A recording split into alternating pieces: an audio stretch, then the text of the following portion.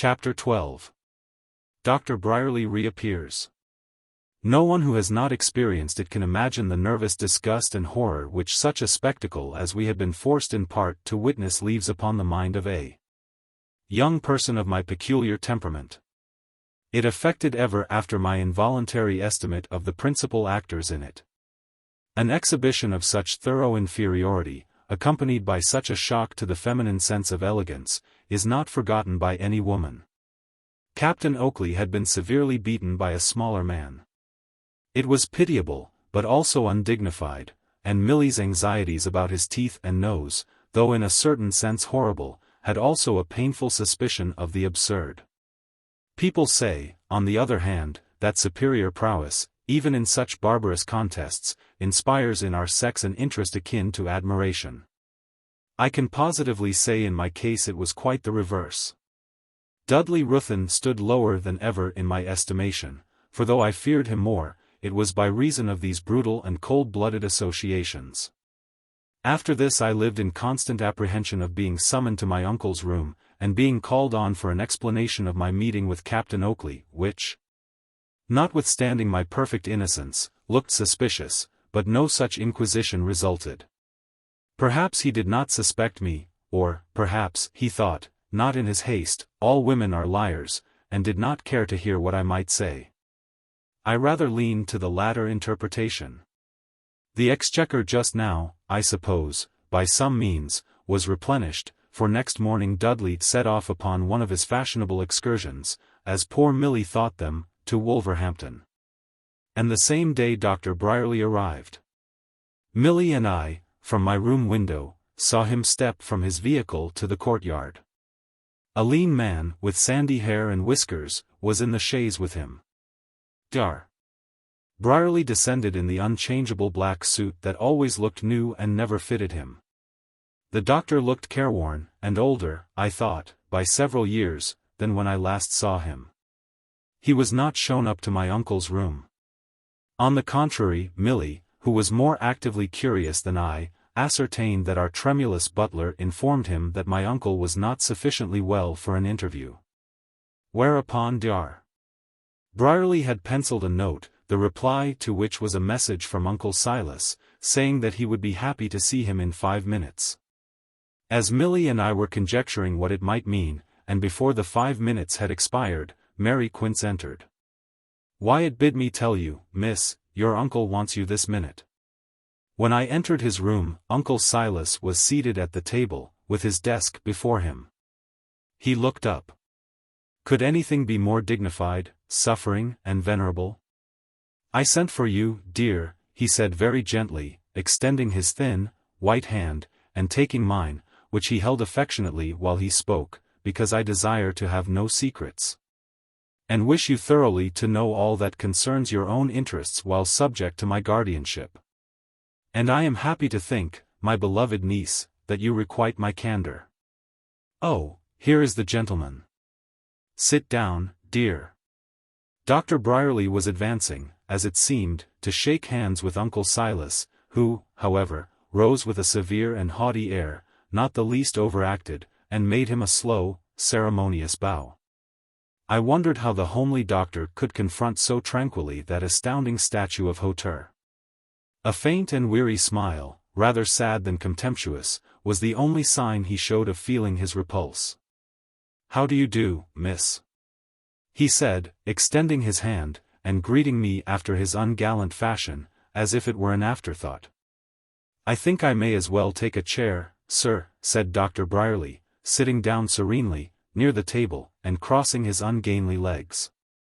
My uncle bowed. "You understand the nature of the business, sir." "Do you wish Miss Ruthyn to remain?" asked Dr. Bryerly. "I sent for her, sir," replied my uncle, in a very gentle and sarcastic tone, a smile on his thin lips, and his strangely contorted eyebrows raised for a moment contemptuously. "This gentleman, my dear Maud, thinks proper to insinuate that I am robbing you. It surprises me a little, and, no doubt, I've nothing to conceal, and wished you to be present while he favors me more particularly with his views. I'm right, I think, in describing it as robbery, sir?" "Why, said Dr. Bryerly thoughtfully, for he was treating the matter as one of right, and not of feeling, it would be, certainly, taking that which does not belong to you, and converting it to your own use. But, at the worst, it would more resemble thieving, I think, than robbery. I saw Uncle Silas's lip, eyelid, and thin cheek quiver and shrink, as if with a thrill of tic douloureux, as Dr. Bryerly spoke this unconsciously insulting answer. My uncle had, however, the self-command which is learned at the gaming table. He shrugged, with a chilly, sarcastic, little laugh, and a glance at me. Your note says waste, I think, sir. Yes, waste, the felling and sale of timber in the windmill wood, the selling of oak bark and burning of charcoal, as I'm informed, said Bryerly. As sadly and quietly as a man might relate a piece of intelligence from the newspaper. Detectives? Or private spies of your own, or, perhaps, my servants, bribed with my poor brother's money? A very high-minded procedure. Nothing of the kind, sir. My uncle sneered. I mean, sir, there has been no undue canvass for evidence, and the question is simply one of right, and it is our duty to see that this inexperienced young lady is not defrauded. By her own uncle? By anyone, said Dr. Bryerly, with a natural impenetrability that excited my admiration. Of course you come armed with an opinion, said my smiling uncle, insinuatingly. The case is before Mr. Sergeant Grinders. These bigwigs don't return their cases sometimes so quickly as we could wish. Then you have no opinion, smiled my uncle. My solicitor is quite clear upon it, and it seems to me there can be no question raised, but for form's sake. Yes, for form's sake you take one, and in the meantime, upon a nice question of law, the surmises of a thick-headed attorney and of an ingenious apath, I beg pardon. Physician, are sufficient warrant for telling my niece and ward, in my presence, that I am defrauding her. My uncle leaned back in his chair, and smiled with a contemptuous patience over Dr. Bryerly's head, as he spoke. I don't know whether I used that expression, sir, but I am speaking merely in a technical sense. I mean to say, that, whether by mistake or otherwise, you are exercising a power which you don't lawfully possess, and that the effect of that is to impoverish the estate, and, by so much as it benefits you, to wrong this young lady. I'm a technical defrauder, I see, and your manner conveys the rest. I thank my God, sir, I am a very different man from what I once was. Uncle Silas was speaking in a low tone, and with extraordinary deliberation. I remember when I should have certainly knocked you down, sir, or tried it, at least, for a great deal less. But seriously, sir, what do you propose? Asked Dr. Bryerly, sternly and a little flushed, for I think the old man was stirred within him. And though he did not raise his voice, his manner was excited. I propose to defend my rights, sir, murmured Uncle Silas, very grim. I'm not without an opinion, though you are. You seem to think, sir, that I have a pleasure in annoying you. You are quite wrong. I hate annoying anyone, constitutionally, I hate it, but don't you see, sir, the position I'm placed in? I wish I could please everyone, and do my duty. Uncle Silas bowed and smiled. I've brought with me the Scotch steward from Tokingdon, your estate, miss, and if you let us we will visit the spot and make a note of what we observe, that is, assuming that you admit waste. And merely question our law. If you please, sir, you and your Scotchman shall do no such thing. And, bearing in mind that I neither deny nor admit anything, you will please further never more to present yourself, under any pretext whatsoever, either in this house or on the grounds of Bartram Haugh, during my lifetime. Uncle Silas rose up with the same glassy smile and scowl, in token that the interview was ended. Goodbye, sir, said Dr. Bryerly, with a sad and thoughtful air, and hesitating for a moment, he said to me, do you think, miss, you could afford me a word in the hall? Not a word, sir, snarled Uncle Silas, with a white flash from his eyes. There was a pause. Sit where you are, Maud. Another pause. If you have anything to say to my ward, sir, you will please to say it here. Dr. Bryerly's dark and homely face was turned on me with an expression of unspeakable compassion. "I was going to say, that if you think of any way in which I can be of the least service, miss, I'm ready to act, that's all, mind, any way." He hesitated, looking at me with the same expression as if he had something more to say, but he only repeated, "That's all, Mississippi. Won't you shake hands, Dr. Bryerly, before you go?" I said, eagerly approaching him. Without a smile, with the same sad anxiety in his face, with his mind, as it seemed to me, on something else, and irresolute whether to speak it or be silent, he took my fingers in a very cold hand. And holding it so, and slowly shaking it, his grave and troubled glance unconsciously rested on Uncle Silas's face, while in a sad tone and absent way he said, "Goodbye, Mississippi." From before that sad gaze my uncle averted his strange eyes quickly, and looked, oddly, to the window. In a moment more Dr. Bryerly let my hand go with a sigh, and with an abrupt little nod to me, he left the room. And I heard that dismalest of sounds, the retreating footsteps of a true friend, lost. Lead us not into temptation. If we pray so, we must not mock the eternal majesty of heaven by walking into temptation of our own accord. This oracular sentence was not uttered by my uncle until Dr. Bryerly had been gone at least 5 minutes. I forbid him my house, Maud, first, because his perfectly unconscious insolence tries my patience nearly beyond endurance, and again, because I have heard unfavorable reports of him. On the question of right which he disputes, I am perfectly informed. I am your tenant, my dear niece, when I am gone you will learn how scrupulous I have been. You will see how, under the pressure of the most agonizing pecuniary difficulties, the terrific penalty of a misspent youth, I have been careful never by a hair's breadth to transgress the strict line of my legal privileges. Alike, as your tenant, Maud, and as your guardian, how, amid frightful agitations, I have kept myself, by the miraculous strength and grace vouchsafed me, pure. The world, he resumed after a short pause, has no faith in any man's conversion, it never forgets what he was, it never believes him anything better, it is an inexorable and stupid judge. What I was I will describe in blacker terms, and with more heartfelt detestation, than my traducers, a reckless prodigal, a godless profligate. Such I was, what I am, I am. If I had no hope beyond this world, of all men most miserable, but with that hope, a sinner saved. Then he waxed eloquent and mystical.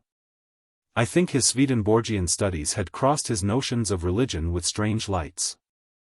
I never could follow him quite in these excursions into the region of symbolism. I only recollect that he talked of the deluge and the waters of Mara, and said, "I am washed, I am sprinkled," and then, pausing, bathed his thin temples and forehead with eau de cologne. A process which was, perhaps, suggested by his imagery of sprinkling and so forth. Thus refreshed, he sighed and smiled, and passed to the subject of Dr. Bryerly. Of Dr. Bryerly, I know that he is sly, that he loves money, was born poor, and makes nothing by his profession. But he possesses many £1,000, under my poor brother's will, of your money. And he has glided with, of course a modest nolo episcopari, into the acting trusteeship, with all its multitudinous opportunities, of your immense property. That is not doing so badly for a visionary Swedenborgian. Such a man must prosper. But if he expected to make money of me, he is disappointed. Money, however, he will make of his trusteeship, as you will see. It is a dangerous resolution.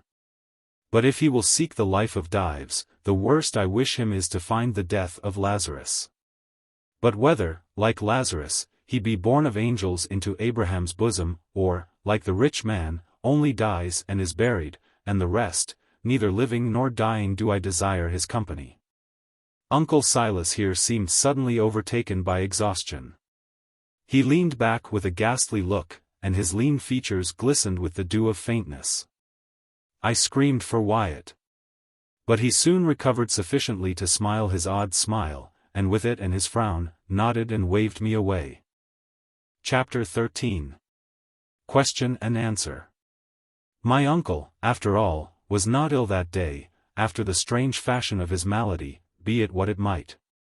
Old Wyatt repeated in her sour laconic way that there was nothing to speak of amiss with him.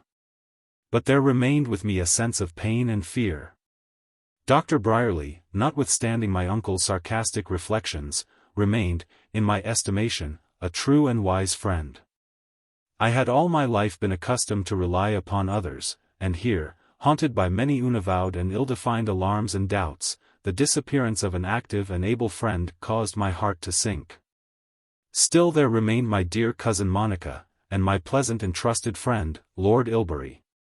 And in less than a week arrived an invitation from Lady Mary to the Grange, for me and Milly, to meet Lady Knowles. It was accompanied, she told me, by a note from Lord Ilbury to my uncle, supporting her request, and in the afternoon I received a message to attend my uncle in his room. An invitation from Lady Mary Carysbroke for you and Milly to meet Monica Knowles. Have you received it? Asked my uncle, so soon as I was seated. Answered in the affirmative, he continued. Now, Maud Ruthyn, I expect the truth from you. I have been frank, so shall you. Have you ever heard me spoken ill of by Lady Knowles? I was quite taken aback. I felt my cheeks flushing. I was returning his fierce cold gaze with a stupid stare, and remained dumb. Yes, Maud, you have. I looked down in silence. I know it. But it is right you should answer, have you or have you not? I had to clear my voice twice or thrice. There was a kind of spasm in my throat. I am trying to recollect, I said at last. Do recollect, he replied imperiously. There was a little interval of silence. I would have given the world to be, on any conditions, anywhere else in the world. Surely, Maud, you don't wish to deceive your guardian? Come, the question is a plain one, and I know the truth already. I ask you again, have you ever heard me spoken ill of by Lady Knowles? Lady Knowles, I said, half articulately, speaks very freely, and often half in jest. But, I continued, observing something menacing in his face, I have heard her express disapprobation of some things you have done. Come, Maud, he continued, in a stern, though still a low key, did she not insinuate that charge, then, I suppose, in a state of incubation, the other day presented here full-fledged? With beak and claws, by that scheming apothecary, the statement that I was defrauding you by cutting down timber upon the grounds? She certainly did mention the circumstance, but she also argued that it might have been through ignorance of the extent of your rights. Come, Maud, you must not prevaricate, girl. I will have it. Does she not habitually speak disparagingly of me, in your presence, and to you? Answer. I hung my head. Yes or no? Well, perhaps so, yes, I faltered, and burst into tears. There, don't cry, it may well shock you. Did she not, to your knowledge, say the same things in presence of my child Millicent? I know it, I repeat, there is no use in hesitating. And I command you to answer. Sobbing, I told the truth. Now sit still, while I write my reply. He wrote, with the scowl and smile so painful to witness, as he looked down upon the paper, and then he placed the note before me. Read that, my dear. It began. My dear Lady Knowles. You have favoured me with a note, adding your request to that of Lord Ilbury. That I should permit my ward and my daughter to avail themselves of Lady Mary's invitation. Being perfectly cognizant of the ill feeling you have always and unaccountably cherished toward me. And also of the terms in which you have had the delicacy and the conscience to speak of me before and to my child and my ward, I can only express my amazement at the modesty of your request, while peremptorily refusing it. And I shall conscientiously adopt effectual measures to prevent your ever again having an opportunity of endeavoring to destroy my influence and authority over my ward and my child, by direct or insinuated slander. Your defamed and injured kinsman, Silas Ruthyn. I was stunned, yet what could I plead against the blow that was to isolate me? I wept aloud, with my hands clasped, looking on the marble face of the old man. Without seeming to hear, he folded and sealed his note, and then proceeded to answer Lord Ilbury. When that note was written, he placed it likewise before me, and I read it also through. It simply referred him to Lady Knowles for an explanation of the unhappy circumstances which compelled him to decline an invitation which it would have made his niece and his daughter so happy to accept. "You see, my dear Maud, how frank I am with you," he said, waving the open note, which I had just read, slightly before he folded it. "I think I may ask you to reciprocate my candor." Dismissed from this interview, I ran to Milly, who burst into tears from sheer disappointment, so we wept and wailed together. But in my grief I think there was more reason. I sat down to the dismal task of writing to my dear Lady Knowles. I implored her to make her peace with my uncle. I told her how frank he had been with me, and how he had shown me his sad reply to her letter. I told her of the interview to which he had himself invited me with Dr. Bryerly. How little disturbed he was by the accusation, no sign of guilt, quite the contrary, perfect confidence. I implored of her to think the best, and remembering my isolation, to accomplish a reconciliation with Uncle Silas. "Only think," I wrote, "I only 19, and 2 years of solitude before me. What a separation! No broken merchant ever signed the schedule of his bankruptcy with a heavier heart than did I this letter. The griefs of youth are like the wounds of the gods, there is an ichor which heals the scars from which it flows, and thus Milly and I consoled ourselves, and next day enjoyed our ramble. Our talk and readings, with a wonderful resignation to the inevitable. Milly and I stood in the relation of Lord Duberly to Dr. Pangloss. I was to mend her cackleology, and the occupation amused us both. I think at the bottom of our submission to destiny lurked a hope that Uncle Silas, the inexorable, would relent, or that Cousin Monica, that siren, would win and melt him to her purpose. Whatever comfort, however, I derived from the absence of Dudley was not to be of very long duration. For one morning, as I was amusing myself alone, with a piece of worsted work, thinking, and just at that moment not unpleasantly, of many things, my cousin Dudley entered the room. "Back again, like a bad halfpenny, ye see. And how ha' ye been ever since, lass? Purely, I warrant, be your looks. I'm jolly glad to see ye, I am, no cattle going like ye, Maud. I think I must ask you to let go my hand, as I can't continue my work," I said, very stiffly, hoping to chill his enthusiasm a little. "Anything to pleasure ye, Maud, tain't in my heart to refuse ye nowt. I ae been to Wolverhampton, lass, jolly row there, and run over to Leamington. A'most broke my neck, faith, why, a borrowed horse arter the dogs. Ye would not care, Maud, if I broke my neck, would ye?" "Well, 'appen, just a little," he good-naturedly supplied, as I was silent. "Little over a week since I left here, by George, and to me it's half the almanac like. Can ye guess the reason, Maud? Have you seen your sister, Milly, or your father, since your return?" I asked coldly. "They'll keep, Maud, never mind it be you I want to see, it be you I wor thinkin' on at the time. I tell ye, lass, I'm all eyes a-thinkin' on ye. I think you ought to go and see your father, you have been away, you say, some time." "I don't think it is respectful," I said, a little sharply. "If ye bid me go I'd a'most go, but I could not quite, there's nowt on earth I would not do for you, Maud, except leaving you." "And that," I said, with a petulant flush, "is the only thing on earth I would ask you to do." "Blest if you bain't a blushin', Maud," he drawled, with an odious grin. His stupidity was proof against everything. "It is too bad," I muttered, with an indignant little pat of my foot and mimic stamp. "Well, you lasses be queer cattle. Ye're angry why, me now, 'cause ye think I got into mischief, ye do, Maud, ye know, ye buxom little fool, down there at Wolverhampton. And jest for that ye're ready to turn me off again the minute I come back, 'tisn't fair. I don't understand you, sir, and I beg that you'll leave me."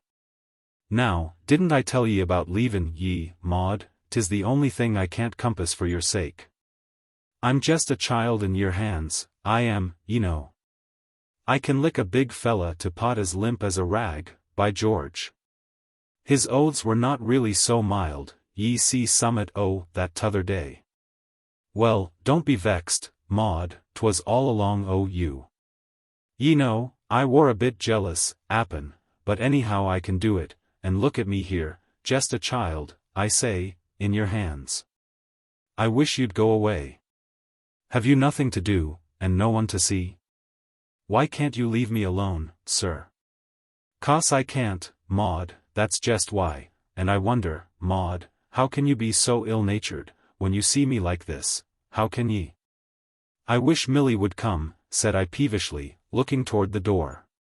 Well, I'll tell you how it is, Maud. I may as well have it out. I like you better than any lass that ever I saw, a deal. You're nicer by chalks, there's none like ye, there isn't, and I wish you'd have me. I ha'n't much tin, father's run through a deal, he's pretty well up a tree, ye know. But though I bain't so rich as some folk, I'm a better man, 'appen, and if ye'd take a tidy lad, that likes ye awful, and I die for your sake, why here he is. What can you mean, sir? I exclaimed, rising in indignant bewilderment. I mean, Maud, if ye'll marry me, you'll never ha' cause to complain, I'll never let ye want for nowt, nor gie ye a wry word. Actually a proposal. I ejaculated, like a person speaking in a dream. I stood with my hand on the back of a chair, staring at Dudley, and looking, I dare say, as stupefied as I felt.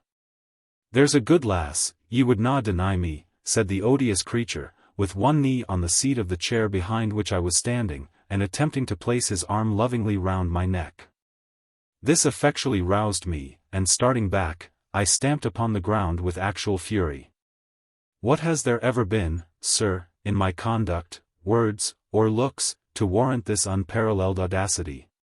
But that you are as stupid as you are impertinent, brutal, and ugly, you must, long ago, sir, have seen how I dislike you.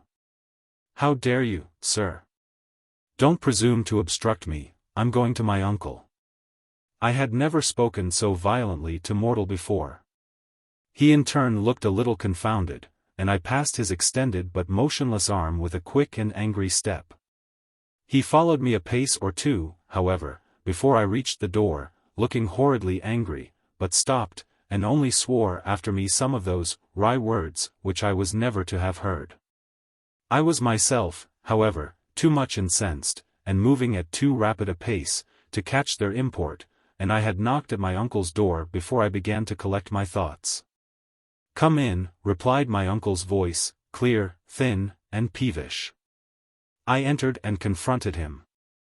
Your son, sir, has insulted me. He looked at me with a cold curiosity steadily for a few seconds, as I stood panting before him with flaming cheeks. Insulted you? Repeated he. Egad, you surprise me. The ejaculation savored of the old man, to borrow his scriptural phrase, more than anything I had heard from him before. How, he continued, how has Dudley insulted you, my dear child? Come, you're excited, sit down, take time, and tell me all about it. I did not know that Dudley was here. It is an insult. He knew very well, he must know I dislike him. And he presumed to make a proposal of marriage to me. Oh, exclaimed my uncle, with a prolonged intonation which plainly said, is that the mighty matter? He looked at me as he leaned back with the same steady curiosity, this time smiling, which somehow frightened me, and his countenance looked to me wicked, like the face of a witch. With a guilt I could not understand. And that is the amount of your complaint.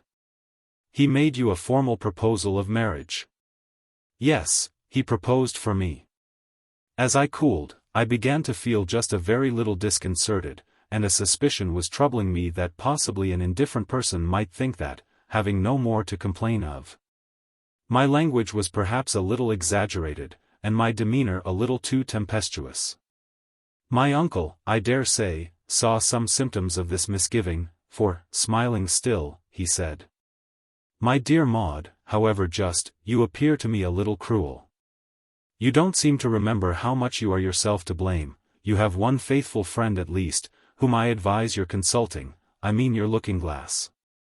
The foolish fellow is young, quite ignorant in the world's ways. He is in love, desperately enamored.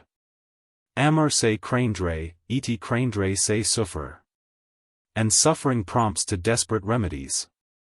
We must not be too hard on a rough but romantic young fool, who talks according to his folly and his pain." Chapter 14. An Apparition. "But, after all," he suddenly resumed, as if a new thought had struck him, "is it quite such folly, after all?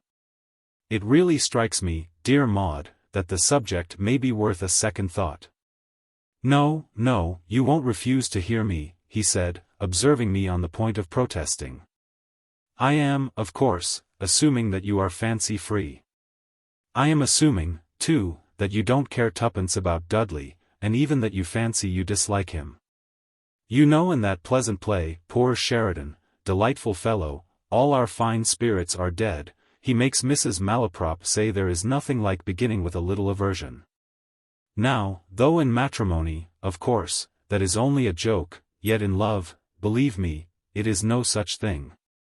His own marriage with Miss Ogle, I know, was a case in point. She expressed a positive horror of him at their first acquaintance, and yet, I believe, she would, a few months later, have died rather than not have married him."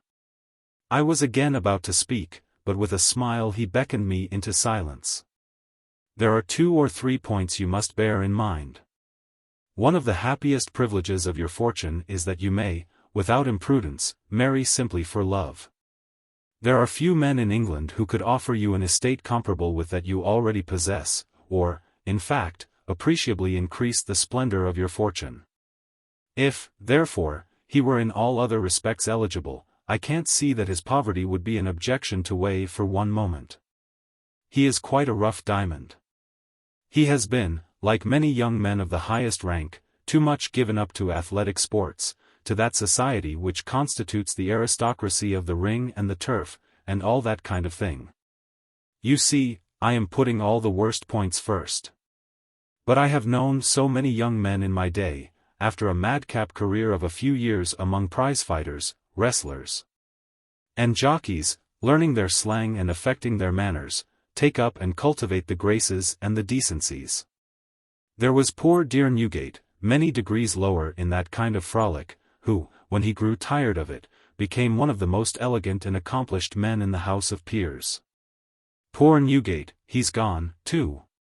I could reckon up 50 of my early friends who all began like Dudley, and all turned out, more or less, like Newgate." At this moment came a knock at the door, and Dudley put in his head most inopportunely for the vision of his future graces and accomplishments. "My good fellow," said his father, with a sharp sort of playfulness, "I happen to be talking about my son, and should rather not be overheard. You will, therefore, choose another time for your visit." Dudley hesitated gruffly at the door, but another look from his father dismissed him. "And now, my dear, you are to remember that Dudley has fine qualities, the most affectionate son in his rough way that ever father was blessed with. Most admirable qualities, indomitable courage, and a high sense of honor, and lastly, that he has the Ruthyn blood, the purest blood, I maintain it, in England."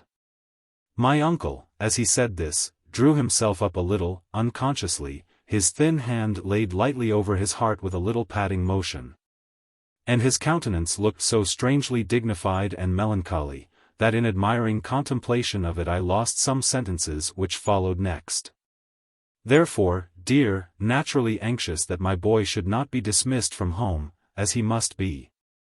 Should you persevere in rejecting his suit, I beg that you will reserve your decision to this day fortnight, when I will with much pleasure hear what you may have to say on the subject.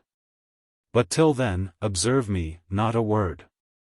That evening he and Dudley were closeted for a long time. I suspect that he lectured him on the psychology of ladies.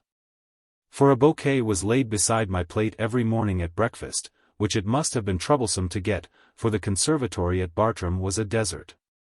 In a few days more an anonymous green parrot arrived, in a gilt cage, with a little note in a clerk's hand, addressed to Miss Ruthyn, of Knowl, Bartramhaugh, etc. It contained only directions for carrying green parrot, at the close of which, underlined, the words appeared, "The bird's name is Maud."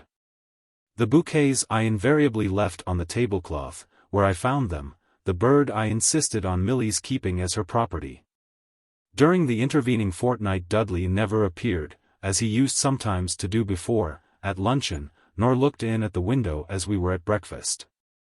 He contented himself with one day placing himself in my way in the hall in his shooting accoutrements, and, with a clumsy, shuffling kind of respect, and hat in hand, he said, "I think, miss, I must a spoke uncivil t'other day.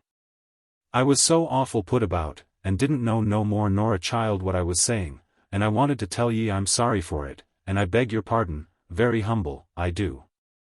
I did not know what to say. I therefore said nothing, but made a grave inclination, and passed on. 2 or 3 times Milly and I saw him at a little distance in our walks. He never attempted to join us. Once only he passed so near that some recognition was inevitable, and he stopped and in silence lifted his hat with an awkward respect. But although he did not approach us, he was ostentatious with a kind of telegraphic civility in the distance.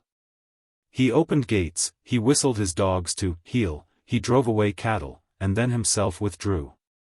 I really think he watched us occasionally to render these services, for in this distant way we encountered him decidedly oftener than we used to do before his flattering proposal of marriage. You may be sure that we discussed, Milly and I, that occurrence pretty constantly in all sorts of moods. Limited as had been her experience of human society, she very clearly saw now how far below its presentable level was her hopeful brother. The fortnight sped swiftly, as time always does when something we dislike and shrink from awaits us at its close. I never saw Uncle Silas during that period. It may seem odd to those who merely read the report of our last interview, in which his manner had been more playful and his talk more trifling than in any other, that from it I had carried away a profounder sense of fear and insecurity than from any other. It was with a foreboding of evil and an awful dejection that on a very dark day, in Milly's room, I awaited the summons which I was sure would reach me from my punctual guardian. As I looked from the window upon the slanting rain and leaden sky, and thought of the hated interview that awaited me, I pressed my hand to my troubled heart, and murmured, "Oh, that I had wings like a dove! Then would I flee away, and be at rest." Just then the prattle of the parrot struck my ear. I looked round on the wire cage, and remembered the words, "The bird's name is Maud." "Poor bird," I said. "I dare say, Milly, it longs to get out. If it were a native of this country, would not you like to open the window, and then the door of that cruel cage, and let the poor thing fly away?" "Master wants Miss Maud," said Wyatt's disagreeable tones, at the half-open door. I followed in silence, with the pressure of a near alarm at my heart, like a person going to an operation. When I entered the room, my heart beat so fast that I could hardly speak. The tall form of Uncle Silas rose before me, and I made him a faltering reverence. He darted from under his brows a wild, fierce glance at old Wyatt, and pointed to the door imperiously with his skeleton finger. The door shut, and we were alone. "A chair?" he said, pointing to a seat. "Thank you, uncle, I prefer standing," I faltered. He also stood, his white head bowed forward, the phosphoric glare of his strange eyes shone upon me from under his brows, his fingernails just rested on the table. "You saw the luggage corded and addressed, as it stands ready for removal in the hall?" he asked. I had. Milly and I had read the cards which dangled from the trunk handles and gun case. The address was, Mr. Dudley R. Ruthyn, Paris, via Dover. I am old, agitated, on the eve of a decision on which much depends. Pray relieve my suspense. Is my son to leave Bartram today in sorrow, or to remain in joy? Pray answer quickly. I stammered I know not what. I was incoherent, wild, perhaps. But somehow I expressed my meaning, my unalterable decision. I thought his lips grew whiter and his eyes shone brighter as I spoke. When I had quite made an end, he heaved a great sigh, and turning his eyes slowly to the right and the left, like a man in a helpless distraction, he whispered, "God's will be done." I thought he was upon the point of fainting. A clay tint darkened the white of his face. And, seeming to forget my presence, he sat down, looking with a despairing scowl on his ashy old hand, as it lay upon the table. I stood gazing at him, feeling almost as if I had murdered the old man, he still gazing askance, with an imbecile scowl, upon his hand. "Shall I go, sir?" I at length found courage to whisper. "Go?" he said, looking up suddenly, and it seemed to me as if a stream of cold sheet lightning had crossed and enveloped me for a moment. "Go? Oh, yes, Maud, go. I must see poor Dudley before his departure," he added, as it were, in soliloquy. Trembling lest he should revoke his permission to depart, I glided quickly and noiselessly from the room. Old Wyatt was prowling outside, with a cloth in her hand, pretending to dust the carved door-case.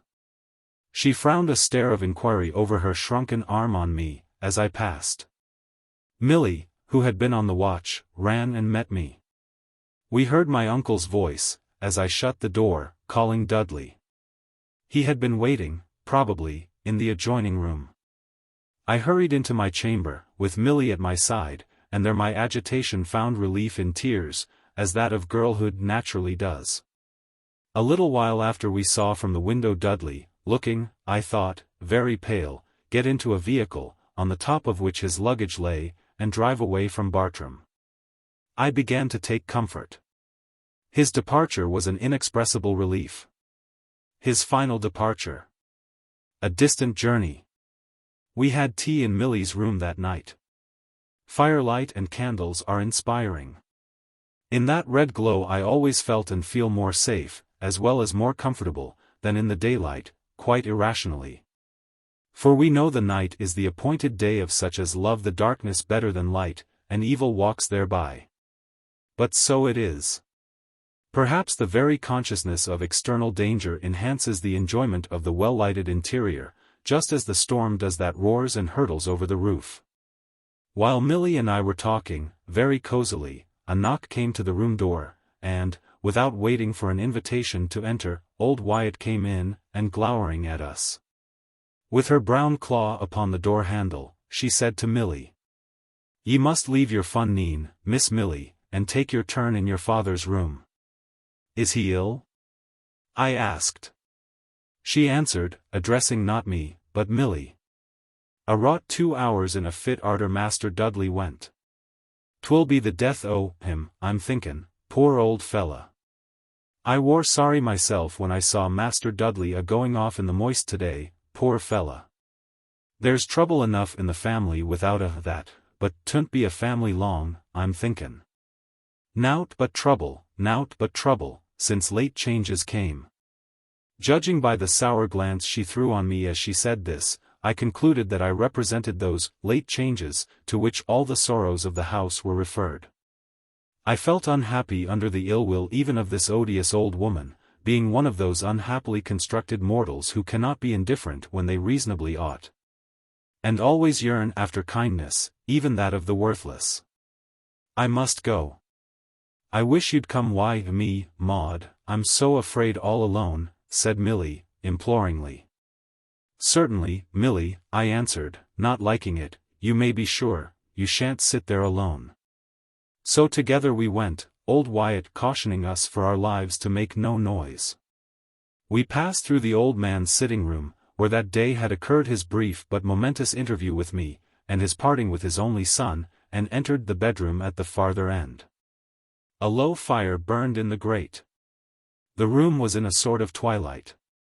A dim lamp near the foot of the bed at the farther side was the only light burning there. Old Wyatt whispered an injunction not to speak above our breaths, nor to leave the fireside unless the sick man called or showed signs of weariness. These were the directions of the doctor, who had been there. So Milly and I sat ourselves down near the hearth, and old Wyatt left us to our resources. We could hear the patient breathe. But he was quite still. In whispers we talked, but our conversation flagged. I was, after my wont, upbraiding myself for the suffering I had inflicted. After about half an hour's desultory whispering, and intervals, growing longer and longer, of silence, it was plain that Milly was falling asleep. She strove against it, and I tried hard to keep her talking, but it would not do. Sleep overcame her, and I was the only person in that ghastly room in a state of perfect consciousness. There were associations connected with my last vigil there to make my situation very nervous and disagreeable. Had I not had so much to occupy my mind of a distinctly practical kind, Dudley's audacious suit, my uncle's questionable toleration of it, and my own conduct throughout that most disagreeable period of my existence, I should have felt my present situation a great deal more. As it was, I thought of my real troubles, and something of cousin Knowles, and, I confess, a good deal of Lord Ilbury. When looking towards the door, I thought I saw a human face, about the most terrible my fancy could have called up, looking fixedly into the room. It was only a 3/4, and not the whole figure. The door hid that in a great measure, and I fancied I saw, too, a portion of the fingers. The face gazed toward the bed, and in the imperfect light looked like a livid mask, with chalky eyes. I had so often been startled by similar apparitions formed by accidental lights and shadows disguising homely objects, that I stooped forward, expecting, though tremulously, to see this tremendous one in like manner dissolve itself into its harmless elements. And now, to my unspeakable terror, I became perfectly certain that I saw the countenance of Madame de la Rogère. With a cry, I started back, and shook Milly furiously from her trance. "Look! Look!" I cried. But the apparition or illusion was gone. I clung so fast to Milly's arm, cowering behind her, that she could not rise. "Milly! Milly! Milly! Milly!" I went on crying, like one struck with idiocy, and unable to say anything else. In a panic, Milly, who had seen nothing, and could conjecture nothing of the cause of my terror, jumped up, and clinging to one another, we huddled together into the corner of the room. I still crying wildly, "Milly! Milly! Milly!" and nothing else. "What is it? Where is it? What do you see?" cried Milly, clinging to me as I did to her. "It will come again, it will come, oh, heaven!" What is it, Maud?" "The face! The face!" I cried. "Oh, Milly! Milly! Milly!" We heard a step softly approaching the open door, and, in a horrible sauve-qui-put, we rushed and stumbled together toward the light by Uncle Silas's bed. But old Wyatt's voice and figure reassured us. "Milly," I said, so soon as, pale and very faint, I reached my apartment, "no power on earth shall ever tempt me to enter that room again after dark." "Why, Maud dear, what, in heaven's name, did you see?" said Milly, scarcely less terrified. "Oh, I can't, Milly. Never ask me. It is haunted. The room is haunted horribly." "Was it Charke?" whispered Milly, looking over her shoulder, all aghast. No, don't ask me, a fiend in a worse shape." I was relieved at last by a long fit of weeping. And all night good Mary Quince sat by me, and Milly slept by my side. Starting and screaming, and drugged with sal volatile, I got through that night of supernatural terror, and saw the blessed light of heaven again. Dr. Jokes, when he came to see my uncle in the morning, visited me also. He pronounced me very hysterical, made minute inquiries respecting my hours and diet, asked what I had had for dinner yesterday. There was something a little comforting in his cool and confident pooh-poohing of the ghost theory. The result was, a regimen which excluded tea, and imposed chocolate and porter, earlier hours, and I forget all beside. And he undertook to promise that, if I would but observe his directions, I should never see a ghost again. Chapter 15. Milly's farewell. A few days' time saw me much better. Dr. Jokes was so contemptuously sturdy and positive on the point, that I began to have comfortable doubts about the reality of my ghost. And having still a horror indescribable of the illusion, if such it were, the room in which it appeared, and everything concerning it, I would neither speak, nor, so far as I could, think of it. So, though Bartram Hall was gloomy as well as beautiful, and some of its associations awful, and the solitude that reigned there sometimes almost terrible, yet early hours, bracing exercise, and the fine air that predominates that region, soon restored my nerves to a healthier tone. But it seemed to me that Bartram Hall was to be to me a vale of tears, or rather, in my sad pilgrimage, that valley of the shadow of death through which poor Christian fared alone and in the dark. One day Milly ran into the parlour, pale, with wet cheeks, and, without saying a word, threw her arms about my neck, and burst into a paroxysm of weeping. "What is it, Milly? What's the matter, dear, what is it?" I cried aghast, but returning her close embrace heartily. "Oh, Maud, Maud darling, he's going to send me away." "Away, dear? Where away? And leave me alone in this dreadful solitude, where he knows I shall die of fear and grief without you? Oh! No, no, it must be a mistake. I'm going to France, Maud, I'm going away. Mrs. Jokes is going to London, day after tomorrow, and I'm to go her, and an old French lady, he says, from the school will meet me there, and bring me the rest o' the way. Oh, ho, ho, ho, ho, oh, oh, oh, cried poor Milly, hugging me closer still, with her head buried in my shoulder, and swaying me about like a wrestler, in her agony. I never wore away from home afore, except that little bit you over there at Elverston, and you wore me then, Maud, and I love ye, better than Bartram, better than and I think I'll die, Maud, if they take me away. I was just as wild in my woe as poor Milly. And it was not until we had wept together for a full hour, sometimes standing, sometimes walking up and down the room, sometimes sitting and getting up in turns to fall on one another's necks, that Milly, plucking her handkerchief from her pocket, drew a note from it at the same time, which, as it fell upon the floor, she at once recollected to be one from Uncle Silas to me. It was to this effect: "I wish to apprise my dear niece and ward of my plans. Milly proceeds to an admirable French school, as a pensionaire, and leaves this on Thursday next. If after 3 months' trial she finds it in any way objectionable, she returns to us. If, on the contrary, she finds it in all respects the charming residence it has been presented to me, you, on the expiration of that period, join her there. Until the temporary complication of my affairs shall have been so far adjusted as to enable me to receive you once more at Bartram.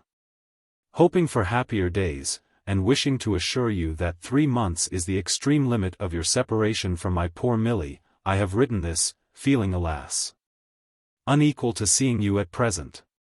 Bartram, Tuesday. P.S. I can have no objection to your apprising Monica Knowles of these arrangements. You will understand, of course, not a copy of this letter, but its substance. Over this document, scanning it as lawyers do a new Act of Parliament, we took comfort. After all, it was limited, a separation not to exceed 3 months, possibly much shorter. On the whole, too, I pleased myself with thinking Uncle Silas's note, though peremptory, was kind. Our paroxysm subsided into sadness, a close correspondence was arranged. Something of the bustle and excitement of change supervened. If it turned out to be, in truth, a charming residence, how very delightful our meeting in France, with the interest of foreign scenery, ways, and faces, would be. So Thursday arrived, a new gush of sorrow, a new brightening up, and, amid regrets and anticipations, we parted at the gate at the farther end of the Windmill Wood. Then, of course, were more goodbyes, more embraces, and tearful smiles. Good Mrs. Jokes, who met us there, was in a huge fuss. I believe it was her first visit to the metropolis, and she was in proportion heated and important, and terrified about the train, so we had not many last words. I watched poor Milly, whose head was stretched from the window, her hand waving many adieus, until the curve of the road, and the clump of old ash trees, thick with ivy, hid Milly, Carriage and all from view. My eyes filled again with tears. I turned towards Bartram. At my side stood honest Mary Quince. "Don't take on so, miss, 'twon't be no time passing. 3 months is nothing at all," she said, smiling kindly. I smiled through my tears and kissed the good creature, and so side by side we re-entered the gate. The lithe young man in fustian, whom I had seen talking with Beauty on the morning of our first encounter with that youthful Amazon, was awaiting our re-entrance with the key in his hand. He stood half behind the open wicket. One lean brown cheek, one shy eye, and his sharp upturned nose, I saw as we passed. He was treating me to a stealthy scrutiny, and seemed to shun my glance, for he shut the door quickly, and busied himself locking it, and then began stubbing up some thistles which grew close by. With the toe of his thick shoe, his back to us all the time. It struck me that I recognized his features, and I asked Mary Quince. "Have you seen that young man before, Quince? He brings up game for your uncle, sometimes, miss, and lends a hand in the garden, I believe. Do you know his name, Mary?" "They call him Tom, I don't know what more, Mississippi." "Tom," I called. "Please, Tom, come here for a moment." Tom turned about, and approached slowly. He was more civil than the Bartram people usually were, for he plucked off his shapeless cap of rabbit skin with a clownish respect. "Tom, what is your other name, Tom what, my good man?" I asked. "Tom Bryce, ma'am." "Haven't I seen you before, Tom Bryce?" I pursued, for my curiosity was excited, and with it much graver feelings. For there certainly was a resemblance in Tom's features to those of the postilion who had looked so hard at me as I passed the carriage in the warren at Knowl, on the evening of the outrage which had scared that quiet place. "'Appen you may have, ma'am," he answered, quite coolly, looking down the buttons of his gaiters. "Are you a good whip, do you drive well?" "I'll drive a plough why, most lads hereabout," answered Tom. "Have you ever been to Knowl, Tom?" Tom gaped very innocently. "Ainen," he said. "Here, Tom, is half a crown." He took it readily enough. "That be very good," said Tom, with a nod, having glanced sharply at the coin. I can't say whether he applied that term to the coin, or to his luck, or to my generous self. "Now, Tom, you'll tell me, have you ever been to Knowl?" "Maud have been, ma'am, but I don't mind no sich place, no." As Tom spoke this with great deliberation, like a man who loves truth, putting a strain upon his memory for its sake, he spun the silver coin 2 or 3 times into the air and caught it, staring at it the while, with all his might. "Now, Tom, recollect yourself, and tell me the truth, and I'll be a friend to you. Did you ride postilion to a carriage having a lady in it, and, I think, several gentlemen, which came to the grounds of Knowl, when the party had their luncheon on the grass? And there was a quarrel with the gamekeepers?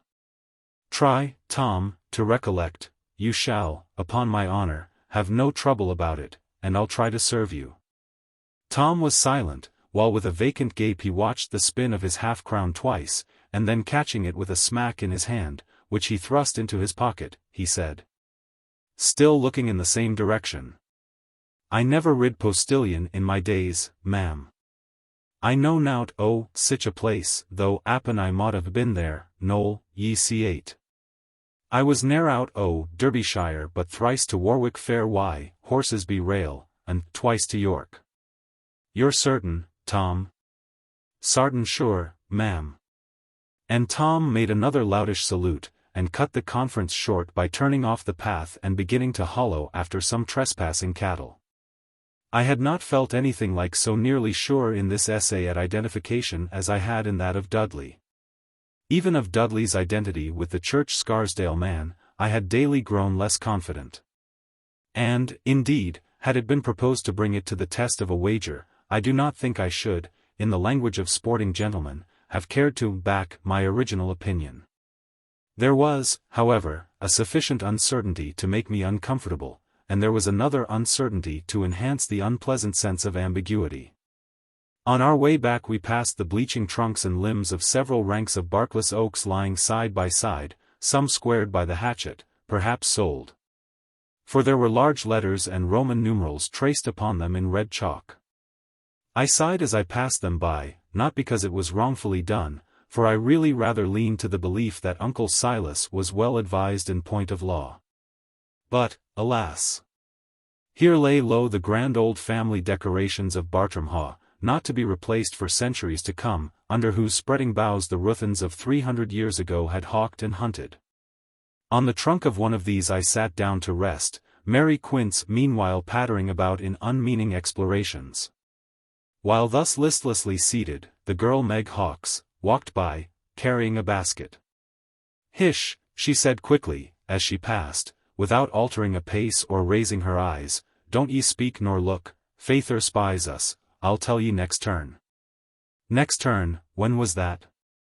Well, she might be returning, and as she could not then say more than she had said, in merely passing without a pause, I concluded to wait for a short time and see what would come of it. After a short time I looked about me a little, and I saw Dickon Hawkes, Pegtop, as poor Milly used to call him, with an axe in his hand, prowling luridly among the timber. Observing that I saw him, he touched his hat sulkily, and by and by passed me, muttering to himself. He plainly could not understand what business I could have in that particular part of the Windmill Wood, and let me see it in his countenance. His daughter did pass me again. But this time he was near, and she was silent. Her next transit occurred as he was questioning Mary Quince at some little distance. And as she passed precisely in the same way, she said, "Don't you be alone, wife, Master Dudley nowhere for the world's worth." The injunction was so startling that I was on the point of questioning the girl. But I recollected myself, and waited in the hope that in her future transits she might be more explicit. But one word more she did not utter, and the jealous eye of old Pegtop was so constantly upon us that I refrained. There was vagueness and suggestion enough in the oracle to supply work for many an hour of anxious conjecture, and many a horrible vigil by night. Was I never to know peace at Bartram Haugh? 10 days of poor Milly's absence, and of my solitude, had already passed, when my uncle sent for me to his room. When old Wyatt stood at the door, mumbling and snarling her message, my heart died within me.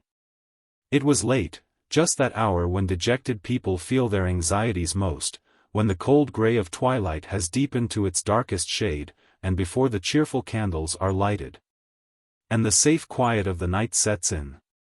When I entered my uncle's sitting room, though his window shutters were open and the wan streaks of sunset visible through them, like narrow lakes in the chasms of the dark western clouds, a pair of candles were burning. One stood upon the table by his desk, the other on the chimney-piece, before which his tall, thin figure stooped. His hand leaned on the mantelpiece, and the light from the candle just above his bowed head touched his silvery hair. He was looking, as it seemed, into the subsiding embers of the fire, and was a very statue of forsaken dejection and decay.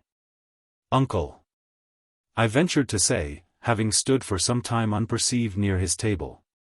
"Ah, yes, Maud, my dear child, my dear child." He turned, and with the candle in his hand, smiling his silvery smile of suffering on me. He walked more feebly and stiffly, I thought, than I had ever seen him move before. "Sit down, Maud, pray sit there." I took the chair he indicated. "In my misery and my solitude, Maud, I have invoked you like a spirit, and you appear." With his 2 hands leaning on the table, he looked across at me, in a stooping attitude. He had not seated himself. I continued silent until it should be his pleasure to question or address me. At last he said, raising himself and looking upward, with a wild adoration, his fingertips elevated and glimmering in the faint mixed light, "No, I thank my Creator, I am not quite forsaken." Another silence, during which he looked steadfastly at me, and muttered, as if thinking aloud, My guardian angel, my guardian angel. Maud, you have a heart. He addressed me suddenly. Listen, for a few moments, to the appeal of an old and broken-hearted man, your guardian, your uncle, your suppliant. I had resolved never to speak to you more on this subject. But I was wrong. It was pride that inspired me, mere pride. I felt myself growing pale and flushed by turns during the pause that followed. I'm very miserable, very nearly desperate. What remains for me, what remains? Fortune has done her worst, thrown in the dust, her wheels rolled over me, and the servile world, who follow her chariot like a mob, stamp upon the mangled wretch. All this had passed over me, and left me scarred and bloodless in this solitude. It was not my fault, Maud, I say it was no fault of mine. I have no remorse, though more regrets than I can count, and all scored with fire. As people passed by Bartram, and looked upon its neglected grounds and smokeless chimneys, they thought my plight, I dare say, about the worst a proud man could be reduced to. They could not imagine one half its misery. But this old hectic, this old epileptic, this old spectre of wrongs, calamities, and follies, had still one hope, my manly though untutored son, the last male scion of the Ruthyns. Maud, have I lost him? His fate, my fate, I may say Milly's fate, we all await your sentence. He loves you, as none but the very young can love, and that once only in a life. He loves you desperately, a most affectionate nature, a Ruthyn, the best blood in England, the last man of the race, and I, if I lose him I lose all. And you will see me in my coffin, Maud, before many months. I stand before you in the attitude of a suppliant, shall I kneel? His eyes were fixed on me with the light of despair, his knotted hands clasped, his whole figure bowed toward me. I was inexpressibly shocked and pained. Oh, uncle! Uncle! I cried, and from very excitement I burst into tears. I saw that his eyes were fixed on me with a dismal scrutiny. I think he divined the nature of my agitation. But he determined, notwithstanding, to press me while my helpless agitation continued. You see my suspense, you see my miserable and frightful suspense. You are kind, Maud. You love your father's memory, you pity your father's brother, you would not say no, and place a pistol at his head? Oh! I must say no. Oh! Spare me, uncle, for heaven's sake. Don't question me, don't press me. I could not do what you ask. I yield, Maud, I yield, my dear. I will not press you, you shall have time, your own time, to think. I will accept no answer now, no, none, Maud. He said this, raising his thin hand to silence me. There, Maud, enough. I have spoken, as I always do to you, frankly, perhaps too frankly. But agony and despair will speak out, and plead, even with the most obdurate and cruel. With these words Uncle Silas entered his bedchamber, and shut the door, not violently, but with a resolute hand, and I thought I heard a cry. I hastened to my own room. I threw myself on my knees, and thanked heaven for the firmness vouchsafed me. I could not believe it to have been my own. I was more miserable in consequence of this renewed suit on behalf of my odious cousin than I can describe. My uncle had taken such a line of importunity that it became a sort of agony to resist. I thought of the possibility of my hearing of his having made away with himself, and was every morning relieved when I heard that he was still as usual. I have often wondered since at my own firmness. In that dreadful interview with my uncle I had felt, in the whirl and horror of my mind, on the very point of submitting.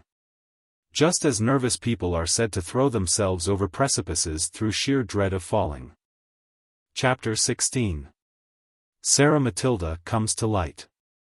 Some time after this interview, one day as I sat, sad enough, in my room, looking listlessly from the window, with good Mary Quince, whom, whether in the house or in my melancholy rambles, I always had by my side, I was startled by the sound of a loud and shrill female voice, in violent hysterical action, gabbling with great rapidity. Sobbing, and very nearly screaming in a sort of fury. I started up, staring at the door. "Lord bless us," cried honest Mary Quince, with round eyes and mouth agape, staring in the same direction. "Mary, Mary, what can it be? Are they beating someone down yonder?" "I don't know where it comes from," gasped Quince. I'll see her. It's her I want." "Who, oh, Miss Maud Ruthyn of Knowl. Miss Ruthyn of Knowl. Who, oh. What on earth can it be?" I exclaimed, in great bewilderment and terror. It was now plainly very near indeed, and I heard the voice of our mild and shaky butler evidently remonstrating with the distressed damsel. "I'll see her," she continued, pouring a torrent of vile abuse upon me, which stung me with a sudden sense of anger. What had I done to be afraid of anyone? How dared anyone in my uncle's house, in my house, mix my name up with her detestable scurrilities? "For heaven's sake, miss, don't ye go out," cried poor Quince, "it's some drunken creature." But I was very angry, and, like a fool as I was, I threw open the door, exclaiming in a loud and haughty key, "Here is Miss Ruthyn of Knowl. Who wants to see her?" A pink and white young lady, with black tresses, violent, weeping, shrill, voluble, was flouncing up the last stair, and shook her dress out on the lobby. And poor old Giblets, as Milly used to call him, was following in her wake, with many small remonstrances and entreaties, perfectly unheeded. The moment I looked at this person, it struck me that she was the identical lady whom I had seen in the carriage at Knoll Warren. The next moment I was in doubt, the next, still more so. She was decidedly thinner, and dressed by no means in such ladylike taste. Perhaps she was hardly like her at all. I began to distrust all these resemblances, and to fancy, with a shudder, that they originated, perhaps, only in my own sick brain. On seeing me, this young lady, as it seemed to me, a good deal of the barmaid or lady's maid species, dried her eyes fiercely, and, with a flaming countenance, called upon me peremptorily to produce her lawful husband. Her loud, insolent, outrageous attack had the effect of enhancing my indignation, and I quite forget what I said to her, but I well remember that her manner became a good deal more decent. She was plainly under the impression that I wanted to appropriate her husband, or, at least, that he wanted to marry me. And she ran on at such a pace, and her harangue was so passionate, incoherent, and unintelligible, that I thought her out of her mind. She was far from it, however. I think if she had allowed me even a second for reflection, should have hit upon her meaning. As it was, nothing could exceed my perplexity, until, plucking a soiled newspaper from her pocket, she indicated a particular paragraph, already sufficiently emphasized by double lines of red ink at its sides. It was a Lancashire paper, of about 6 weeks since, and very much worn and soiled for its age. I remember in particular a circular stain from the bottom of a vessel, either of coffee or brown stout. The paragraph was as follows, recording an event a year or more anterior to the date of the paper. "Marriage, on Tuesday, August 7th, 18, at Leatherwig Church, by the Reverend Arthur Hughes, Dudley R. Ruthyn, Esq., only son and heir of Silas Ruthyn, Esq., of Bartramhaugh, Derbyshire, to Sarah Matilda, second daughter of John Mangles, Esq., of Wigan, in this county." At first I read nothing but amazement in this announcement, but in another moment I felt how completely I was relieved. And showing, I believe, my intense satisfaction in my countenance, for the young lady eyed me with considerable surprise and curiosity, I said, "This is extremely important. You must see Mr. Silas Ruthyn this moment. I am certain he knows nothing of it. I will conduct you to him." "No more he does, I know that myself," she replied, following me with a self-asserting swagger, and a great rustling of cheap silk. As we entered, Uncle Silas looked up from his sofa, and closed his revue de deux mondes. "What is all this?" he inquired, drily.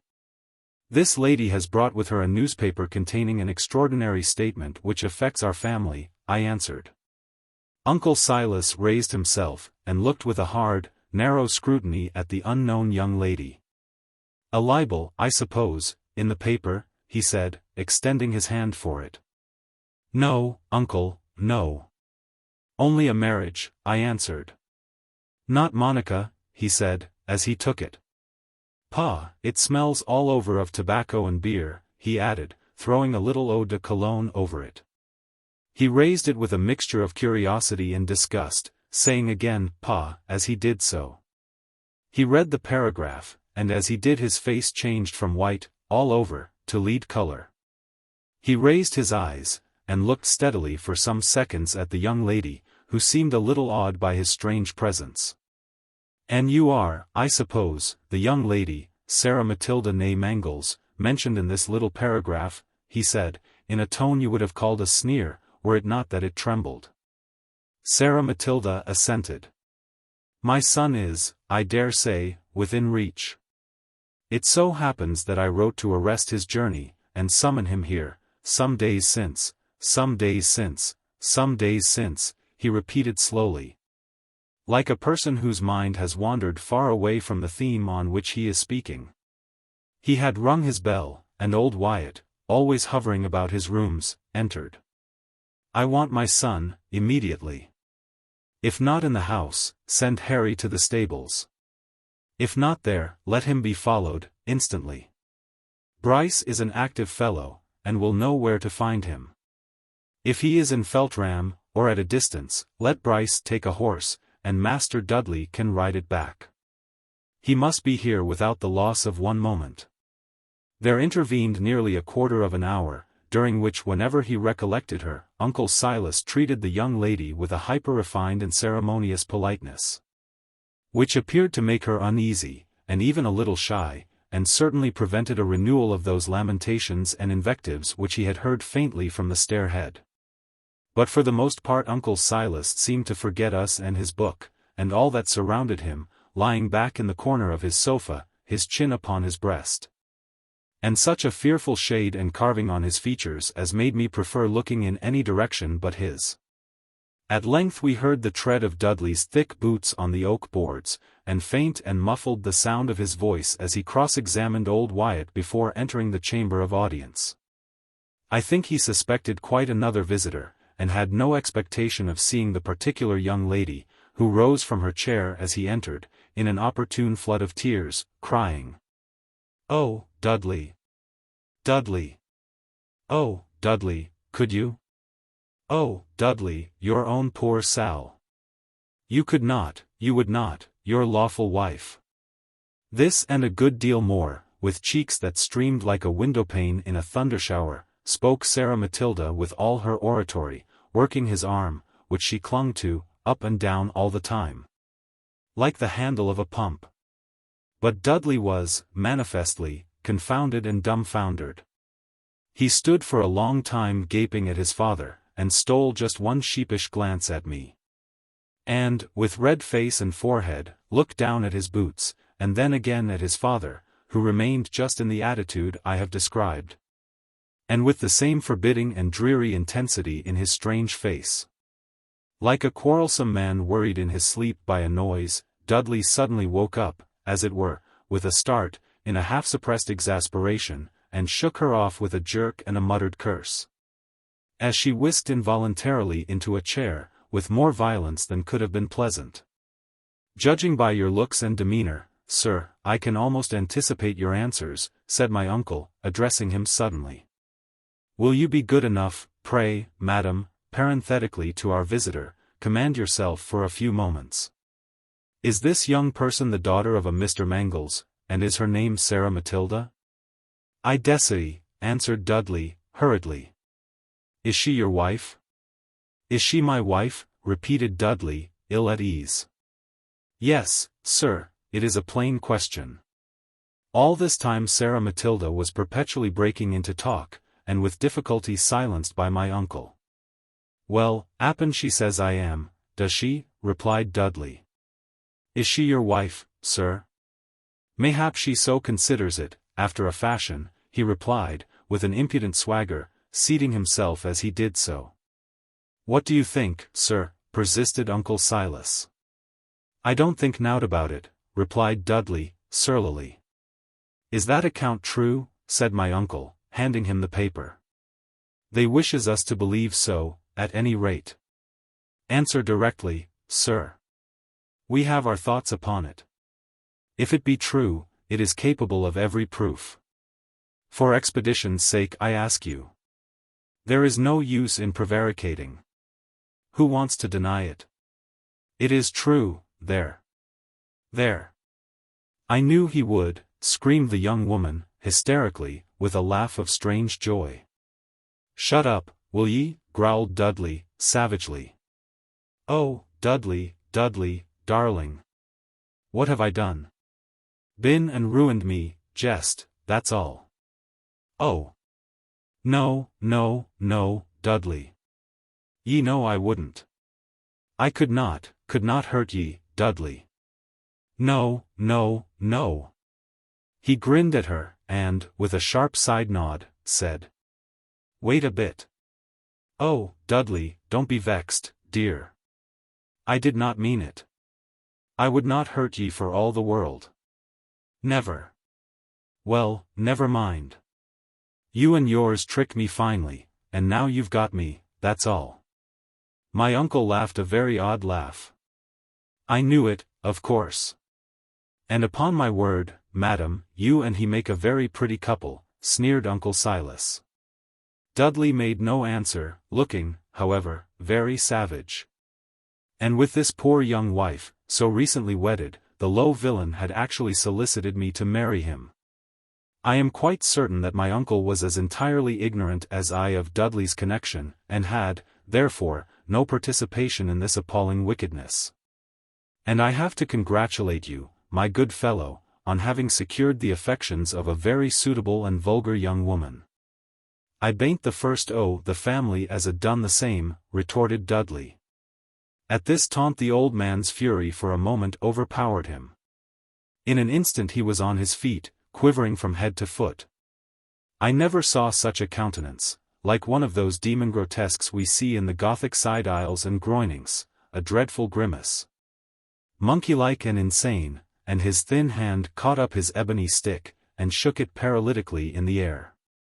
If ye touch me why, that, I'll smash ye, by, shouted Dudley, furious, raising his hands and hitching his shoulder, just as I had seen him when he fought Captain Oakley. For a moment this picture was suspended before me, and I screamed, I know not what, in my terror. But the old man, the veteran of many a scene of excitement, where men disguise their ferocity in calm tones, and varnish their fury with smiles, had not quite lost his self-command. He turned toward me and said, Does he know what he's saying? And with an icy laugh of contempt, his high, thin forehead still flushed, he sat down trembling. If you want to say aught, I'll hear ye. Ye may jaw me all ye like, and I'll stand it. Oh, I may speak? Thank you, sneered Uncle Silas, glancing slowly round at me, and breaking into a cold laugh. I don't mind cheek, not I, but you must not go for to do that, ye know. Gammon.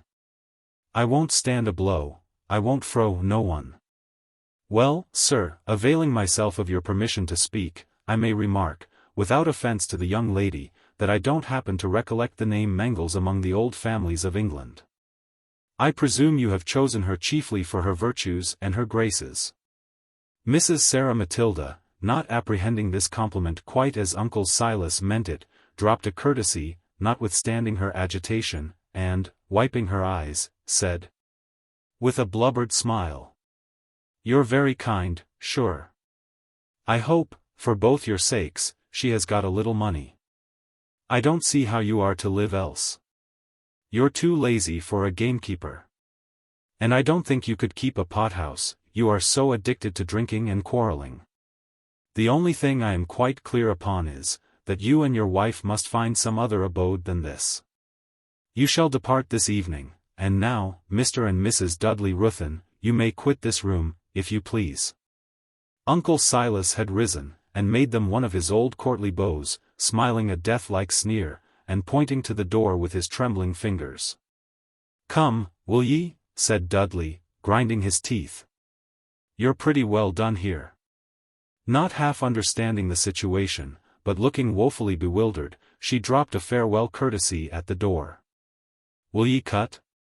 barked Dudley, in a tone that made her jump, and suddenly, without looking about, he strode after her from the room.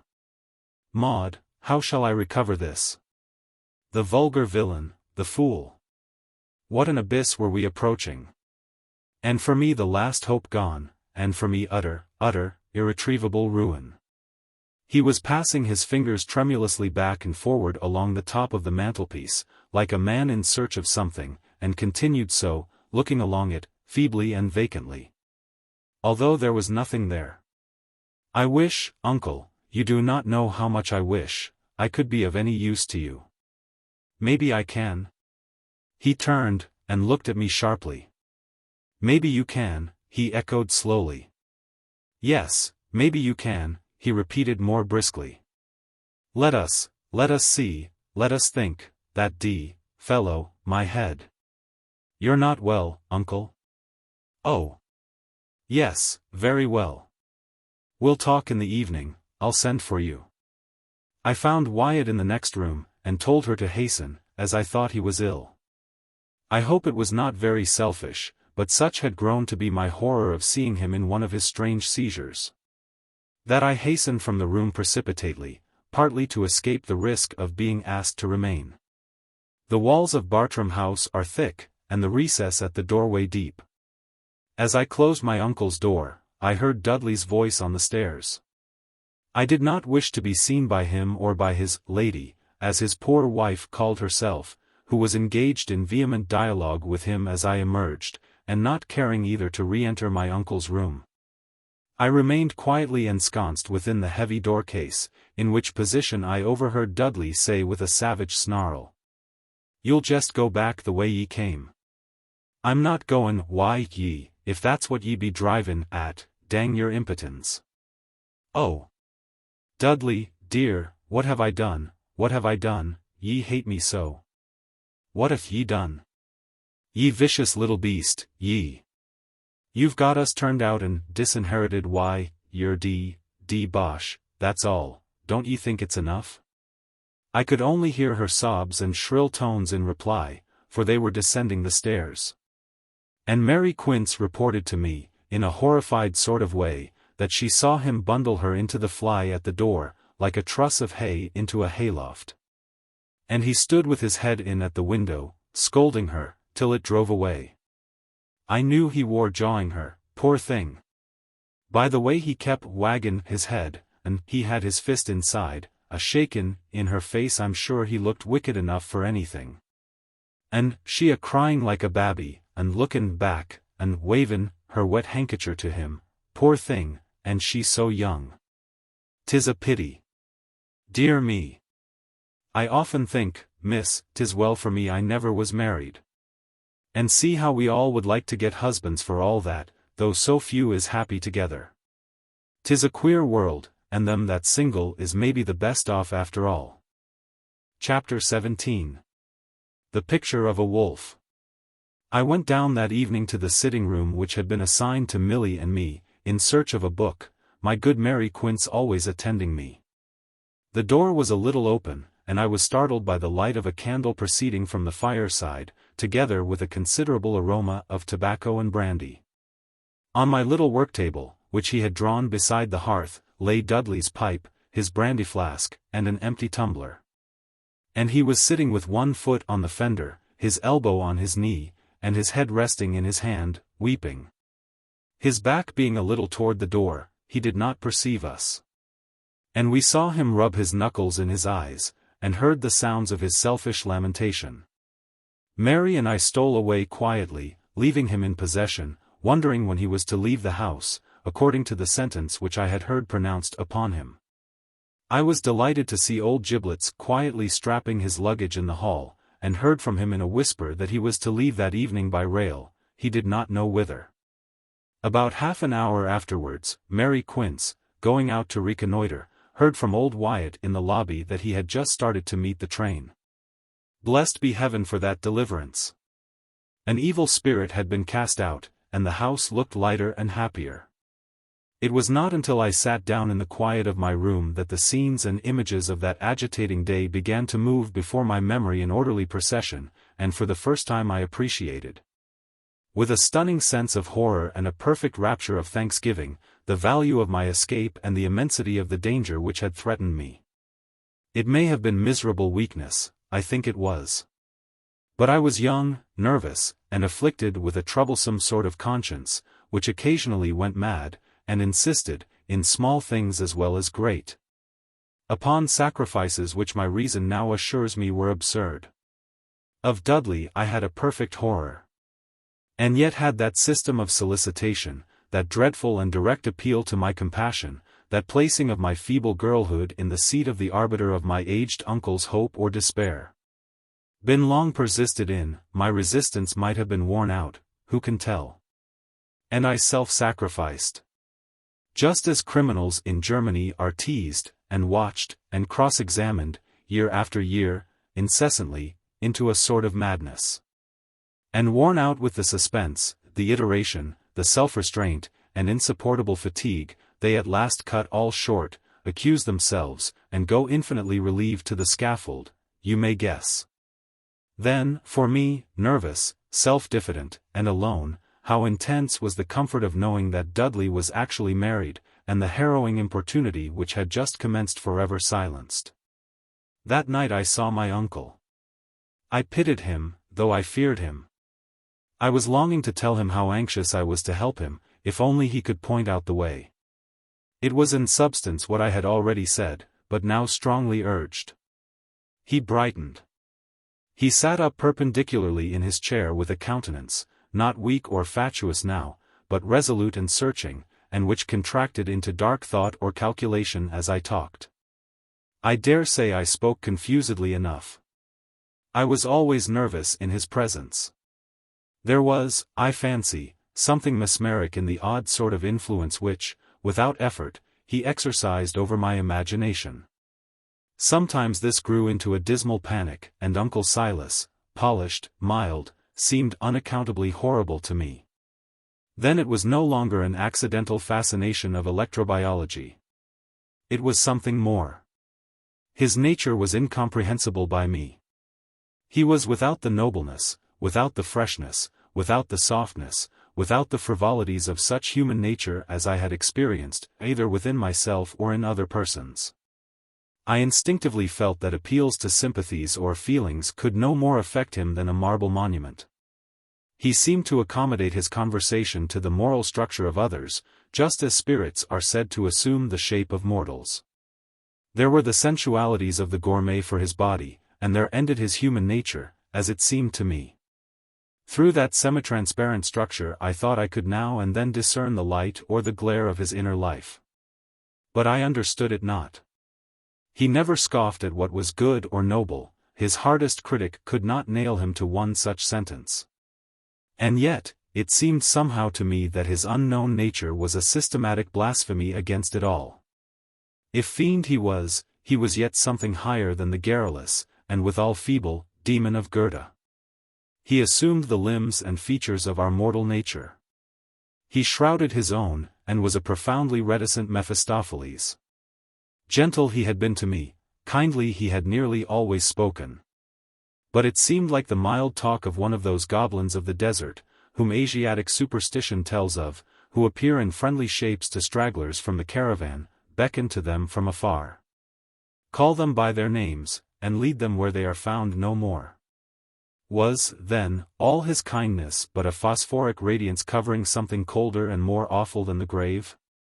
It is very noble of you, Maud, it is angelic. Your sympathy with a ruined and despairing old man. But I fear you will recoil. I tell you frankly that less than £20,000 will not extricate me from the quag of ruin in which I am entangled, lost. Recoil. Far from it. I'll do it. There must be some way. Enough, my fair young protectress, celestial enthusiast, enough. Though you do not, yet I recoil. I could not bring myself to accept this sacrifice. What signifies, even to me, my extrication? I lie a mangled wretch, with 50 mortal wounds on my crown. What avails the healing of one wound, when there are so many beyond all cure? Better to let me perish where I fall. And reserve your money for the worthier objects whom, perhaps, hereafter may avail to save. But I will do this. I must. I cannot see you suffer with the power in my hands unemployed to help you, I exclaimed. Enough, dear Maud, the will is here, enough, there is balm in your compassion and goodwill. Leave me, ministering angel, for the present I cannot. If you will, we can talk of it again. Good night. And so we parted.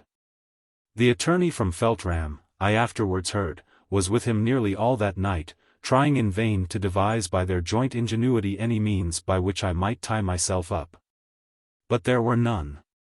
I could not bind myself. I was myself full of the hope of helping him. What was this sum to me, great as it seemed? Truly nothing. I could have spared it, and never felt the loss. I took up a large quarto with coloured prints, one of the few books I had brought with me from dear old Knowl.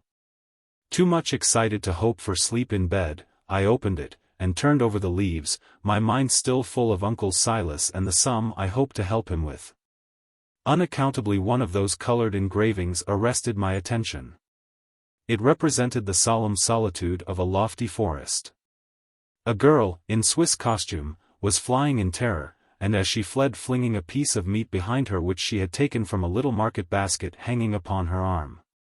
Through the glade a pack of wolves were pursuing her.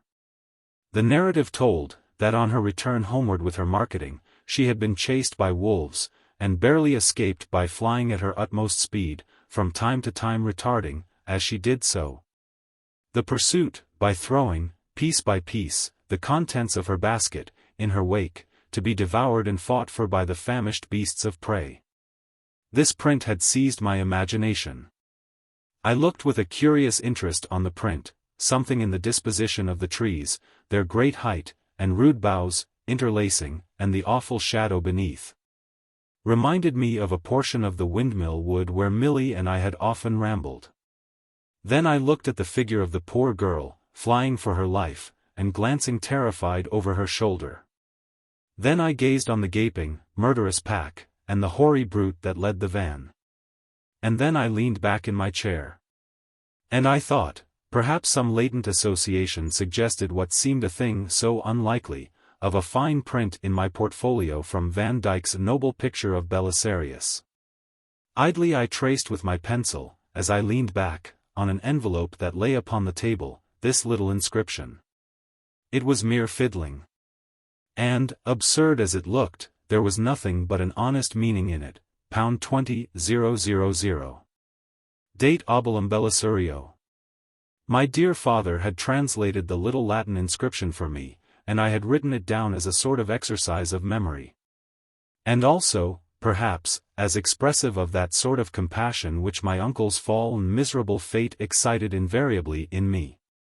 So I threw this queer little memorandum upon the open leaf of the book, and again the flight, the pursuit, and the bait to stay it, engaged my eye. And I heard a voice near the hearthstone, as I thought, say, in a stern whisper, "Fly the fangs of Belisarius." "What's that?" said I, turning sharply to Mary Quince. Mary rose from her work at the fireside, staring at me with that odd sort of frown that accompanies fear and curiosity. "You spoke? Did you speak?" I said, catching her by the arm, very much frightened myself. "No, miss, no, dear," answered she, plainly thinking that I was a little wrong in my head. There could be no doubt it was a trick of the imagination, and yet to this hour I could recognize that clear stern voice among 1,000, were it to speak again. Jaded after a night of broken sleep and much agitation, I was summoned next morning to my uncle's room. He received me oddly, I thought. His manner had changed, and made an uncomfortable impression upon me. He was gentle, kind, smiling, submissive, as usual. But it seemed to me that he experienced henceforth toward me the same half-superstitious repulsion which I had always felt from him. Dream, or voice, or vision, which had done it? There seemed to be an unconscious antipathy and fear. When he thought I was not looking, his eyes were sometimes grimly fixed for a moment upon me. When I looked at him, his eyes were upon the book before him, and when he spoke, a person not heeding what he uttered would have fancied that he was reading aloud from it. There was nothing tangible but this shrinking from the encounter of our eyes. I said he was kind as usual. He was even more so. But there was this new sign of our silently repellent natures. Dislike it could not be. He knew I longed to serve him. Was it shame? Was there not a shade of horror in it? I have not slept, said he. For me the night has passed in thought, and the fruit of it is this: I cannot, Maud, accept your noble offer. I am very sorry, exclaimed I, in all honesty. I know it, my dear niece, and appreciate your goodness, but there are many reasons, none of them, I trust, ignoble, and which together render it impossible. No. It would be misunderstood, my honor shall not be impugned. But, sir, that could not be, you have never proposed it. It would be all, from first to last, my doing. True, dear Maud, but I know, alas, more of this evil and slanderous world than your happy inexperience can do. Who will receive our testimony? None, no, not one. The difficulty, the insuperable moral difficulty is this, that I should expose myself to the plausible imputation of having worked upon you, unduly, for this end. And more, that I could not hold myself quite free from blame. It is your voluntary goodness, Maud. But you are young, inexperienced. And it is, I hold it, my duty to stand between you and any dealing with your property at so unripe an age. Some people may call this quixotic. In my mind it is an imperious mandate of conscience. And I peremptorily refuse to disobey it, although within 3 weeks an execution will be in this house. I did not quite know what an execution meant. But from 2 harrowing novels, with whose distresses I was familiar, I knew that it indicated some direful process of legal torture and spoliation. Oh, Uncle oh, sir. You cannot allow this to happen. What will people say of me? And there is poor Milly, and everything. Think what it will be. It cannot be helped, you cannot help it, Maud. Listen to me. There will be an execution here, I cannot say exactly how soon, but, I think, in a little more than a fortnight. I must provide for your comfort. You must leave. I have arranged that you shall join Milly, for the present, in France, till I have time to look about me. You had better, I think, write to your cousin, Lady Knollys. She, with all her oddities, has a heart. Can you say, Maud, that I have been kind? You have never been anything but kind, I exclaimed. That I've been self-denying when you made me a generous offer, he continued. That I now act to spare you pain? You may tell her, not as a message from me, but as a fact, that I am seriously thinking of vacating my guardianship, that I feel I have done her an injustice, and that, so soon as my mind is a little less tortured, I shall endeavor to effect a reconciliation with her, and would wish ultimately to transfer the care of your person and education to her. You may say I have no longer an interest even in vindicating my name. My son has wrecked himself by a marriage. I forgot to tell you he stopped at Feltram, and this morning wrote to pray a parting interview. If I grant it, it shall be the last. I shall never see him or correspond with him more. The old man seemed much overcome, and held his handkerchief to his eyes. He and his wife are, I understand, about to emigrate, the sooner the better, he resumed, bitterly. Deeply, Maud, I regret having tolerated his suit to you, even for a moment. Had I thought it over, as I did the whole case last night, nothing could have induced me to permit it. But I have lived for so long like a monk in his cell, my wants and observation limited to the narrow compass of this chamber, that my knowledge of the world has died out with my youth and my hopes, and I did not, as I ought to have done, consider many objections. Therefore, dear Maud, on this one subject, I entreat, be silent, its discussion can effect nothing now. I was wrong, and frankly ask you to forget my mistake. I had been on the point of writing to Lady Knollys on this odious subject, when, happily, it was set at rest by the disclosure of yesterday. And being so, I could have no difficulty in acceding to my uncle's request. He was conceding so much that I could not withhold so trifling a concession in return. I hope Monica will continue to be kind to poor Milly after I am gone. Here there were a few seconds of meditation. Maud, you will not, I think, refuse to convey the substance of what I have just said in a letter to Lady Knollys, and perhaps you would have no objection to let me see it when it is written. It will prevent the possibility of its containing any misconception of what I have just spoken, and, Maud, you won't forget to say whether I have been kind. It would be a satisfaction to me to know that Monica was assured that I never either teased or bullied my young ward. With these words he dismissed me. And forthwith I completed such a letter as would quite embody what he had said. And in my own glowing terms, being in high good humour with Uncle Silas, recorded my estimate of his gentleness and good nature. And when I submitted it to him, he expressed his admiration of what he was pleased to call my cleverness in so exactly conveying what he wished. And his gratitude for the handsome terms in which I had spoken of my old guardian. Chapter 18. An odd proposal. As I and Mary Quince returned from our walk that day, and had entered the hall, I was surprised most disagreeably by Dudley's emerging from the vestibule at the foot of the great staircase. He was, I suppose, in his travelling costume, a rather soiled white surtout, a great coloured muffler in folds about his throat, his chimney-pot on, and his fur cap sticking out from his pocket.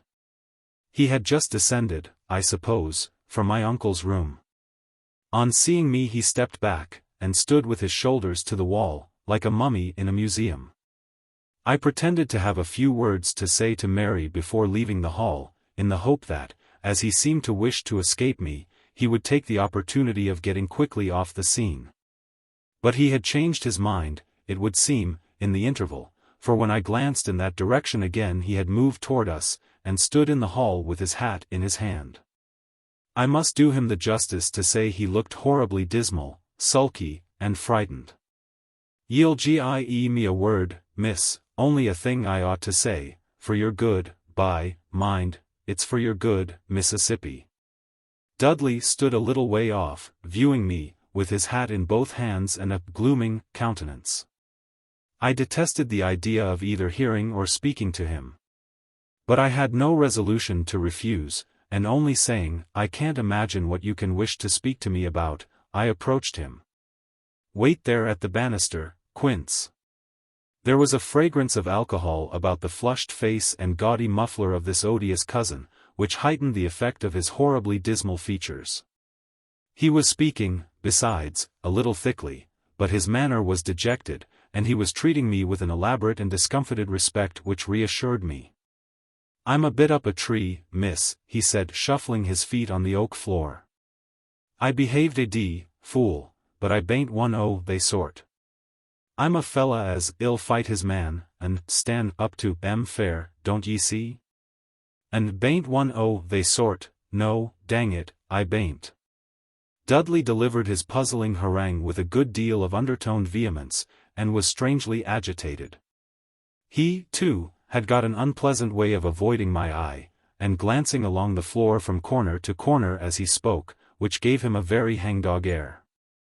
He was twisting his fingers in his great sandy whisker, and pulling it roughly enough to drag his cheek about by that savage purchase. And with his other hand he was crushing and rubbing his hat against his knee. The old boy above there be half crazed, I think, he don't mean half as he says thoff, not he. But I'm in a bad fix anyhow, a regular sell it's been, and I can't get a tizzy out of him. So, ye see, I'm up a tree, miss, and he's sich a one, he'll make it a wuss mull if I let him. He's as sharp me as one o' them lawyer chaps, dang 'em, and he's a lot of I-os and rub bitch o' mine. And Bryerly writes to me he can't GIE me my legacy, 'cause he's got a notice from Archer and Slay a warning him not to GIE me as much as a bob. For I signed it away to Governor, he says, which I believe's a lie. I may a signed some writing, 'appen I did, when I was a bit cut one night. But that's no way to catch a gentleman, and 'tunt stand. There's justice to be had, and 'tunt stand, I say, and I'm not in his hands that way. Though I may be a bit up the spout, too, I don't deny. Only I bain't a-going the whole hog all at once. I'm none o' they sort. He'll find I bain't. Here Mary Quince coughed demurely from the foot of the stair, to remind me that the conversation was protracted. I don't very well understand, I said gravely, and I am now going upstairs. Don't jest a minute, miss, it's only a word, ye see. We'll be goin' to Australia, sorry Mangles, and me, aboard the Seamew, on the 5th. I'm for Liverpool tonight, and she'll meet me there, and, please God Almighty, ye'll never see me more. And I'd rather GE ye a lift, Maud, before I go, and, I tell ye what, if ye'll just GIE me your written promise ye'll GIE me that 20,000 ye were offering to GIE the Governor. I'll take ye cleverly out o' Bartram, and put ye your cousin Knowles, or anywhere ye like best. Take me from Bartram, for £20,000. Take me away from my guardian. You seem to forget, sir, my indignation rising as I spoke, that I can visit my cousin, Lady Knowles, whenever I please. Well, that is as it may be, he said, with a sulky deliberation, scraping about a little bit of paper that lay on the floor with the toe of his boot. It is as it may be, and that is as I say, sir. And considering how you have treated me, your mean, treacherous, and infamous suit, and your cruel treason to your poor wife, I am amazed at your effrontery. I turned to leave him, being, in truth, in one of my passions. Don't ye be a-flyin' out, he said peremptorily, and catching me roughly by the wrist, I bain't a-going to vex ye.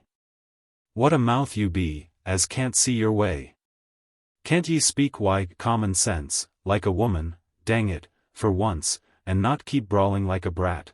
Can't ye see what I'm saying?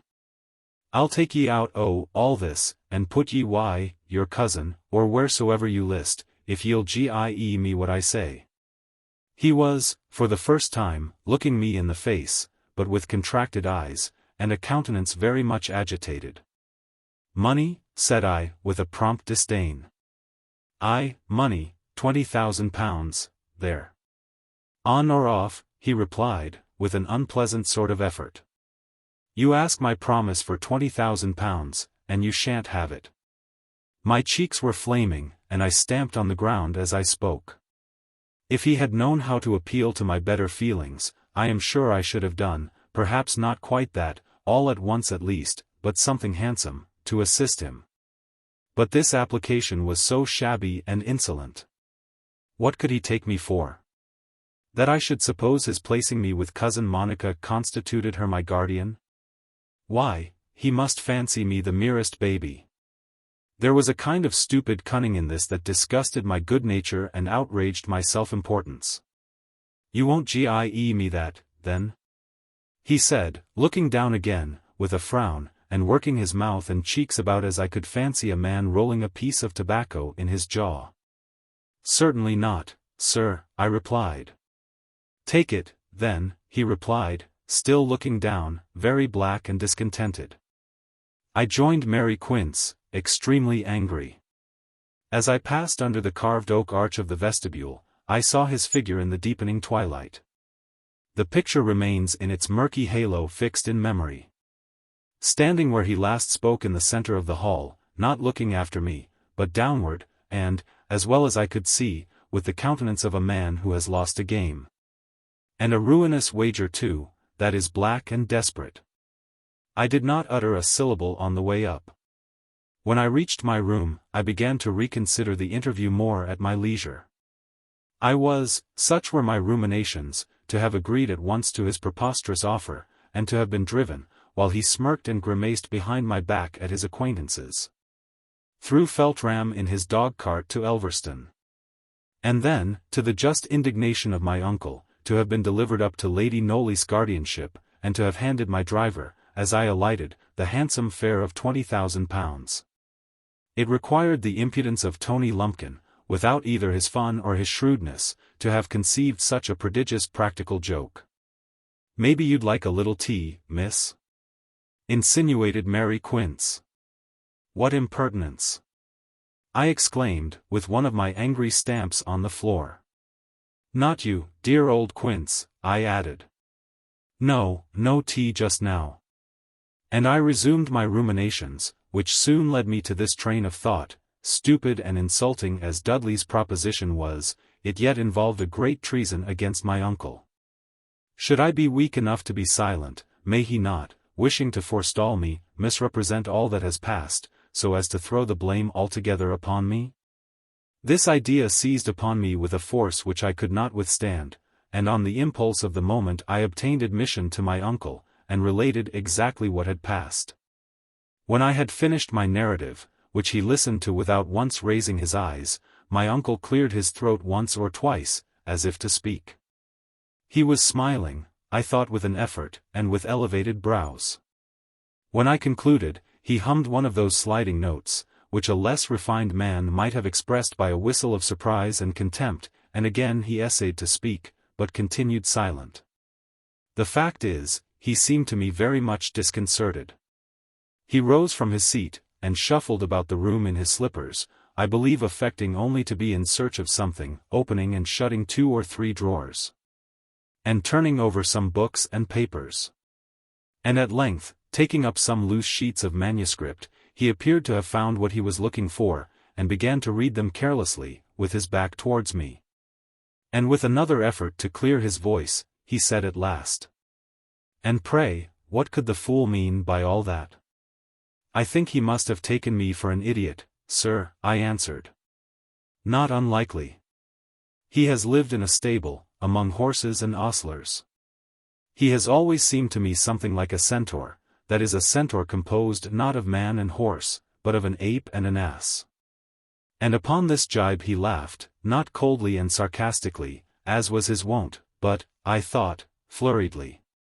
And, continuing to look into his papers, he said, his back still toward me as he read: "And he did not favor you with an exposition of his meaning, which, except in so far as it estimated his deserts at the modest sum you have named, appears to me too oracular to be interpreted without a kindred inspiration?"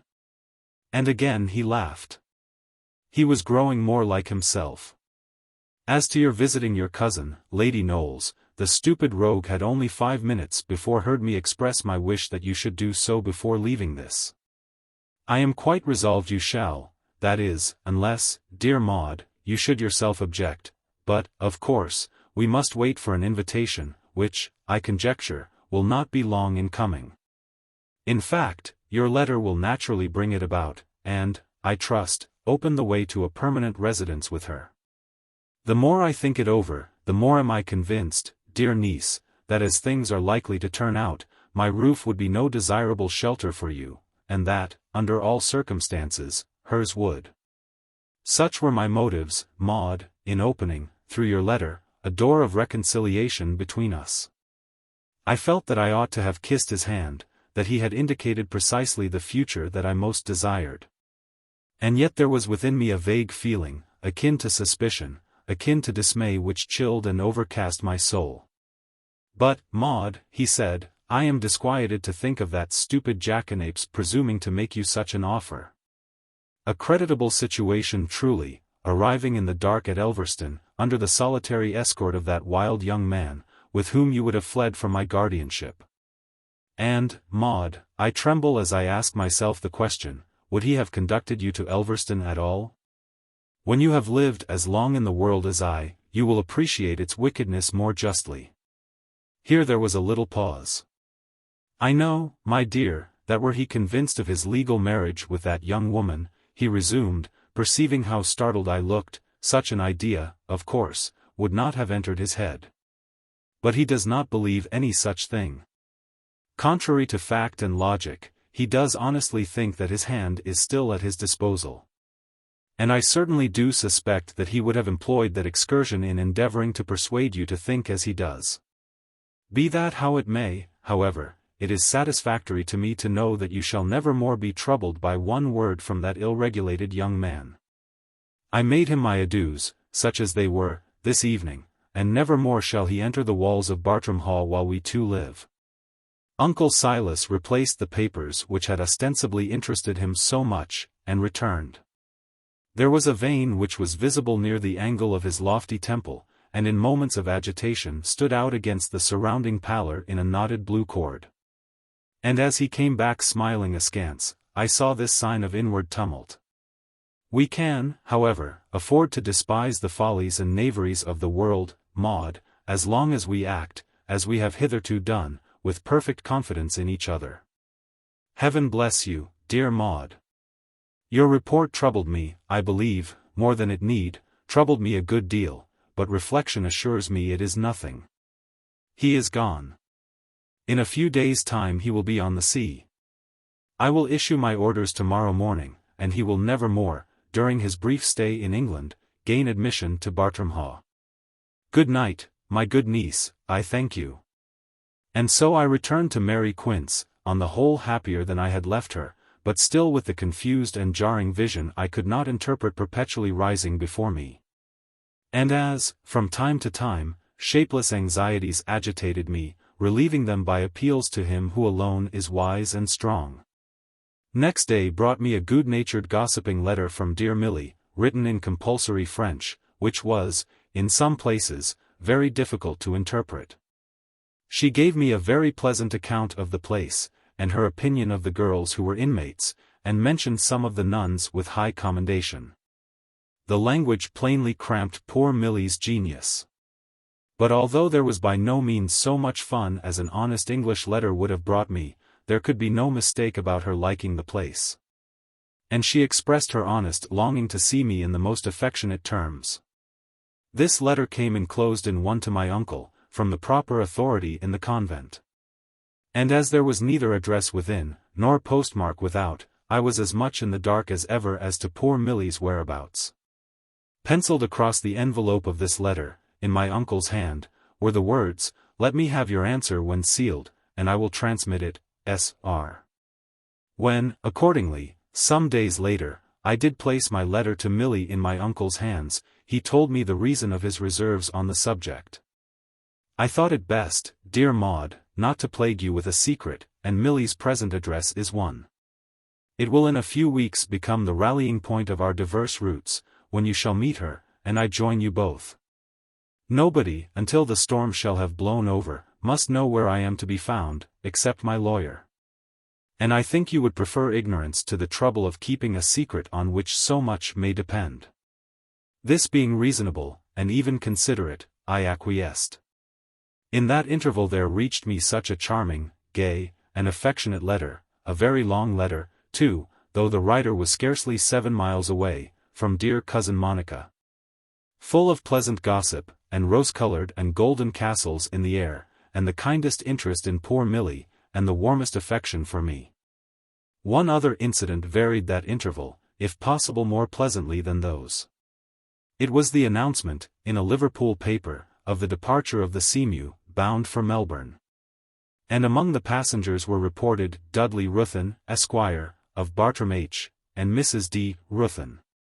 And now I began to breathe freely. I plainly saw the end of my probation approaching, a short excursion to France, a happy meeting with Milly. And then a delightful residence with cousin Monica for the remainder of my nonage. You will say then that my spirits and my serenity were quite restored. Not quite. How marvellously lie our anxieties, in filmy layers, one over the other. Take away that which has lain on the upper surface for so long, the care of cares, the only one, as it seemed to you. Between your soul and the radiance of heaven, and straight you find a new stratum there. As physical science tells us no fluid is without its skin, so does it seem with this fine medium of the soul. And these successive films of care that form upon its surface on mere contact with the upper air and light. What was my new trouble? A very fantastic one, you will say, the illusion of a self-tormentor. It was the face of Uncle Silas which haunted me. Notwithstanding the old pale smile, there was a shrinking grimness, and the always averted look. Sometimes I fancied his mind was disordered. I could not account for the eerie lights and shadows that flickered on his face, except so. There was a look of shame and fear of me, amazing as that seems, in the sheen of his peaked smile. I thought, perhaps he blames himself for having tolerated Dudley's suit, for having urged it on grounds of personal distress, for having altogether lowered, though under sore temptation, both himself and his office. And he thinks that he has forfeited my respect. Such was my analysis. But in the coup d'œil of that white face that dazzled me in darkness, and haunted my daily reveries with a faded light, there was an intangible character of the insidious and the terrible. Chapter 19. In search of Mr. Charke's skeleton. On the whole, however, I was unspeakably relieved. Dudley Ruthyn, Esq., and Mrs. D. Ruthyn were now skimming the blue waves on the wings of the Seamew, and every morning widened the distance between us, which was to go on increasing until it measured a point on the antipodes. The Liverpool paper containing this golden line was carefully preserved in my room. And like the gentleman who, when much tried by the shrewish heiress whom he had married, used to retire to his closet and read over his marriage settlement, I used, when blue devils haunted me, to unfold my newspaper and read the paragraph concerning the Seamew. The day I now speak of was a dismal one of sleety snow. My own room seemed to me cheerier than the lonely parlour, where I could not have had good Mary Quince so decorously. A good fire, that kind and trusty face, the peep I had just indulged in at my favourite paragraph, and the certainty of soon seeing my dear cousin Monica, and afterwards affectionate Milly, raised my spirits. So, said I, as old Wyatt, you say, is laid up with rheumatism, and can't turn up to scold me, I think I'll run upstairs and make an exploration, and find poor Mr. Charke's skeleton in a closet. Oh, law, Miss Maud, how can you say such things, exclaimed good old Quince, lifting up her honest grey head and round eyes from her knitting. I had grown so familiar with the frightful tradition of Mr. Charke and his suicide, that I could now afford to frighten old Quince with him. I am quite serious. I am going to have a ramble upstairs and downstairs, like goosey gander, and if I do light upon his chamber, it is all the more interesting. I feel so like Adelaide, in The Romance of the Forest, the book I was reading to you last night, when she commenced her delightful rambles through the interminable ruined abbey in the forest. Shall I go with you, miss? No, Quince, stay there, keep a good fire, and make some tea. I suspect I shall lose heart and return very soon. And with a shawl about me, cowl fashion, over my head, I stole upstairs. I shall not recount with the particularity of the conscientious heroine of Mrs. and Radcliffe, all the suites of apartments, corridors, and lobbies, which I threaded in my ramble. It will be enough to mention that I lighted upon a door at the end of a long gallery, which, I think, ran parallel with the front of the house. It interested me because it had the air of having been very long undisturbed. There were 2 rusty bolts, which did not evidently belong to its original securities, and had been, though very long ago, somewhat clumsily superadded. Dusty and rusty they were, but I had no difficulty in drawing them back. There was a rusty key, I remember it well, with a crooked handle in the lock. I tried to turn it, but could not. My curiosity was piqued. I was thinking of going back and getting Mary Quince's assistance. It struck me, however, that possibly it was not locked, so I pulled the door and it opened quite easily. I did not find myself in a strangely furnished suite of apartments, but at the entrance of a gallery, which diverged at right angles from that through which I had just passed. It was very imperfectly lighted, and ended in total darkness. I began to think how far I had already come, and to consider whether I could retrace my steps with accuracy in case of a panic, and I had serious thoughts of returning. The idea of Mr. Charke was growing unpleasantly sharp and menacing. And as I looked down the long space before me, losing itself among ambiguous shadows, lulled in a sinister silence, and as it were inviting my entrance like a trap, I was very near yielding to the cowardly impulse. But I took heart of grace and determined to see a little more. I opened a side door, and entered a large room, where were, in a corner, some rusty and cobwebbed birdcages, but nothing more. It was a wainscoted room, but a white mildew stained the panels.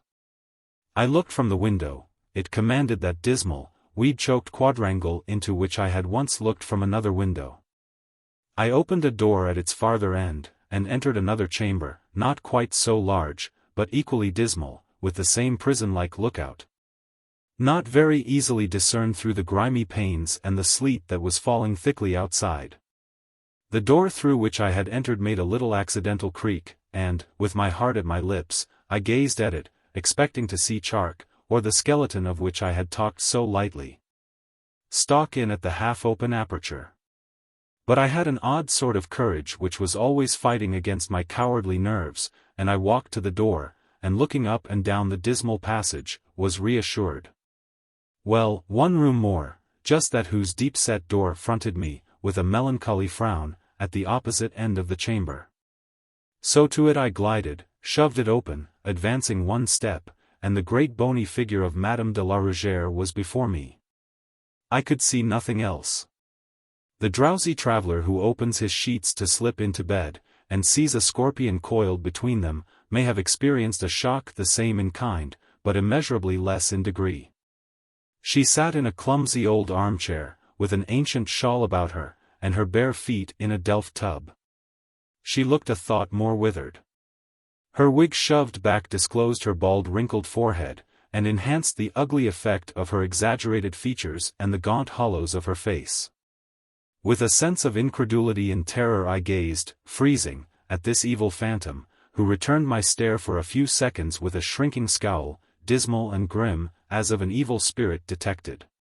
The meeting, at least then and there, was as complete a surprise for her as for me. She could not tell how I might take it. But she quickly rallied, burst into a loud screeching laugh, and, with her old Walpurgis gaiety, danced some fantastic steps in her bare wet feet, tracking the floor with water. And holding out with finger and thumb, in dainty caricature, her slam-makin' old skirt, while she sang some of her nasal patois with an abominable hilarity and emphasis. With a gasp, I too recovered from the fascination of the surprise. I could not speak though for some seconds, and Madame was first. Ah, dear Maud, what surprise! Are we not overjoyed, dearest, and cannot speak? I am full of joy, quite charmed, ravey, of seeing you. So are you of me, your face betray. Ah! Yes, thou dear little baboon. Here is poor Madame once more. Who could have imagined? I thought you were in France, Madame, I said, with a dismal effort. And so I was, dear Maud, I.av. just arrive.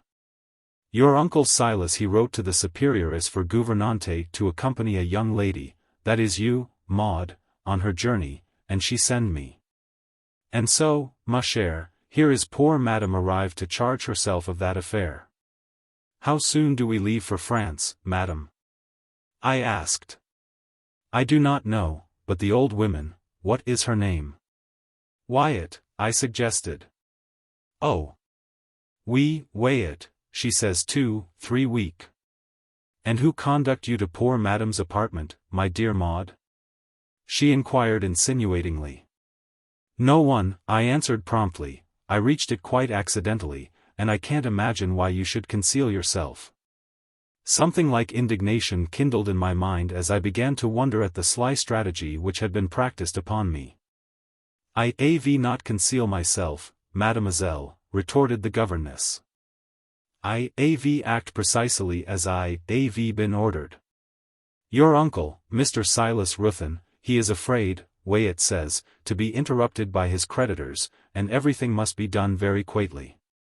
I have been commanded to avoid me faire voir, you know, and I must obey my employer, voilà tout. And for how long have you been residing here? I persisted, in the same resentful vein. 'Bout a week. It is so triste place. I am so glad to see you, Maud. I've been so isolé, you dear little fool. You are not glad, madam. You don't love me, you never did, I exclaimed with sudden vehemence. Yes, I am very glad, you know not, chère petite niaise, how I desire to educate you a little more. Let us understand one another. You think I do not love you, mademoiselle, because you have mentioned to your poor papa that little dérèglement in his library. I have repent very often that so great indiscretion of my life. I thought to find some letters of Dr. Bryerly. I think that man was trying to get your property, my dear Maud, and if I had found something I would tell you all about. But it was very great sottish, and you were very right to denounce me to Monsieur. Je n'ai point de rancune contre vous. No, no, none at all. On the contrary, I shall be your guardian tutélaire, what you call, guardian angel. Ah, yes, that is it. You think I speak par dérision, not at all. No, my dear Chiel, I do not speak par moquerie, unless perhaps the very least degree in the world. And with these words Madame laughed unpleasantly, showing the black caverns at the side of her mouth, and with a cold, steady malignity in her gaze. Yes, I said. I know what you mean, madam, you hate me. Oh! What great ugly word! I am Charke. Vous me faites honte. Poor madam, she never hate anyone. She loves all her friends, and her enemies she leaves to heaven, while I am, as you see, more gay, more joyous than ever. They have not been happy, no, they have not been fortunate these others. When I return, I find always some of my enemy they die, and some they have put themselves into embarrassment, or there has arrived to them some misfortune. And Madame shrugged and laughed a little scornfully. A kind of horror chilled my rising anger, and I was silent. You see, my dear Maud, it is very natural you should think I hate you. When I was with Mr. Austin Ruthyn, at Knowl, you know you did not like me, never. But in consequence of our intimacy I confide you that which I have most dear in the world, my reputation. It is always so. The pupil can calumniate, without been discover, the gouvernante. Have I not been always kind to you, Maud? Which have I use of violence or of sweetness the most? I am, like other persons, jealous de ma reputation. And it was difficult to suffer with patience the banishment which was invoked by you, because chiefly for your good. And for an indiscretion to which I was excited by motives the most pure and laudable. It was you who spied so cleverly, and denounced me to Monsieur Ruthyn? Hellas! What bad world it is! I do not mean to speak at all about that occurrence, madam, I will not discuss it. I dare say what you tell me of the cause of your engagement here is true, and I suppose we must travel, as you say, in company. But you must know that the less we see of each other while in this house the better. I am not so sure of that, my sweet little Bet. Your education has been neglected, or rather entirely abandoned, since you arrive at this place, I am told. You must not be a bestiole. We must do, you and I, as we are ordered. Mr. Silas Ruthyn he will tell us. All this time Madame was pulling on her stockings, getting her boots on, and otherwise proceeding with her dowdy toilet. I do not know why I stood there talking to her.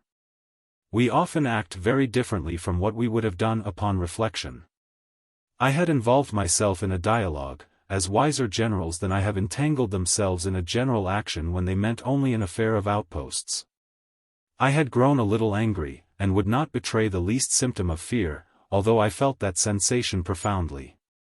My beloved father thought you so unfit a companion for me that he dismissed you at an hour's notice, and I am very sure that my uncle will think as he did. You are not a fit companion for me, and had my uncle known what had passed he would never have admitted you to this house, never. Hellas!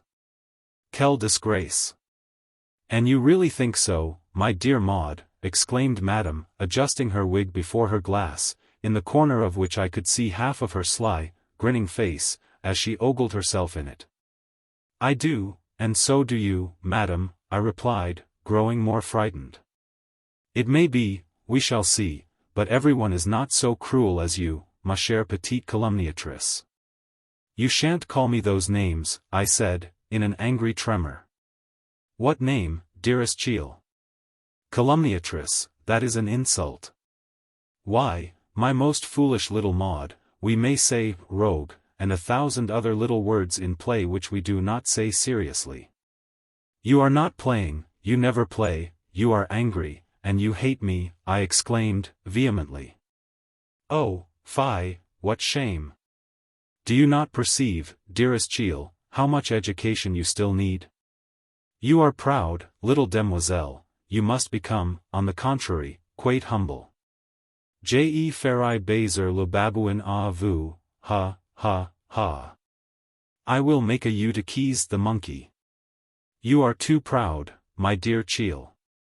I am not such a fool as I was at Knowl, I said, you shall not terrify me here. I will tell my uncle the whole truth, I said. Well, it may be that is the best, she replied, with provoking coolness. You think I don't mean it? Of course you do, she replied. And we shall see what my uncle thinks of it. We shall see, my dear, she replied, with an air of mock contrition. Adieu, madam. You are going to Monsieur Ruthyn, very good. I made her no answer, but more agitated than I cared to show her, I left the room. I hurried along the twilight passage, and turned into the long gallery that opened from it at right angles. I had not gone 6 steps on my return when I heard a heavy tread and a rustling behind me. I am ready, my dear, I will accompany you, said the smirking phantom, hurrying after me. Very well, was my reply, and threading our way, with a few hesitations and mistakes, we reached and descended the stairs, and in a minute more stood at my uncle's door. My uncle looked hard and strangely at us as we entered. He looked, indeed, as if his temper was violently excited, and glared and muttered to himself for a few seconds. And treating madam to a stare of disgust, he asked peevishly. Why am I disturbed, pray? Miss Maud Ruthyn, she will explain, replied madam, with a great courtesy, like a boat going down in a ground swell. Will you explain, my dear? He asked, in his coldest and most sarcastic tone. I was agitated, and I am sure my statement was confused. I succeeded, however, in saying what I wanted. Why, madam, this is a grave charge. Do you admit it, pray? Madam, with the coolest possible effrontery, denied it all. With the most solemn asseverations, and with streaming eyes and clasped hands, conjured me melodramatically to withdraw that intolerable story, and to do her justice. I stared at her for a while astounded, and turning suddenly to my uncle, as vehemently asserted the truth of every syllable I had related. You hear, my dear child, you hear her deny everything. What am I to think? You must excuse the bewilderment of my old head. Madame de la, that lady has arrived excellently recommended by the superioress of the place where dear Milly awaits you, and such persons are particular. It strikes me, my dear niece, that you must have made a mistake. I protested here. But he went on without seeming to hear the parenthesis. I know, my dear Maud, that you are quite incapable of willfully deceiving anyone, but you are liable to be deceived like other young people. You were, no doubt, very nervous, and but half awake when you fancied you saw the occurrence you describe, and Madame de la Rougère, I supplied. Yes, thank you, Madame de la Rougère, who has arrived with excellent testimonials, strenuously denies the whole thing. Here is a conflict, my dear, in my mind a presumption of mistake. I confess I should prefer that theory to a peremptory assumption of guilt. I felt incredulous and amazed, it seemed as if a dream were being enacted before me. A transaction of the most serious import, which I had witnessed with my own eyes, and described with unexceptionable minuteness and consistency, is discredited by that strange and suspicious old man with an imbecile coolness. It was quite in vain my reiterating my statement, backing it with the most earnest asseverations. I was beating the air. It did not seem to reach his mind. It was all received with a simper of feeble incredulity. He patted and smoothed my head, he laughed gently, and shook his while I insisted. And Madame protested her purity in now tranquil floods of innocent tears, and murmured mild and melancholy prayers for my enlightenment and reformation. I felt as if I should lose my reason. There now, dear Maud, we have heard enough. It is, I do believe, a delusion. Madame de la Rougère will be your companion, at the utmost, for 3 or 4 weeks. Do exercise a little of your self-command and good sense, you know how I am tortured. Do not, I entreat, add to my perplexities. You may make yourself very happy with Madame if you will, I have no doubt. I propose to Mademoiselle, said Madame, drying her eyes with a gentle alacrity, to profit of my visit for her education. But she does not seem to wish what I think is so useful. She threatened me with some horrid French vulgarism, de faire baiser le babouin à moi, whatever that means, and I know she hates me, I replied, impetuously. Dousement, said my uncle, with a smile at once amused and compassionate. Dousement. Ma chère. With great hands and cunning eyes uplifted, Madame tearfully, for her tears came on short notice, again protested her absolute innocence. She had never in all her life so much as heard one so villain phrase. You see, my dear, you have misheard, young people never attend. You will do well to take advantage of Madame's short residence to get up your French a little, and the more you are with her the better. I understand then, Mr. Ruthyn, you wish I should resume my instructions, asked Madame. Certainly, and converse all you can in French with Mademoiselle Maud. You will be glad, my dear, that I've insisted on it, he said, turning to me, when you have reached France, where you will find they speak nothing else. And now, dear Maud, no, not a word more, you must leave me. Farewell, Madame. And he waved us out a little impatiently. And I, without one look toward Madame de la Rougère, stunned and incensed, walked into my room and shut the door. Chapter 20. The Foot of Hercules. I stood at the window, still the same leaden sky and feathery sleet before me, trying to estimate the magnitude of the discovery I had just made. Gradually a kind of despair seized me, and I threw myself passionately on my bed, weeping aloud. Good Mary Quince was, of course, beside me in a moment, with her pale, concerned face.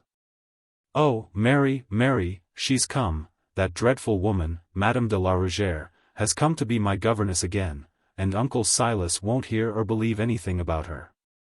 It is vain talking. He is prepossessed. Was ever so unfortunate a creature as I?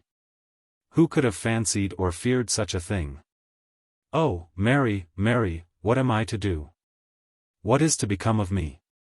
Am I never to shake off that vindictive, terrible woman? Mary said all she could to console me. I was making too much of her. What was she, after all, more than a governess? She could not hurt me. I was not a child no longer, she could not bully me now, and my uncle, though he might be deceived for a while, would not be long finding her out. Thus and so forth did good Mary Quince declaim, and at last she did impress me a little, and I began to think that I had, perhaps, been making too much of Madame's visit.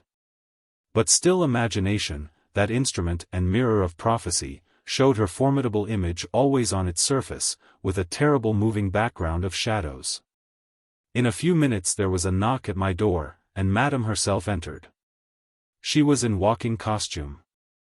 There had been a brief clearing of the weather, and she proposed our making a promenade together. On seeing Mary Quince she broke into a rapture of compliment and greeting, and took what Mr. Richardson would have called her passive hand, and pressed it with wonderful tenderness. Honest Mary suffered all this somewhat reluctantly, never smiling, and, on the contrary, looking rather ruefully at her feet. Will you make us some tea? When I come back, dear Mary Quince, I have so much to tell you and dear Miss Maud of all my adventures while I have been away, it will make you laugh ever so much. I was, what you think? Ever so near to be married.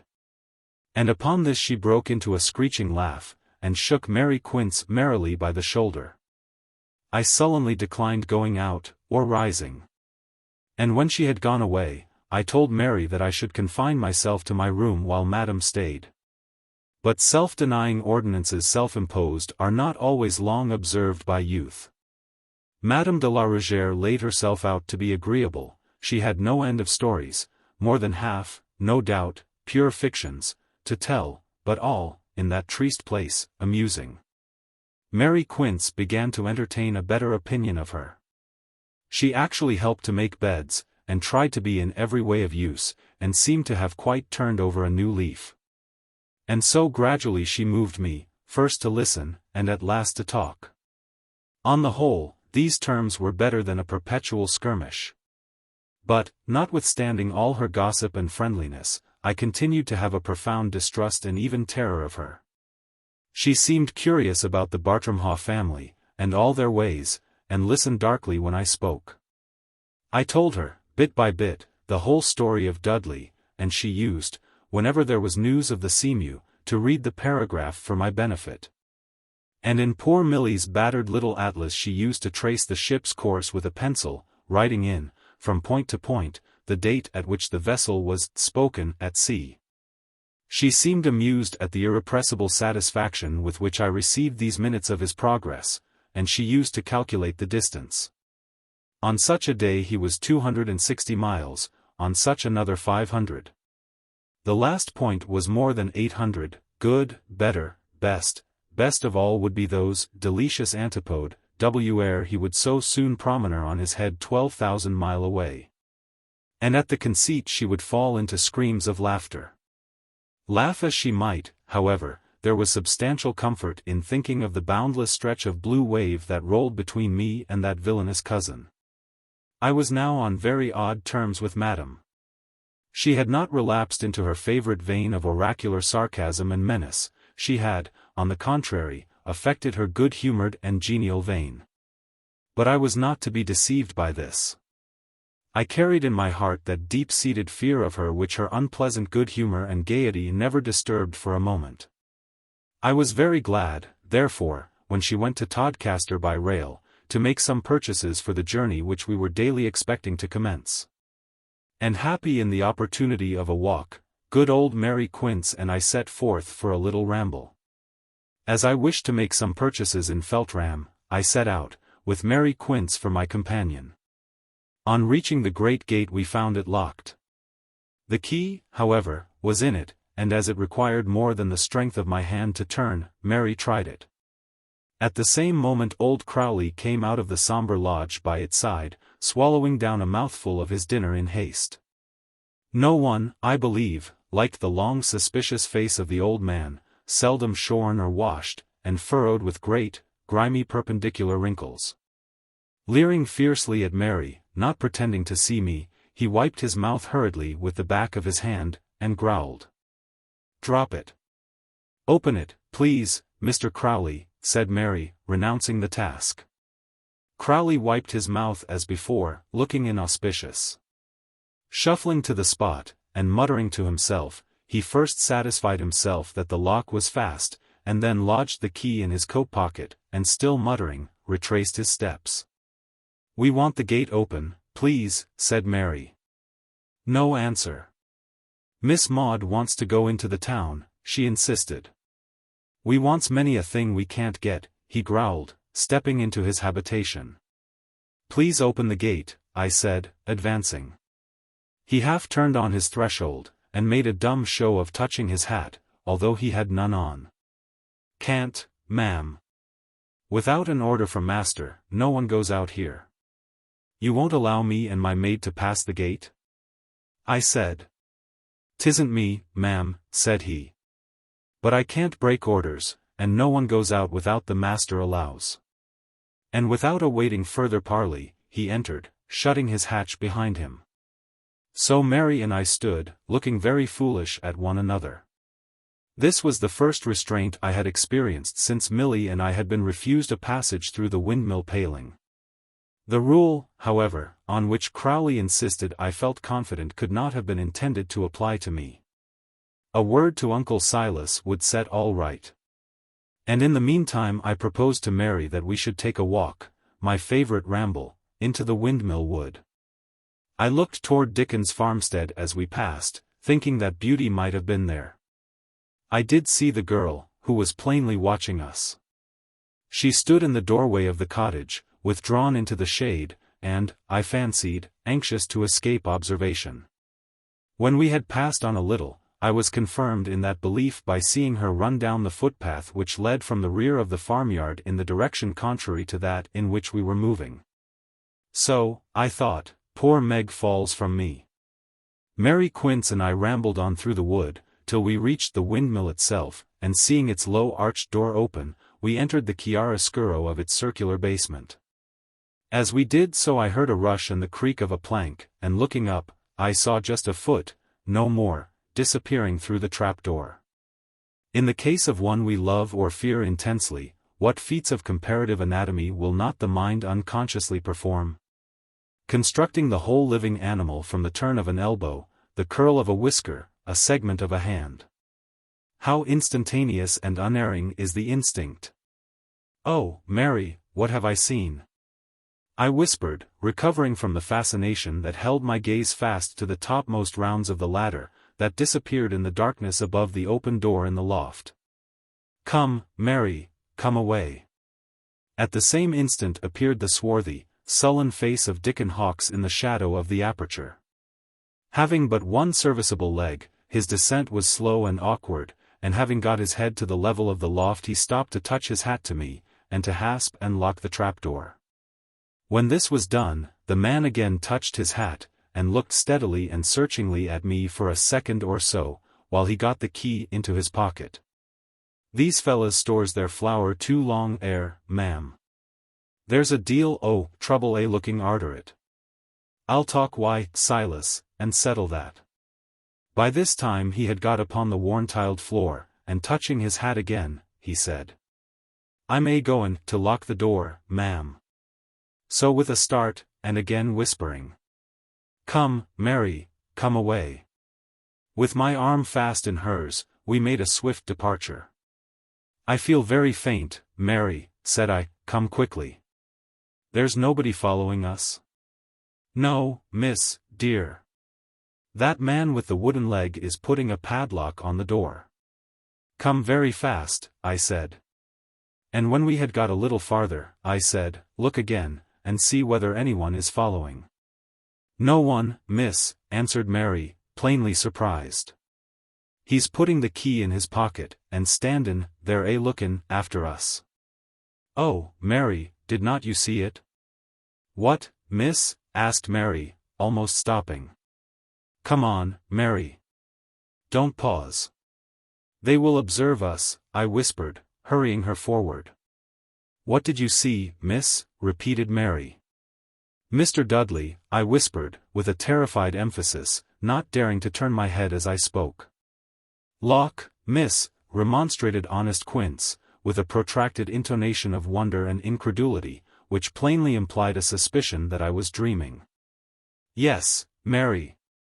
When we went into that dreadful room, that dark, round place, I saw his foot on the ladder.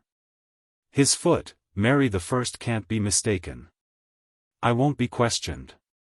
You'll find I'm right. He's here. He never went in that ship at all. A fraud has been practiced on me, it is infamous, it is terrible. I'm frightened out of my life. For heaven's sake, look back again, and tell me what you see. Nothing, miss, answered Mary, in contagious whispers, but that wooden-legged chap, standin' hard by the door. And no one with him? No one, Mississippi. We got without pursuit through the gate in the paling.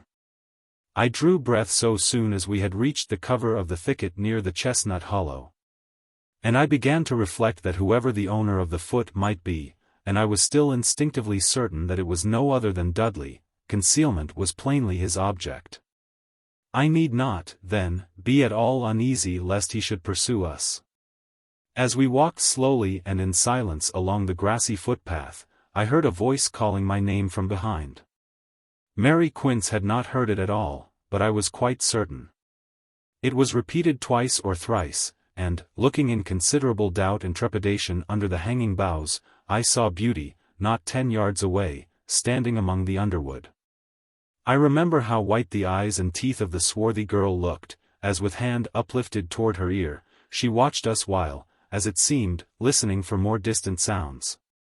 Beauty beckoned eagerly to me, advancing, with looks of great fear and anxiety, 2 or 3 short steps toward me. "She bain't to come," said Beauty, under her breath, so soon as I had nearly reached her, pointing without raising her hand at Mary Quince. "Tell her to sit on the ash-tree stump down yonder, and call ye as loud as she can if she sees any fella comin' this way, and rin ye back to me." And she impatiently beckoned me away on her errand.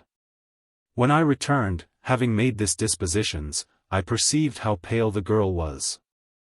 "Are you ill, Meg?" I asked. "Never ye mind." "Well enough. Listen, miss, I must tell it all in a crack, and, if she calls, rin awa to her, and lo me to myself, for if Faither or t'other unwar to cotch me here, I think they'd kill me amost." "Hish." She paused a second, looking askance, in the direction where she fancied Mary Quince was. Then she resumed in a whisper. "Now, lass, mind ye'll keep what I say to yourself. You're not to tell that nor any other for your life, mind, a word o' what I'm goin' to tell ye." "I'll not say a word." "Go on. Did ye see Dudley?" "I think I saw him getting up the ladder." "In the mill?" "Ha! That's him. He never went beyond Todcaster. He stayed in Feltram after." It was my turn to look pale now. My worst conjecture was established. Chapter 21. I Conspire. "That's a bad un, he is, oh, Miss Maud. It's nowt that's good as keeps him in Faither, mind, lass, ye promised you would not tell no one, as keeps them two talkin' and smokin' secret like together in the mill. And Faither don't know I found him out. They don't let me into the town, but Bryce tells me, and he knows it's Dudley, and it's nowt that's good, but summat very bad. And I reckon, miss, it's all about you. Be ye frightened, Miss Maud?" I felt on the point of fainting, but I rallied. "Not much, Meg. Go on, for heaven's sake. Does Uncle Silas know he is here?" "Well, miss, they were with him, Bryce told me, from 11 o'clock to nigh 1 Tuesday night, and went in and come out like thieves, feared ye'd see 'em." "And how does Bryce know anything bad?" I asked, with a strange freezing sensation creeping from my heels to my head and down again, I am sure deadly pale, but speaking very collectedly. "Bryce said, miss, he saw Dudley cryin' and lookin' awful black, and says he to Faither, 'Tisn't in my line nohow, and I can't.' And says Faither to he, 'No one likes they sort o' things, but how can ye help it? The old boy's behind ye his pitchfork, and ye canna stop.' And why that he bethought him o' Bryce, and says he, 'What be ye doin' there? Get ye down the nags to blacksmith, do ye?' And oop gets Dudley, pullin' his hat ower his brows, and says he, 'I wish I was in the seamew. I'm good for nowt this thing hangin' ower me.' And that's all as Bryce heard. And he's afeard o' Faither and Dudley awful. Dudley could lick him to pot if he crossed him, and he and Faither you'd think nowt o' havin' him afore the justices for poachin' and swearin' him into jail. But why does he think it's about me?" "Hish," said Meg, who fancied she heard a sound, but all was quiet. "I can't say, we're in danger, lass. I don't know why, but he does, and so do I, and, for that matter, so do ye. Meg, I'll leave Bartram." "Ye can't." "Can't? What do you mean, girl?" "They won't let ye oot. The gates is all locked. They've dogs, they've bloodhounds, Bryce says. Ye can't get oot, mind. Put that oot o' your head. I tell ye what ye'll do. Write a bit a note to the lady yonder at Elverston. And though Bryce be a wild fella, and 'appen not our good sometimes, he likes me, and I'll make him take it. Faither will be grindin' at mill tomorrow. Coom ye here about 1 o'clock, that's if ye see the mill sails aitenin', and me and Bryce will meet ye here. Bring that old lass wide ye. There's an old French un, though, that talks wide Dudley. Mind ye, that un knows nowt o' the matter. Bryce be a kind lad to me, whatsoe'er he be others, and I think he won't split. Now, lass, I must go. God help ye, God bless ye. And, for the world's wealth, don't ye let one o' them see ye've got aught in your head, not even that, un. Before I could say another word, the girl had glided from me, with a wild gesture of silence, and a shake of her head. I can't at all account for the state in which I was. There are resources both of energy and endurance in human nature which we never suspect until the tremendous voice of necessity summons them into play.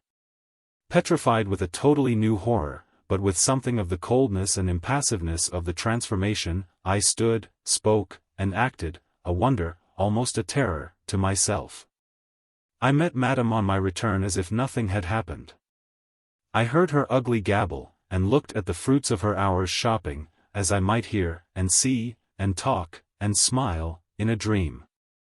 But the night was dreadful. When Mary Quince and I were alone, I locked the door.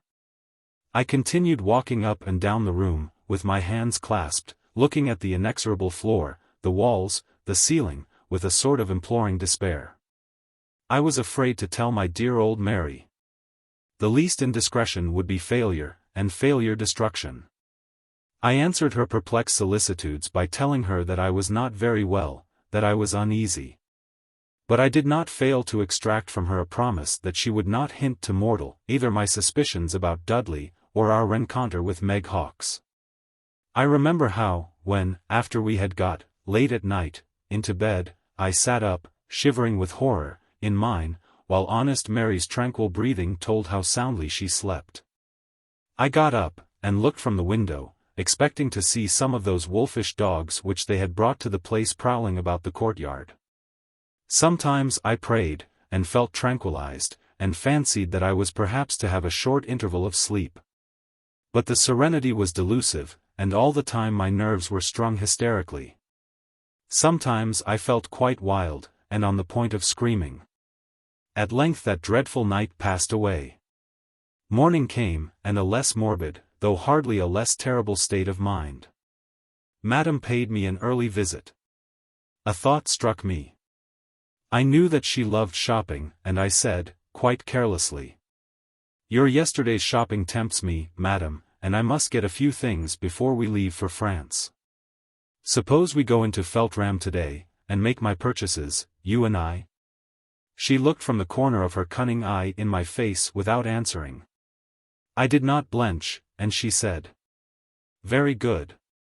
I would be very happy," and again she looked oddly at me. "What hour, my dear Maud?" 1 o'clock. "I think that will do very well, eh?" I assented, and she grew silent. I wonder whether I did look as careless as I tried. I do not know. Through the whole of this awful period I was, I think, supernatural. And I even now look back with wonder upon my strange self-command. Madame, I hoped, had heard nothing of the order which prohibited my exit from the place. She would herself conduct me to Feltram, and secure, by accompanying me, my free egress. Once in Feltram, I would assert my freedom, and manage to reach my dear cousin Knowles. Back to Bartram no power should convey me. My heart swelled and fluttered in the awful suspense of that hour. Oh, Bartram Haugh! How came you by those lofty walls? Which of my ancestors had begirt me with an impassable barrier in this horrible strait? Suddenly I remembered my letter to Lady Knowles. If I were disappointed in effecting my escape through Feltram, all would depend upon it.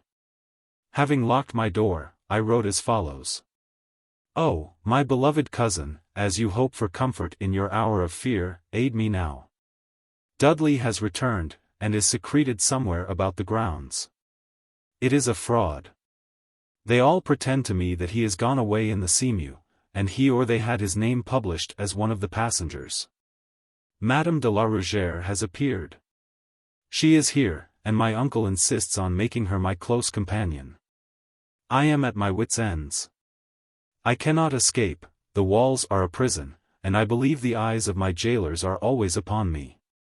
Dogs are kept for pursuit, yes, dogs. And the gates are locked against my escape. God help me. I don't know where to look, or whom to trust. I fear my uncle more than all. I think I could bear this better if I knew what their plans are, even the worst. If ever you loved or pitied me, dear cousin, I conjure you, help me in this extremity. Take me away from this.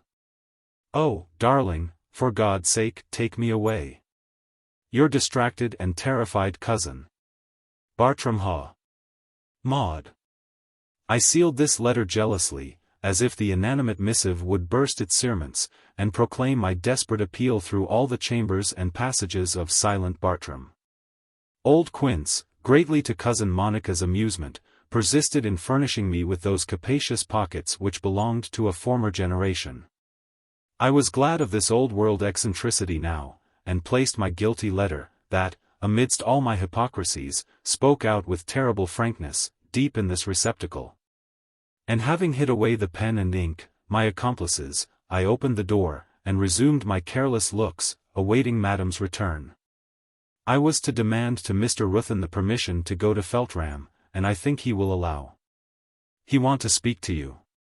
With Madame I entered my uncle's room. He was reclining on a sofa, his back towards us, and his long white hair, as fine as spun glass, hung over the back of the couch.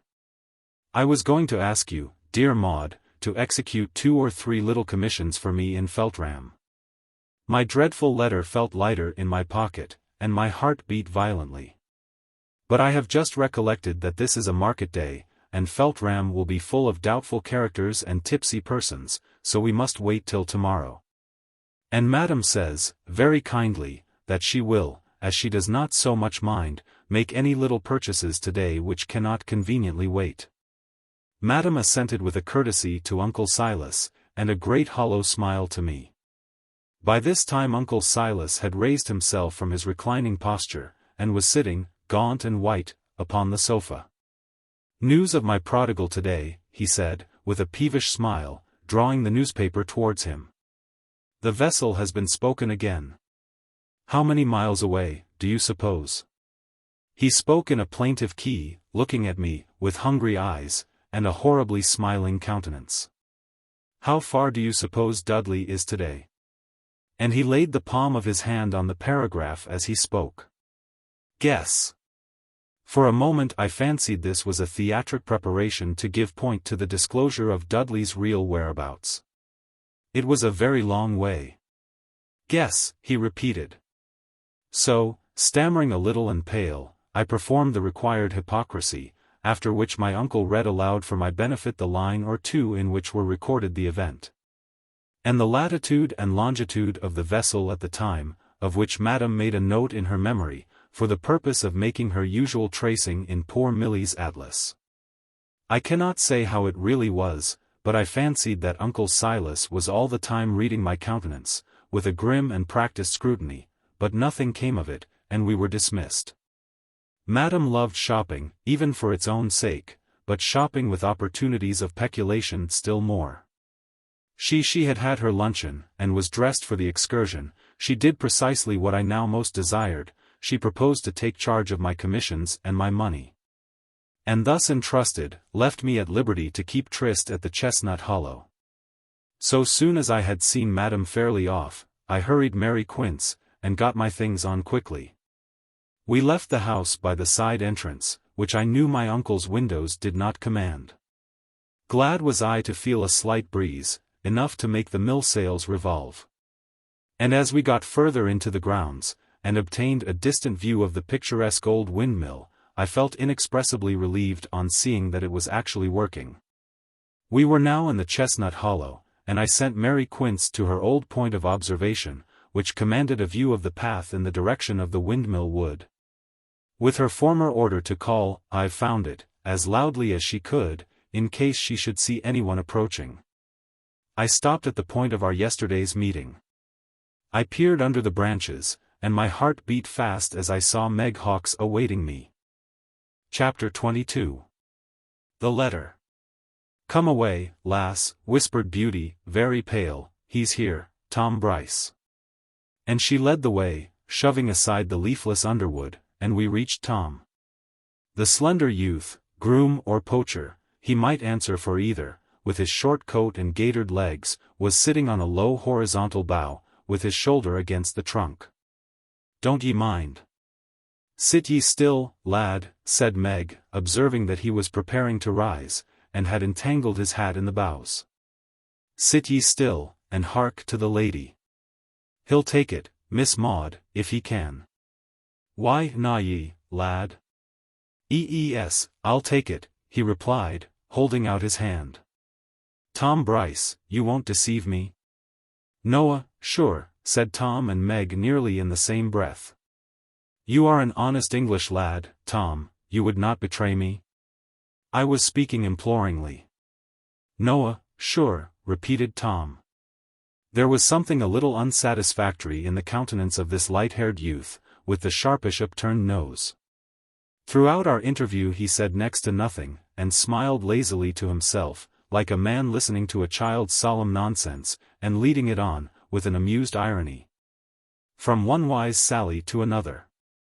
Thus it seemed to me that this young clown, without in the least intending to be offensive, was listening to me with a profound and lazy mockery. I could not choose, however. And, such as he was, I must employ him or none. "Now, Tom Bryce, a great deal depends on this." "That's true for her, Tom Bryce," said Meg, who now and then confirmed my asseverations. "I'll give you £1 now, Tom," and I placed the coin and the letter together in his hand. "And you are to give this letter to Lady Knollys, at Elverston. You know Elverston, don't you?" "He does, Mississippi, don't ye, lad?" "Yes." "Well, do so, Tom, and I'll be good to you so long as I live." "D'ye hear, lad?" "Yes," said Tom, "it's very good." "You'll take the letter, Tom?" I said, in much greater trepidation as to his answer than I showed. "Yes, I'll take the letter," said he, rising, and turning it about in his fingers under his eye, like a curiosity. "Tom Bryce," I said, "if you can't be true to me, say so, but don't take the letter except to give it to Lady Knollys, at Elverston. If you won't promise that, let me have the note back. Keep the £1, but tell me that you won't mention my having asked you to carry a letter to Elverston to anyone." For the first time Tom looked perfectly serious. He twiddled the corner of my letter between his finger and thumb, and wore very much the countenance of a poacher about to be committed. "I don't want to chouse ye, miss. But I must take care o' myself, ye see. The letters goes all through Silas's fingers to the post, and he'd know damn well this warn't among 'em. They do say he opens 'em, and reads 'em before they go, and that's his diversion.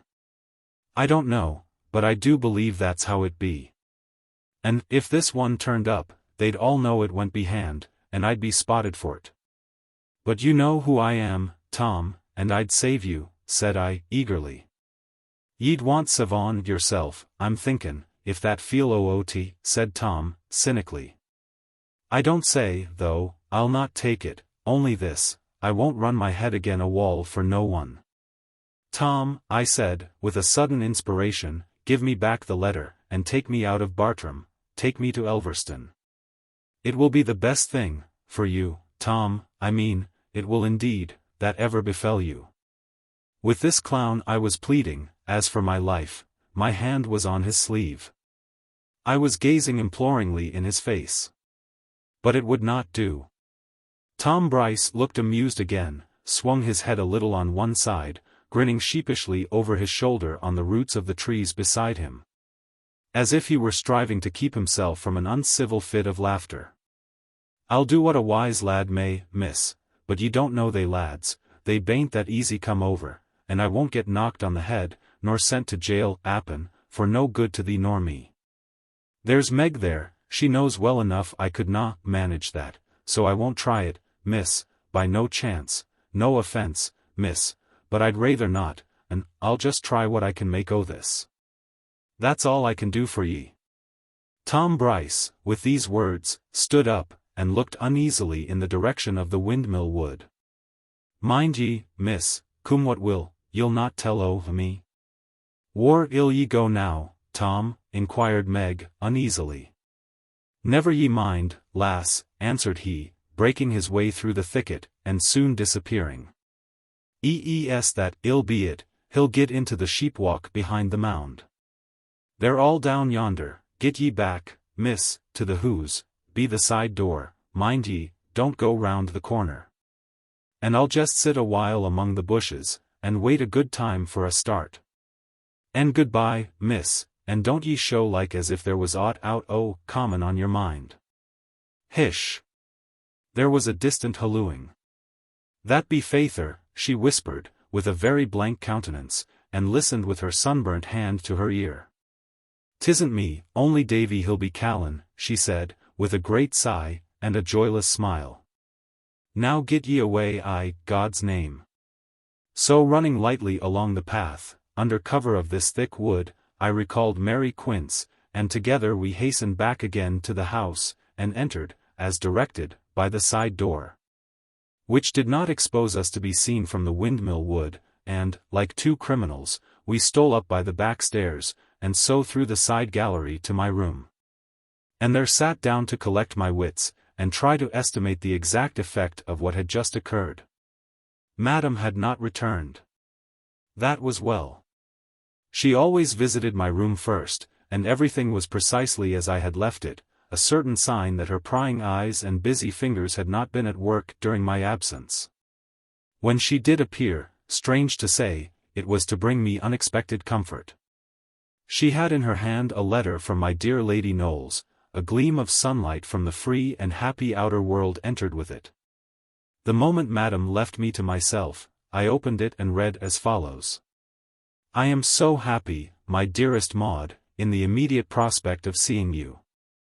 I have had a really kind letter from poor Silas, poor, I say, for I really compassionate his situation, about which he has been, I do believe, quite frank, at least Ilbury says so. And somehow he happens to know. I have had quite an affecting, changed letter. I will tell you all when I see you.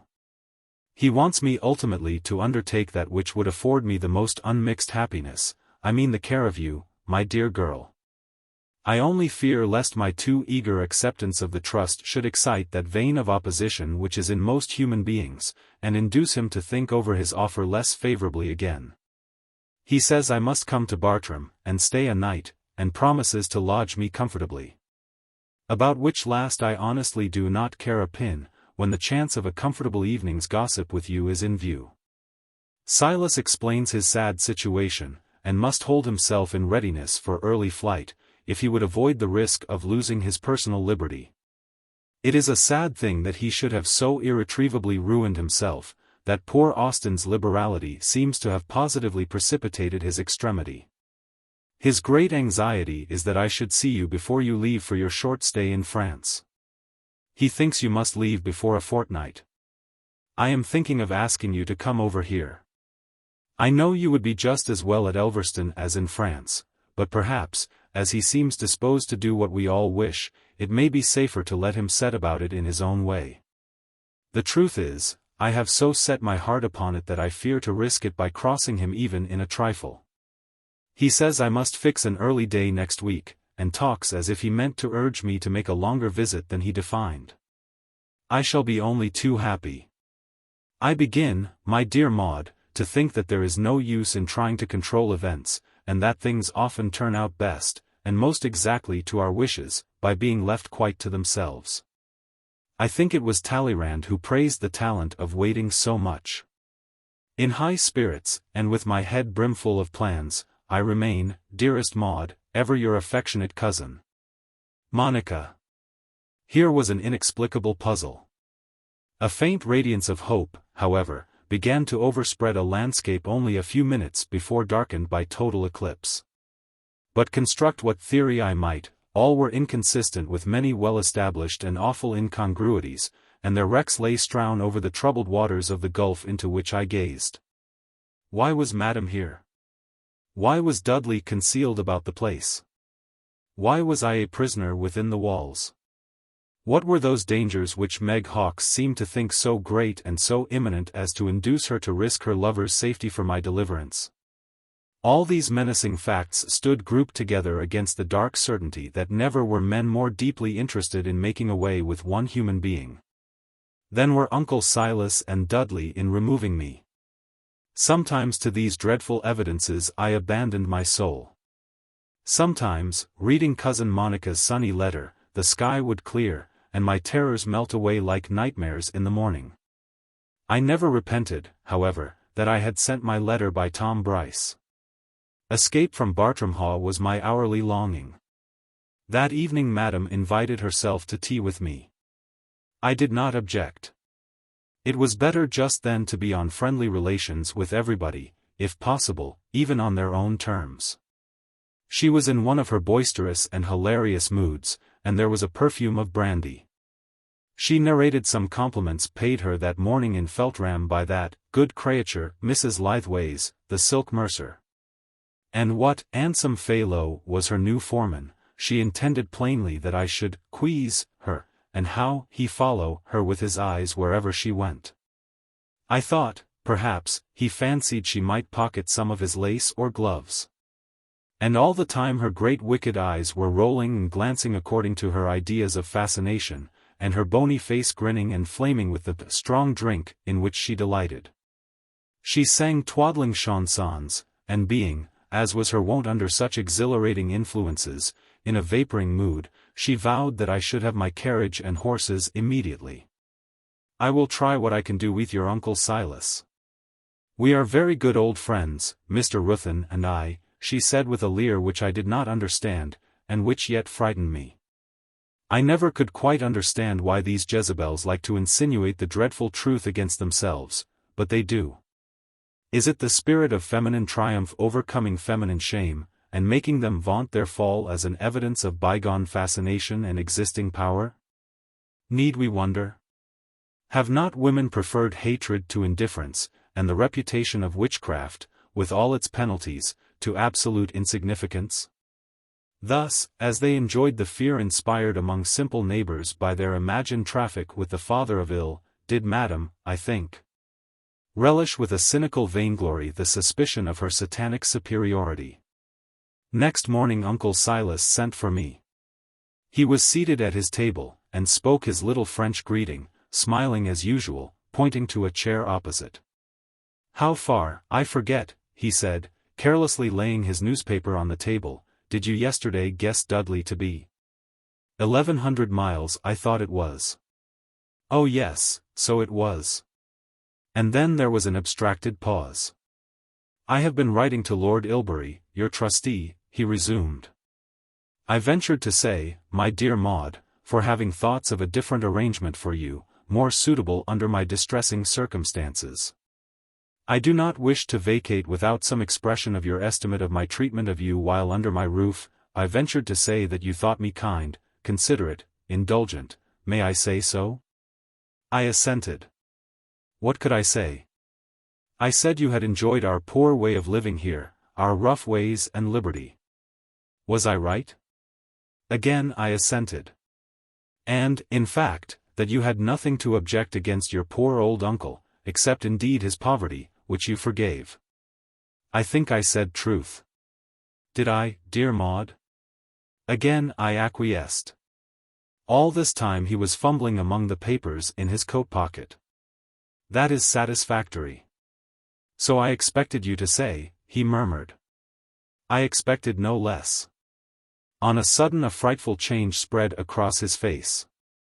He rose like a spectre with a white scowl. Then how do you account for that? He shrieked in a voice of thunder, and smiting my open letter to Lady Knowles, face upward, upon the table. I stared at my uncle, unable to speak, until I seemed to lose sight of him. But his voice, like a bell, still yelled in my ears. There! Young hypocrite and liar! Explain that farrago of slander which you bribed my servant to place in the hands of my kinswoman, Lady Knowles. And so on and on it went, I gazing into darkness, until the voice itself became indistinct, grew into a buzz, and hummed away into silence. I think I must have had a fit. When I came to myself I was drenched with water, my hair, face, neck, and dress. I did not in the least know where I was. I thought my father was ill, and spoke to him. Uncle Silas was standing near the window, looking unspeakably grim. Madam was seated beside me, and an open bottle of ether, one of Uncle Silas's restoratives, on the table before me. "Who's that? Who's ill? Is anyone dead?" I cried.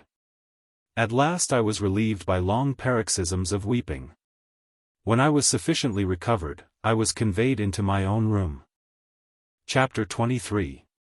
Lady Knowles' Carriage. Next morning, it was Sunday, I lay on my bed in my dressing gown, dull, apathetic, with all my limbs sore, and, as I thought, rheumatic. And feeling so ill that I did not care to speak or lift my head. My recollection of what had passed in Uncle Silas's room was utterly confused, and it seemed to me as if my poor father had been there and taken a share, I could not remember how, in the conference. I was too exhausted and stupid to clear up this horrible muddle, and merely lay with my face toward the wall, motionless and silent, except for a great sigh every now and then. Good Mary Quince was in the room, there was some comfort in that, but I felt quite worn out, and had rather she did not speak to me. And indeed for the time I felt absolutely indifferent as to whether I lived or died. Cousin Monica this morning, at Pleasant Elverston, all unconscious of my sad plight, proposed to Lady Mary Carysbroke and Lord Ilbury, her guests, to drive over to church at Feltram, and then pay us a visit at Bartram Haugh, to which they readily agreed. Accordingly, at about 2 o'clock, this pleasant party of 3 arrived at Bartram. They walked, having left the carriage to follow when the horses were fed. And Madame de la Rougère, who was in my uncle's room when little Giblets arrived to say that the party were in the parlour, whispered for a little with my uncle. Who then said, "Miss Maud Ruthyn has gone out to drive, but I shall be happy to see Lady Knowles here, if she will do me the favour to come upstairs and see me for a few moments.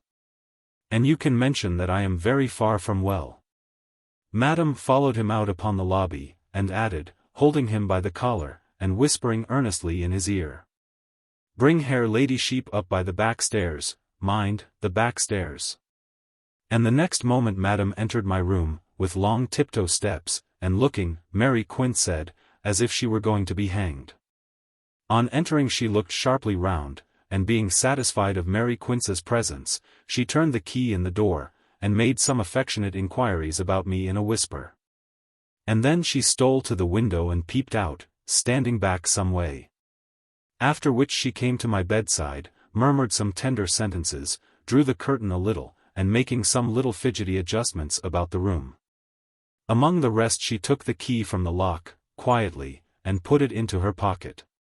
This was so odd a procedure that honest Mary Quince rose stoutly from her chair, pointing to the lock, with her frank little blue eyes fixed on Madame. And she whispered, "Won't you put the key in the lock, please?" "Oh, certainly, Mary Quince.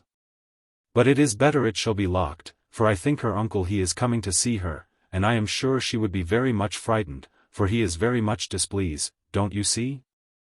And we can tell him she is not well enough, or asleep, and so he will go away again, without any trouble." I heard nothing of this, which was conducted in close whispers. And Mary, although she did not give Madame credit for caring whether I was frightened or not, and suspected her motives in everything, acquiesced grudgingly, fearing lest her alleged reason might possibly be the true one. So Madame hovered about the door, uneasily, and of what went on elsewhere during that period Lady Knowles afterwards gave me the following account. "We were very much disappointed. But of course I was glad to see Silas, and your little hobgoblin butler led me upstairs to his room a different way, I think, from that I came before. But I don't know the house of Bartram well enough to speak positively. I only know that I was conducted quite across his bedroom, which I had not seen on my former visit, and so into his sitting room, where I found him. He seemed very glad to see me, came forward smiling, I disliked his smile always, with both hands out, and shook mine with more warmth than I ever remembered in his greeting before. And said, "My dear, dear Monica, how very good of you, the very person I longed to see. I have been miserably ill, the sad consequence of still more miserable anxiety. Sit down, pray, for a moment." And he paid me some nice little French compliment in verse. "And where is Maud?" said I. "I think Maud is by this time about halfway to Elverston," said the old gentleman. I persuaded her to take a drive, and advised a call there, which seemed to please her, so I conjecture she obeyed. "How very provoking," cried I. "My poor Maud will be sadly disappointed, but you will console her by a visit. You have promised to come, and I shall try to make you comfortable. I shall be happier, Monica, with this proof of our perfect reconciliation. You won't deny me?" "Certainly not. I am only too glad to come," said I, "and I want to thank you, Silas." "For what?" said he. "For wishing to place Maud in my care. I am very much obliged to you." "I did not suggest it, I must say, Monica, with the least intention of obliging you," said Silas. I thought he was going to break into one of his ungracious moods. "But I am obliged to you, very much obliged to you, Silas, and you shan't refuse my thanks. I am happy, at all events, Monica, in having won your goodwill. We learn at last that in the affections only are our capacities for happiness, and how true is St. Paul's preference of love, the principle that abideth. The affections, dear Monica, are eternal, and being so, celestial, divine, and consequently happy, deriving happiness, and bestowing it. I was always impatient of his or anybody else's metaphysics, but I controlled myself, and only said, with my customary impudence, "Well, dear Silas, and when do you wish me to come?" "The earlier the better," said he. "Lady Mary and Ilbury will be leaving me on Tuesday morning. I can come to you in the afternoon, if you think Tuesday a good day." "Thank you, dear Monica. I shall be, I trust, enlightened by that day as to my enemy's plans. It is a humiliating confession, Monica, but I am past feeling that. It is quite possible that an execution may be sent into this house tomorrow, and an end of all my schemes. It is not likely, however, hardly possible, before 3 weeks, my attorney tells me. I shall hear from him tomorrow morning, and then I shall ask you to name a very early day. If we are to have an unmolested fortnight certain, you shall hear, and name your own day." Then he asked me who had accompanied me, and lamented ever so much his not being able to go down to receive them. And he offered luncheon, with a sort of Ravenswood smile, and a shrug, and I declined, telling him that we had but a few minutes, and that my companions were walking in the grounds near the house. I asked whether Maud was likely to return soon. Certainly not before 5 o'clock. He thought we should probably meet her on our way back to Elverston, but could not be certain, as she might have changed her plans. So then came, no more remaining to be said, a very affectionate parting. I believe all about his legal dangers was strictly true. How he could, unless that horrid woman had deceived him, with so serene a countenance tell me all those gross untruths about Maud, I can only admire. In the meantime, as I lay in my bed, madam, gliding hither and thither, whispering sometimes, listening at others, I suddenly startled them both by saying, "Whose carriage?" "What carriage, dear?" inquired Quince, whose ears were not so sharp as mine. Madam peeped from the window. "'Tis the physician, Dr. Jokes. He is come to see your uncle, my dear," said Madam. "But I hear a female voice," I said, sitting up. "No, my dear, there is only the doctor," said Madam. "He is come to your uncle. I tell you he is getting out of his carriage," and she affected to watch the doctor's descent. "The carriage is driving away," I cried. "Yes, it is driving away," she echoed. But I had sprung from my bed, and was looking over her shoulder, before she perceived me. "It is Lady Knowles!" I screamed, seizing the window frame to force it up, and, vainly struggling to open it, I cried. "I'm here, Cousin Monica. For God's sake, Cousin Monica, Cousin Monica." "You are mad, Mees, go back," screamed Madame, exerting her superior strength to force me back. But I saw deliverance and escape gliding away from my reach, and, strung to unnatural force by desperation, I pushed past her, and beat the window wildly with my hands, screaming, "Save me, save me! Here, here, Monica, here! Cousin, cousin, oh! Save me!" Madame had seized my wrists, and a wild struggle was going on. A window pane was broken, and I was shrieking to stop the carriage. The Frenchwoman looked black and haggard as a fury, as if she could have murdered me. Nothing daunted, frantic, I screamed in my despair, seeing the carriage drive swiftly away, seeing Cousin Monica's bonnet, as she sat chatting with her vis-a-vis. "Oh, oh, oh!" I shrieked, in vain and prolonged agony, as Madame, exerting her strength and matching her fury against my despair, forced me back in spite of my wild struggles, and pushed me sitting on the bed, where she held me fast, glaring in my face, and chuckling and panting over me. I think I felt something of the despair of a lost spirit. I remember the face of poor Mary Quince, its horror, its wonder, as she stood gaping into my face, over Madame's shoulder, and crying, "What is it, Miss Maud? What is it, dear?" And turning fiercely on Madame, and striving to force her grasp from my wrists, "Are you hurting the child? Let her go, let her go. I will let her go. What old fool are you, Mary Quince? She is mad, I think. She has lost her head. Oh, Mary, cry from the window. Stop the carriage." I cried. Mary looked out, but there was by this time, of course, nothing in sight. "Why don't you stop the carriage?" sneered Madame. "Call the coachman and the postilion. Where is the footman? Bah!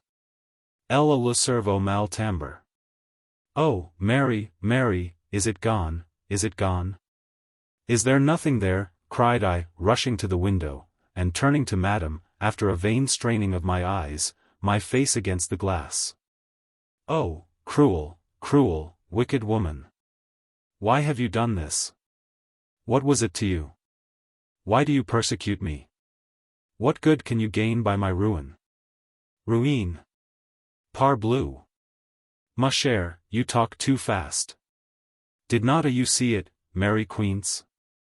It was the doctor's carriage, and Mrs. Jokes, and that impudent fellow, young Jokes, staring up to the window. And mademoiselle she come in so shocking deshabille to show herself knocking at the window. 'Twould be very nice thing, Mary Quince, don't you think?" I was sitting now on the bedside, crying in mere despair. I did not care to dispute or to resist. Oh! Why had rescue come so near, only to prove that it could not reach me? So I went on crying, with a clasping of my hands and turning up of my eyes, in incoherent prayer. I was not thinking of Madame, or of Mary Quince, or any other person, only babbling my anguish and despair helplessly in the ear of heaven. I did not think there was soche fool. What enfant gate? My dear chiel, what can you mean by soche strange language and conduct? What for should you wish to display yourself in the window in soche horrible deshabille to the people in the doctor's coach? It was Cousin Knowles, Cousin Knowles. Oh, Cousin Knowles. You're gone, you're gone, you're gone. And if it was Lady Knowles' coach, there was certainly a coachman and a footman, and whoever has the coach there was young gentlemen in it. If it was Lady Knowles' carriage it would have been worse than the doctor. It is no matter, it is all over. Oh, Cousin Monica, your poor Maud, where is she to turn? Is there no help? That evening Madame visited me again, in one of her sedate and moral moods. She found me dejected and passive, as she had left me. "I think, Maud, there is news, but I am not certain. I raised my head and looked at her wistfully. I think there is letter of bad news from the attorney in London. Oh, I said, in a tone which I am sure implied the absolute indifference of dejection. But, my dear Maud, if it be so, we shall go at once, you and me, to join Miss Millicent in France. La belle France. You will like so moche. We shall be so gay. You cannot imagine there are such nice girl there. They all love a me so moche, you will be delight. How soon do we go? I asked. I do not know. But I was to bring in a case of eau de cologne that came this evening, and he laid down a letter and say, the blow has descended, madam. My niece must hold herself in readiness. I said, for what, monsieur, twice, but he did not answer. I am sure it is unprocess. They av ruin him. Eh bien, my dear. I suppose we shall leave this triste place immediately. I am so rejoice. It appears to me un cimetière. Yes, I should like to leave it, I said, sitting up, with a great sigh and sunken eyes. It seemed to me that I had quite lost all sense of resentment towards madam. A debility of feeling had supervened, the fatigue, I suppose, and prostration of the passions. I will make excuse to go into his room again, said madam. And I will endeavor to learn something more from him, and I will come back again to you in half an hour. She departed. But in half an hour did not return. I had a dull longing to leave Bartram Haugh. For me, since the departure of poor Milly, it had grown like the haunt of evil spirits, and to escape on any terms from it was a blessing unspeakable.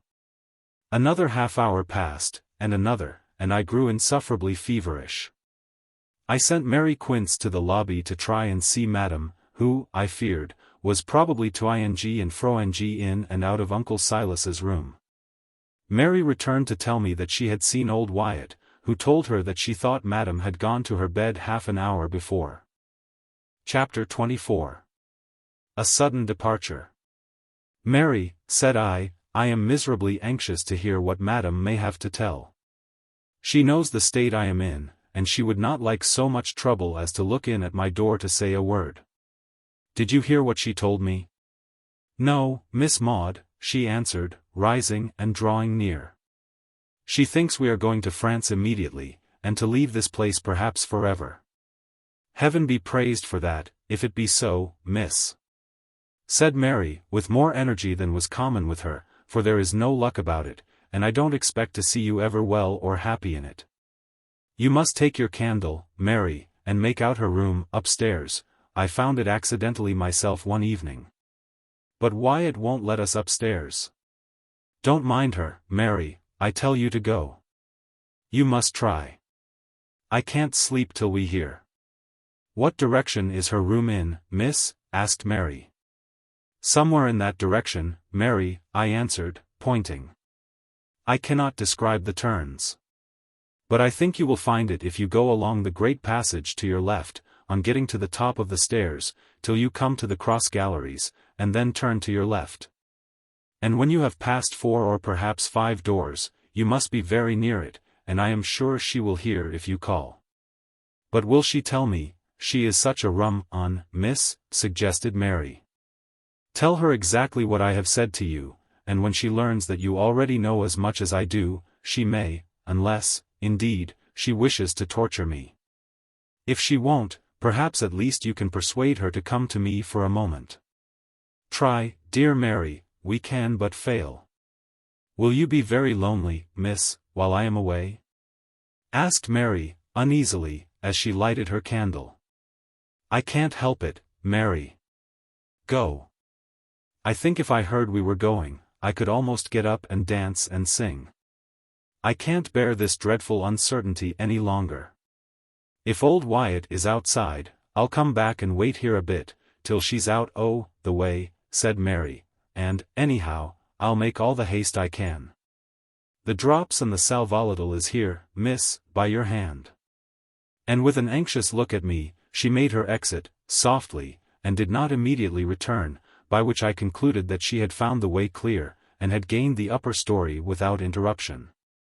This little anxiety ended, its subsidence was followed by a sense of loneliness, and with it, of vague insecurity, which increased at last to such a pitch that I wondered at my own madness in sending my companion away.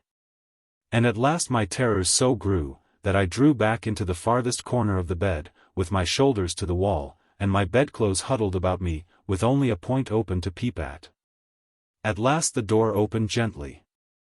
"Who's there?" I cried, in extremity of horror, expecting I knew not whom.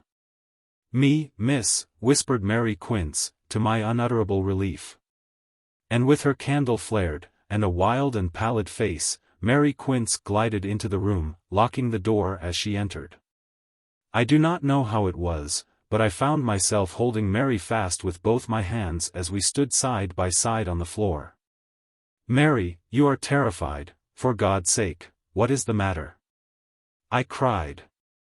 "No, miss," said Mary, faintly, "not much. I see it in your face." "What is it?" "Let me sit down, Mississippi. I'll tell you what I saw, only I'm just a bit queerish." Mary sat down by my bed.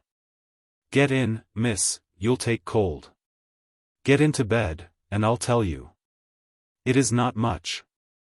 I did get into bed, and gazing on Mary's frightened face, I felt a corresponding horror. "For mercy's sake, Mary, say what it is." So again assuring me it was not much, she gave me in a somewhat diffuse and tangled narrative the following facts. On closing my door, she raised her candle above her head and surveyed the lobby, and seeing no one there she ascended the stairs swiftly. She passed along the great gallery to the left, and paused a moment at the cross gallery, and then recollected my directions clearly, and followed the passage to the right. There are doors at each side, and she had forgotten to ask me at which Madam's was. She opened several. In one room she was frightened by a bat, which had very nearly put her candle out. She went on a little, paused, and began to lose heart in the dismal solitude, when on a sudden, a few doors farther on, she thought she heard Madam's voice. She said that she knocked at the door, but receiving no answer, and hearing Madam still talking within, she opened it. There was a candle on the chimney-piece, and another in a stable lantern near the window. Madam was conversing volubly on the hearth, with her face toward the window, the entire frame of which had been taken from its place. Dickon Hawkes, the Zamiel of the wooden leg, was supporting it with one hand, as it leaned imperfectly against the angle of the recess. There was a third figure standing, buttoned up in a surtout, with a bundle of tools under his arm, like a glazier, and, with a silent thrill of fear, she distinctly recognized the features as those of Dudley Ruthyn. "'Twas him, miss, so sure as I sit here." Well, like that, they were as mute as mice, 3 pairs of eyes were on me. I don't know what made me so study-like, but Somat told me I should not make as though I knew any but Madam. And so I made a courtesy, as well as I could, and I said, "Might I speak a word why, ye, please, on the lobby?" Mr. Dudley was making belief be this time to look out at window, why, his back to me, and I kept looking straight on Madam, and she said, "There mend in my broken glass, Mary," walking between them and me, and coming close up to me very quick. And so she marched me backward out the door, prating all the time. When we were on the lobby, she took my candle from my hand, shutting the door behind her, and she held the light a bit behind her ear, so 'twas full on my face, as she looked sharp into it. And, after a bit, she said again, in her queer lingo, there was 2 panes broke in her room, and men sent for to mend it. I was awful frightened when I saw Mr. Dudley, for I could not believe any such thing before, and I don't know how I could look her in the face as I did and not show it.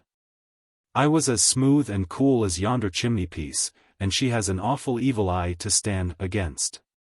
But I never flinched, and I think she's puzzled, for as cunning as she is, whether I believe all she said, or knowed 'twas a pack o' stories.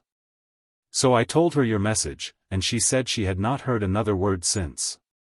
But she did believe we had not many more days here, and would tell you if she heard tonight, when she brought his soup to your uncle, in half an hour's time.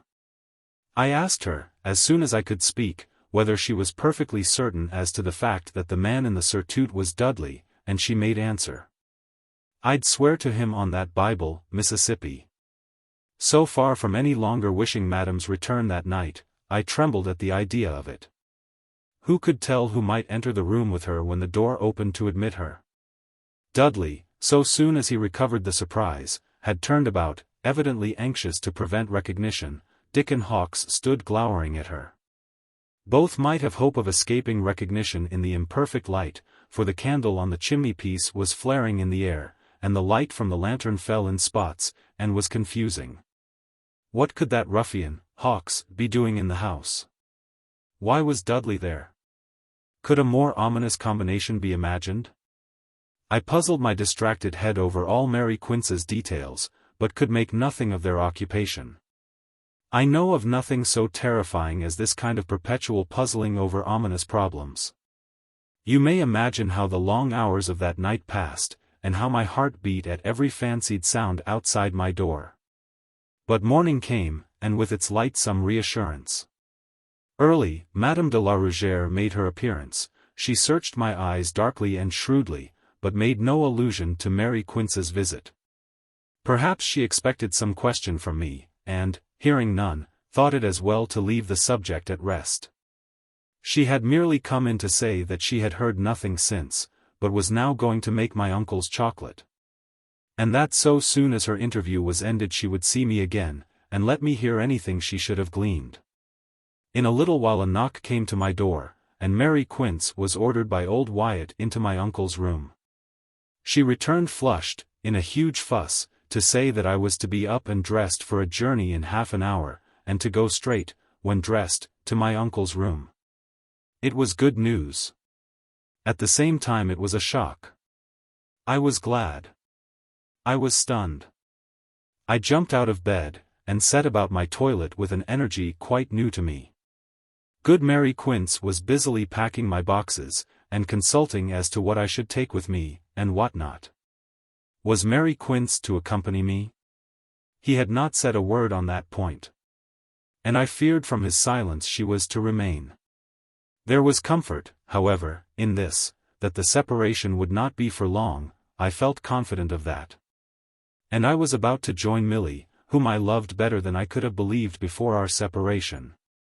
But whatsoever the conditions might be, it was an indescribable relief to have done with Bartram Haugh, and leave behind me its sinister lines of circumvallation, its haunted recesses, and the awful spectres that had lately appeared within its walls. I stood too much in awe of my uncle to fail in presenting myself punctually at the close of the half-hour. I entered his sitting-room under the shadow of sour old Wyatt's high-cauled cap. She closed the door behind me, and the conference commenced. Madame de la Rougère sat there, dressed and draped for a journey, and with a thick black lace veil on. My uncle rose, gaunt and venerable, and with a harsh and severe countenance. He did not offer his hand, he made me a kind of bow, more of repulsion than of respect. He remained in a standing position, supporting his crooked frame by his hand, which he leaned on a dispatch-box. He glared on me steadily with his wild phosphoric eyes, from under the dark brows I have described to you, now corrugated in lines indescribably stern. You shall join my daughter at the pension, in France. Madame de la Rougère shall accompany you, said my uncle, delivering his directions with the stern monotony and the measured pauses of a person dictating an important dispatch to a secretary. Old Mrs. Quince shall follow with me, or, if alone, in a week. You shall pass tonight in London, tomorrow night you proceed thence to Dover, and cross by the mail packet. You shall now sit down and write a letter to your cousin Monica Knowles, which I will first read and then dispatch. Tomorrow you shall write a note to Lady Knowles, from London, telling her how you have got over so much of your journey, and that you cannot write from Dover, as you must instantly start by the packet on reaching it. And that until my affairs are a little settled, you cannot write to her from France, as it is of high importance to my safety that no clue should exist as to our address. Intelligence, however, shall reach her through my attorneys, Archer and Slay, and I trust we shall soon return. You will, please, submit that latter note to Madame de la Rougère, who has my directions to see that it contains no libels upon my character. Now, sit down. So, with those unpleasant words tingling in my ears, I obeyed. Right, said he, when I was duly placed. You shall convey the substance of what I say in your own language. The imminent danger this morning announced of an execution, remember the word, and he spelled it for me, being put into this house either this afternoon or tomorrow, compels me to anticipate my plans, and dispatch you for France this day. That you are starting with an attendant. Here an uneasy movement from Madame, whose dignity was perhaps excited. An attendant, he repeated, with a discordant emphasis. And you can, if you please, but I don't solicit that justice, say that you have been as kindly treated here as my unfortunate circumstances would permit. That is all. You have just 15 minutes to write. Begin. I wrote accordingly. My hysterical state had made me far less combative than I might have proved some months since, for there was much that was insulting as well as formidable in his manner. I completed my letter, however, to his satisfaction in the prescribed time. And he said, as he laid it and its envelope on the table, "Please to remember that this lady is not your attendant only, but that she has authority to direct every detail respecting your journey, and will make all the necessary payments on the way. You will please, then, implicitly to comply with her directions. The carriage awaits you at the hall door." Having thus spoken, with another grim bow, and, "I wish you a safe and pleasant journey," he receded a step or two, and I, with an undefinable kind of melancholy, though also with a sense of relief, withdrew. My letter, I afterwards found, reached Lady Knowles, accompanied by one from Uncle Silas, who said, "Dear Maud apprises me that she has written to tell you something of our movements. A sudden crisis in my miserable affairs compels a break-up as sudden here.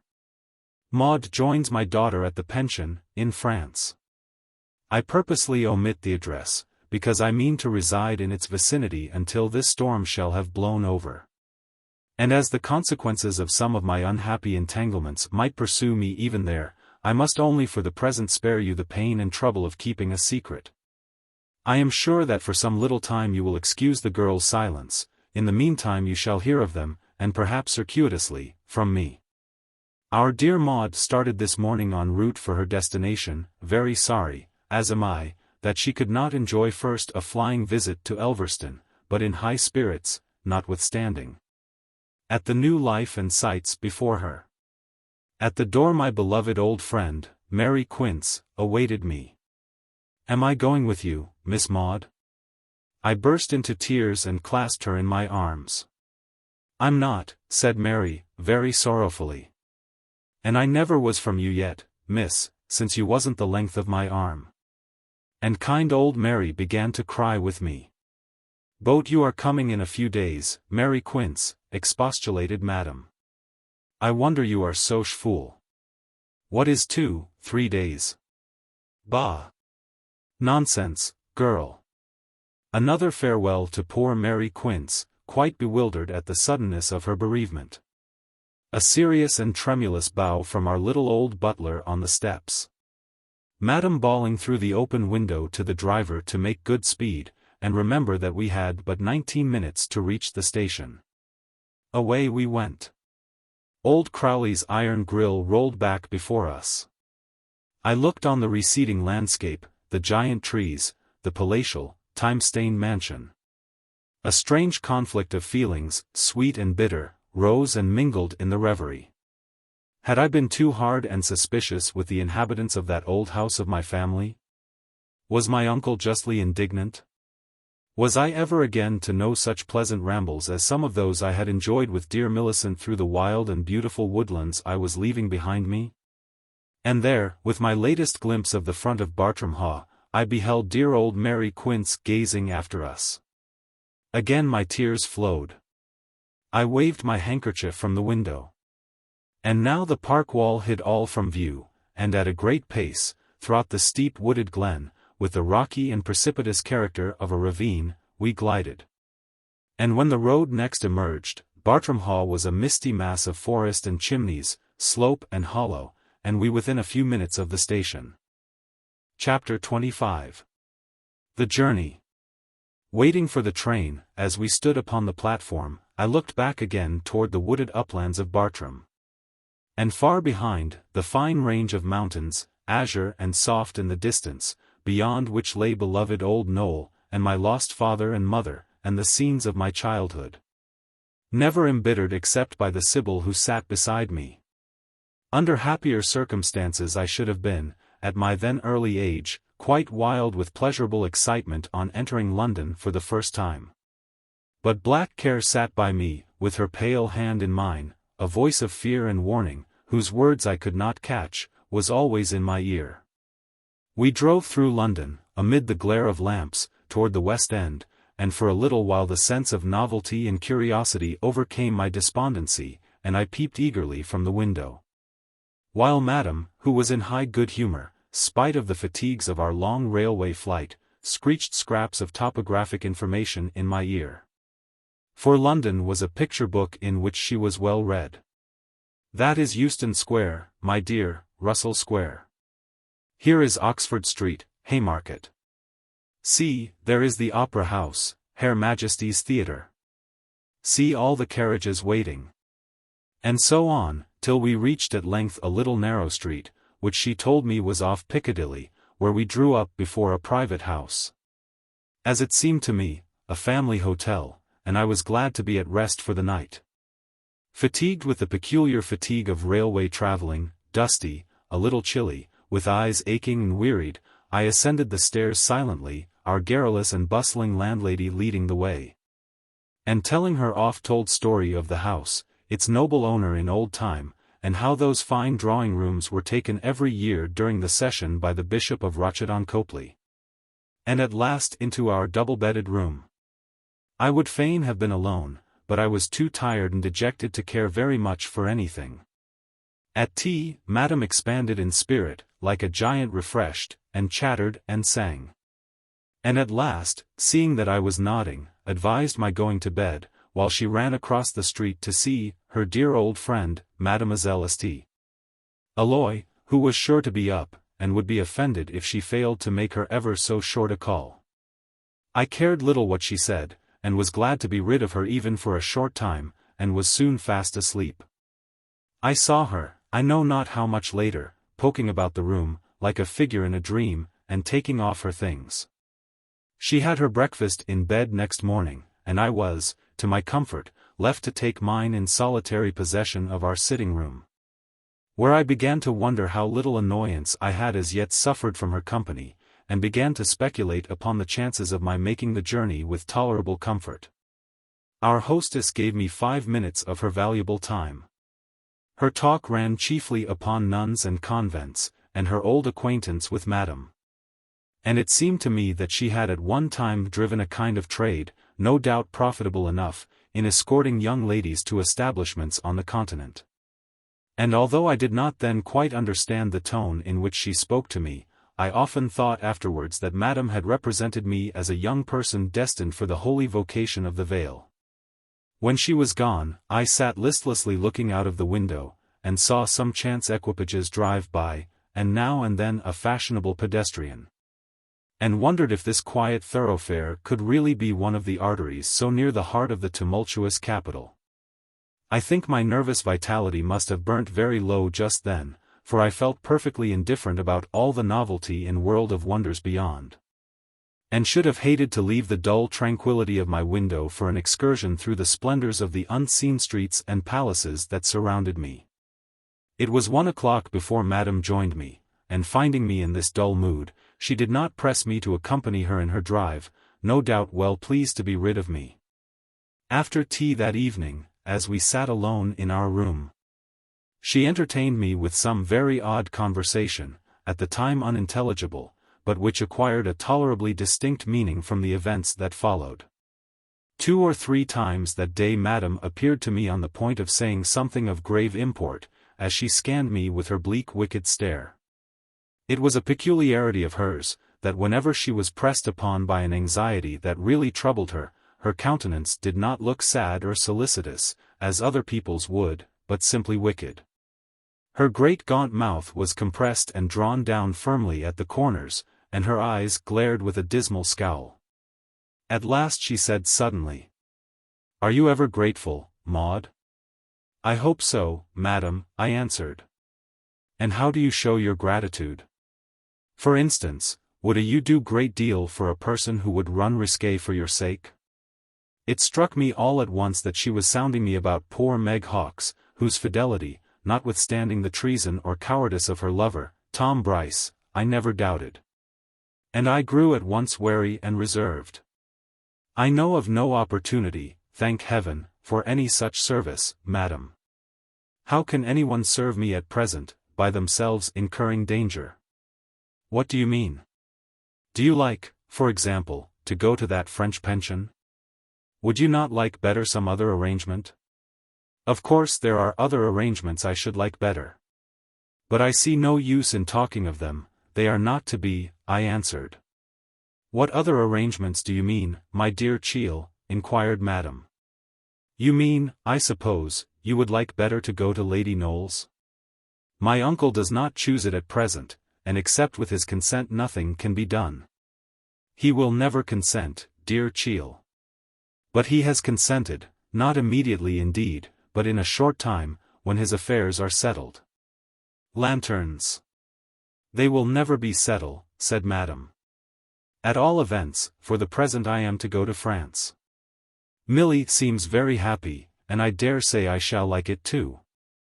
I am very glad to leave Bartram Haugh, at all events." "But your uncle will bring you back there," said madam, drily. "It is doubtful whether he will ever return to Bartram himself," I said. "Ah!" said madam with a long-drawn nasal intonation, "you think I hate you. You are quite wrong, my dear Maud. I am, on the contrary, very much interested for you. I am, I assure you, dear Achille." And she laid her great hand, with joints misshapen by old chilblains, upon the back of mine. I looked up in her face. She was not smiling. On the contrary, her wide mouth was drawn down at the corners ruefully, as before, and she gazed on my face with a scowl from her abysmal eyes. I used to think the flare of that irony which lighted her face so often immeasurably worse than any other expression she could assume.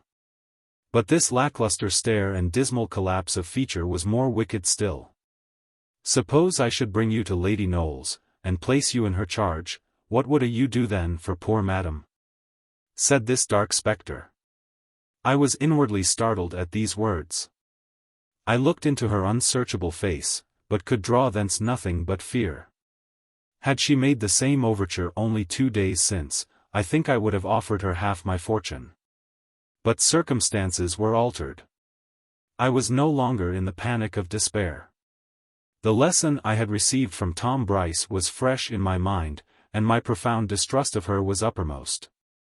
I saw before me only a tempter and betrayer, and said, "Do you mean to imply, madam, that my guardian is not to be trusted, and that I ought to make my escape from him?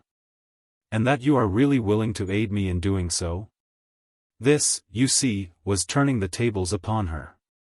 I looked her steadily in the face as I spoke. She returned my gaze with a strange stare and a gape, which haunted me long after. And it seemed as we sat in utter silence that each was rather horribly fascinated by the other's gaze. At last she shut her mouth sternly, and eyes me with a more determined and meaning scowl, and then said in a low tone, "I believe, Maud, that you are a cunning and wicked little thing." "Wisdom is not cunning, madam, nor is it wicked to ask your meaning in explicit language," I replied. "And so, you clever Cheel, we two sit here, playing at a game of chess, over this little table, to decide which shall destroy the other, is it not so?" "I will not allow you to destroy me," I retorted, with a sudden flash. Madam stood up, and rubbed her mouth with her open hand. She looked to me like some evil being seen in a dream. I was frightened. "You are going to hurt me," I ejaculated, scarce knowing what I said. "If I were, you deserve it. You are very malicious, ma chère, or, it may be, only very stupid. A knock came to the door. "Come in," I cried, with a glad sense of relief. A maid entered. "A letter, please, she said, handing it to me. "For me," snarled Madam, snatching it. I had seen my uncle's hand, and the Feltram postmark. Madam broke the seal, and read. It seemed but a word, for she turned it about after the first momentary glance, and examined the interior of the envelope, and then returned to the line she had already read. She folded the letter again, drawing her nails in a sharp pinch along the creases, as she stared in a blank, hesitating way at me. "You are stupid little ingrate. I am employed by Monsieur Ruthyn, and of course I am faithful to my employer. I do not want to talk to you. There, you may read that." She jerked the letter before me on the table. It contained but these words. Bartram Haugh. January 30th, 1845. My dear Madam. Be so good as to take the 8:30 train to Dover tonight. Beds are prepared. Yours very truly, Silas Ruthyn. I cannot say what it was in this short advice that struck me with fear. Was it the thick line beneath the word Dover, that was so uncalled for, and gave me a faint but terrible sense of something preconcerted? I said to Madam, "Why is Dover underlined?" "I do not know, little fool, no more than you. How can I tell what is passing in your uncle's head when he make that a mark? Has it not a meaning, Madam? How can you talk like that?" She answered, more in her old way. "You are either mocking of me, or you are becoming truly a fool." She rang the bell, called for our bill, saw our hostess, while I made a few hasty preparations in my room. "You need not look after the trunks, they will follow us all right. Let us go, Cheel, we have half an hour only to reach the train." No one ever fussed like Madam when occasion offered. There was a cab at the door, into which she hurried me. I assumed that she would give all needful directions, and leaned back, very weary and sleepy already, though it was so early, listening to her farewell scream from the cab step, and seeing her black cloak flitting and flapping this way and that, like the wings of a raven disturbed over its prey. In she got, and away we drove through a glare of lamps, and shop windows, still open, gas everywhere, and cabs, buses, and carriages, still thundering through the streets. I was too tired and too depressed to look at those things. Madam, on the contrary, had her head out of the window till we reached the station. "Where are the rest of the boxes?" I asked, as Madam placed me in charge of her box and my bag in the office of the terminus. "They will follow with Boots in another cab, and will come safe with us in this train. Mind those two, we will bring in the carriage with us." So into a carriage we got, in came Madam's box and my bag. Madam stood at the door, and, I think, frightened away intending passengers, by her size and shrillness. At last the bell rang her into her place, the door clapped, the whistle sounded, and we were off. Chapter 26. Our bedchamber. I had passed a miserable night, and, indeed, for many nights had not had my due proportion of sleep. Still I sometimes fancy that I may have swallowed something in my tea that helped to make me so irresistibly drowsy.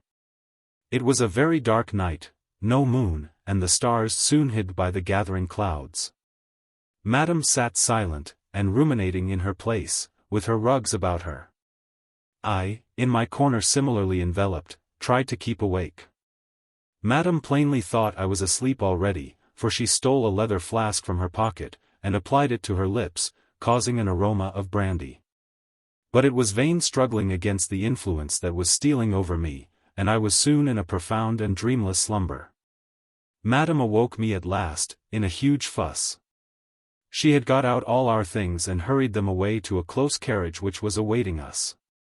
It was still dark and starless. We got along the platform, I half asleep, the porter carrying our rugs, by the glare of a pair of gas jets in the wall, and out by a small door at the end. I remember that Madam, contrary to her wont, gave the man some money. By the puzzling light of the carriage lamps we got in and took our seats. "Go on," screamed Madame, and drew up the window with a great chuck, and we were enclosed in darkness and silence, the most favourable conditions for thought. My sleep had not restored me as it might. I felt feverish, fatigued, and still very drowsy, though unable to sleep as I had done. I dozed by fits and starts, and lay awake, or half awake, sometimes, not thinking but in a way imagining what kind of a place Dover would be. But too tired and listless to ask Madame any questions, and merely seeing the hedges, grey in the lamplight, glide backward into darkness, as I leaned back. We turned off the main road, at right angles, and drew up. "Get down and push it, it is open," screamed Madame from the window. A gate, I suppose, was thus passed. For when we resumed our brisk trot, Madame bawled across the carriage, "We are now in the hotel grounds." And so all again was darkness and silence, and I fell into another doze, from which, on waking, I found that we had come to a standstill, and Madame was standing on the low step of an open door, paying the driver. She, herself, pulled her box and the bag in. I was too tired to care what had become of the rest of our luggage. I descended, glancing to the right and left, but there was nothing visible but a patch of light from the lamps on a paved ground and on the wall. We stepped into the hall or vestibule, and Madame shut the door, and I thought I heard the key turn in it. We were in total darkness. "Where are the lights, Madame, where are the people?"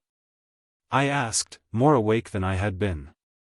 "'Tis past 3 o'clock, Cheel, but there is always light here." She was groping at the side, and in a moment more lighted a lucifer match, and so a bedroom candle. We were in a flagged lobby, under an archway at the right, and at the left of which opened long flagged passages, lost in darkness. A winding stair, barely wide enough to admit Madame, dragging her box, led upward under a doorway, in a corner at the right. "Come, dear Cheel, take your bag. Don't mind the rugs, they are safe enough." "But where are we to go?" "There is no one," I said, looking round in wonder. It certainly was a strange reception at an hotel. "Never mind, my dear Cheel. They know me here, and I have always the same room ready when I write for it. Follow me quietly." So she mounted, carrying the candle. The stair was steep, and the march long. We halted at the second landing, and entered a gaunt, grimy passage. All the way up we had not heard a single sound of life, nor seen a human being, nor so much as passed a gaslight. "Viola! Here 'tis, my dear old room. Enter, dearest Maud." And so I did. The room was large and lofty, but shabby and dismal. There was a tall four-post bed, with its foot beside the window, hung with dark green curtains, of some plush or velvet texture, that looked like a dusty pall.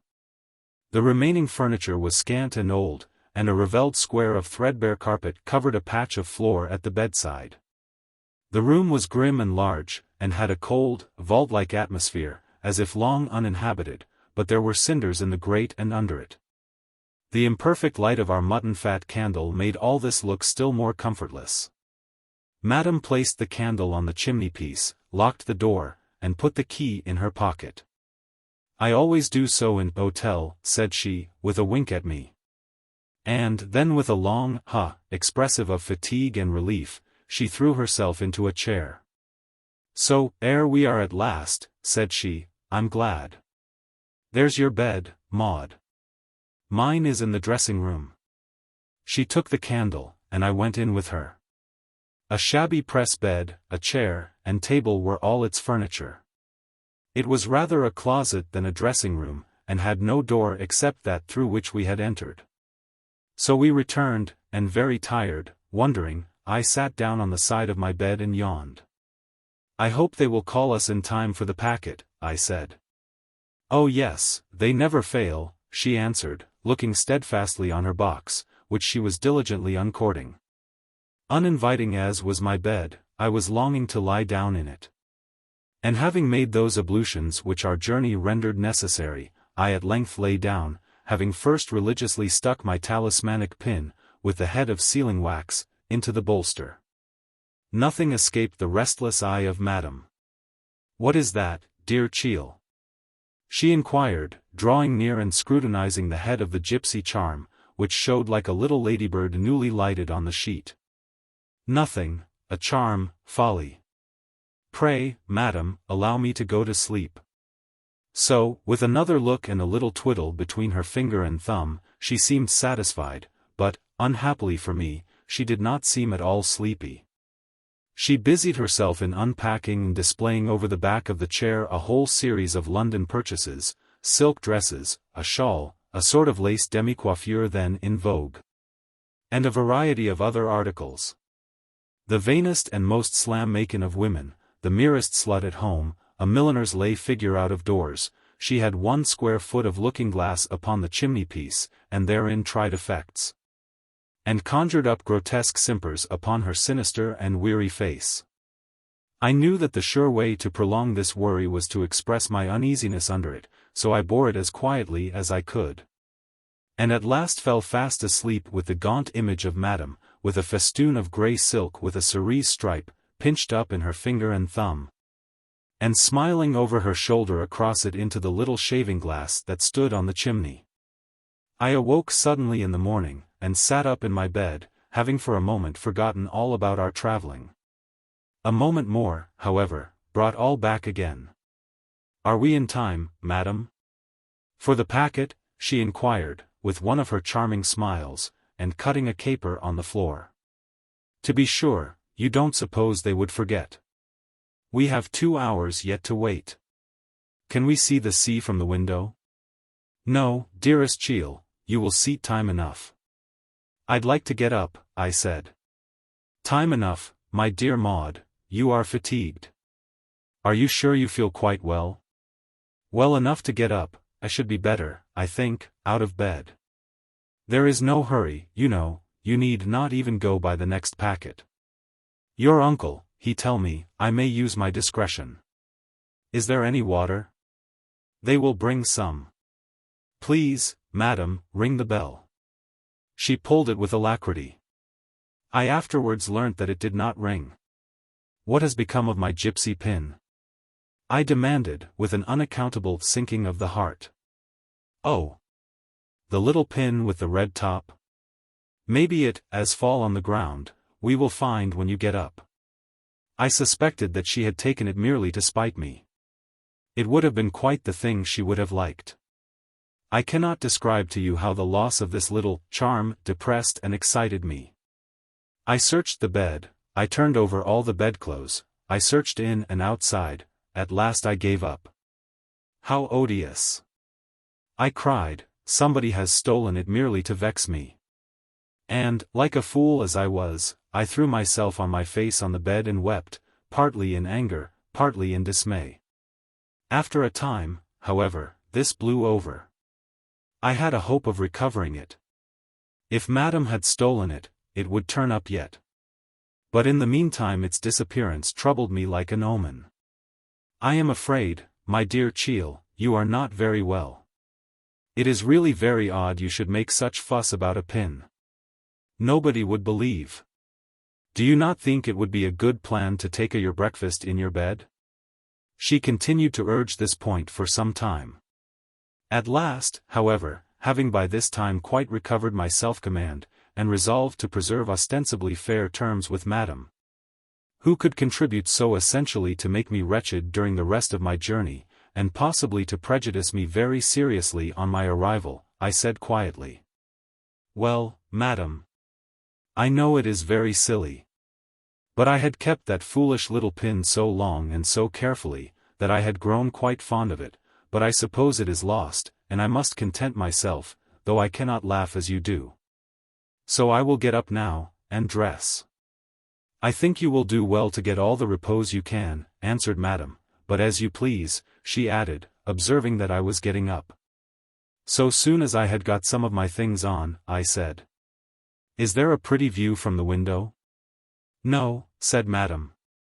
I looked out and saw a dreary quadrangle of cut stone, in one side of which my window was placed. As I looked, a dream rose up before me. "This hotel," I said, in a puzzled way. "Is it a hotel? Why, this is just like, it is the inner court of Bartram Haugh." Madame clapped her large hands together, made a fantastic chassé on the floor, burst into a great nasal laugh like the scream of a parrot, and then said, "Well, dearest Maud, is not clever trick?" I was so utterly confounded that I could only stare about me in stupid silence, a spectacle which renewed Madame's peals of laughter. "We are at Bartram Haugh," I repeated, in utter consternation. How was this done? I had no reply but shrieks of laughter, and one of those Walpurgis dances in which she excelled. "It is a mistake, is it?" "What is it?" "All a mistake, of course. Bartram Haugh, it is so like Dover, as all philosophers know." I sat down in total silence, looking out into the deep and dark enclosure, and trying to comprehend the reality and the meaning of all this. "Well, madam, I suppose you will be able to satisfy my uncle of your fidelity and intelligence. But to me it seems that his money has been ill spent, and his directions anything but well observed." "Ah, ha! Never mind, I think he will forgive me," laughed madame. Her tone frightened me. I began to think, with a vague but overpowering sense of danger, that she had acted under the Machiavellian directions of her superior. "You have brought me back, then, by my uncle's orders?" "Did I say so?" "No, but what you have said can have no other meaning, though I can't believe it. And why have I been brought here? What is the object of all this duplicity and trick? I will know. It is not possible that my uncle, a gentleman and a kinsman, can be privy to so disreputable a manoeuvre. First you will eat your breakfast, dear Maud. Next you can tell your story to your uncle, Monsieur Ruthyn, and then you shall hear what he thinks of my so terrible misconduct." "What nonsense, Chiel! Can you not think how many things may happen to change your uncle's plans? Is he not in danger to be arrested? Bah! You are Chiel still, you cannot have intelligence more than a Chiel. Dress yourself, and I will order breakfast." I could not comprehend the strategy which had been practiced on me. Why had I been so shamelessly deceived? If it were decided that I should remain here, for what imaginable reason had I been sent so far on my journey to France? Why had I been conveyed back with such mystery? Why was I removed to this uncomfortable and desolate room, on the same floor with the apartment in which Charke had met his death, and with no window commanding the front of the house? And no view but the deep and weed-choked court, that looked like a deserted churchyard in a city? "I suppose I may go to my own room?" I said. "Not today, my dear Chiel, for it was all disarranged when we go away. 'Twill be ready again in 2-3 days." "Where is Mary Quince?" I asked. "Mary Quince, she has followed us to France," said madame, making what in Ireland they call a bull. "They are not sure where they will go or what will do for day or two more. I will go and get breakfast. Adieu for a moment."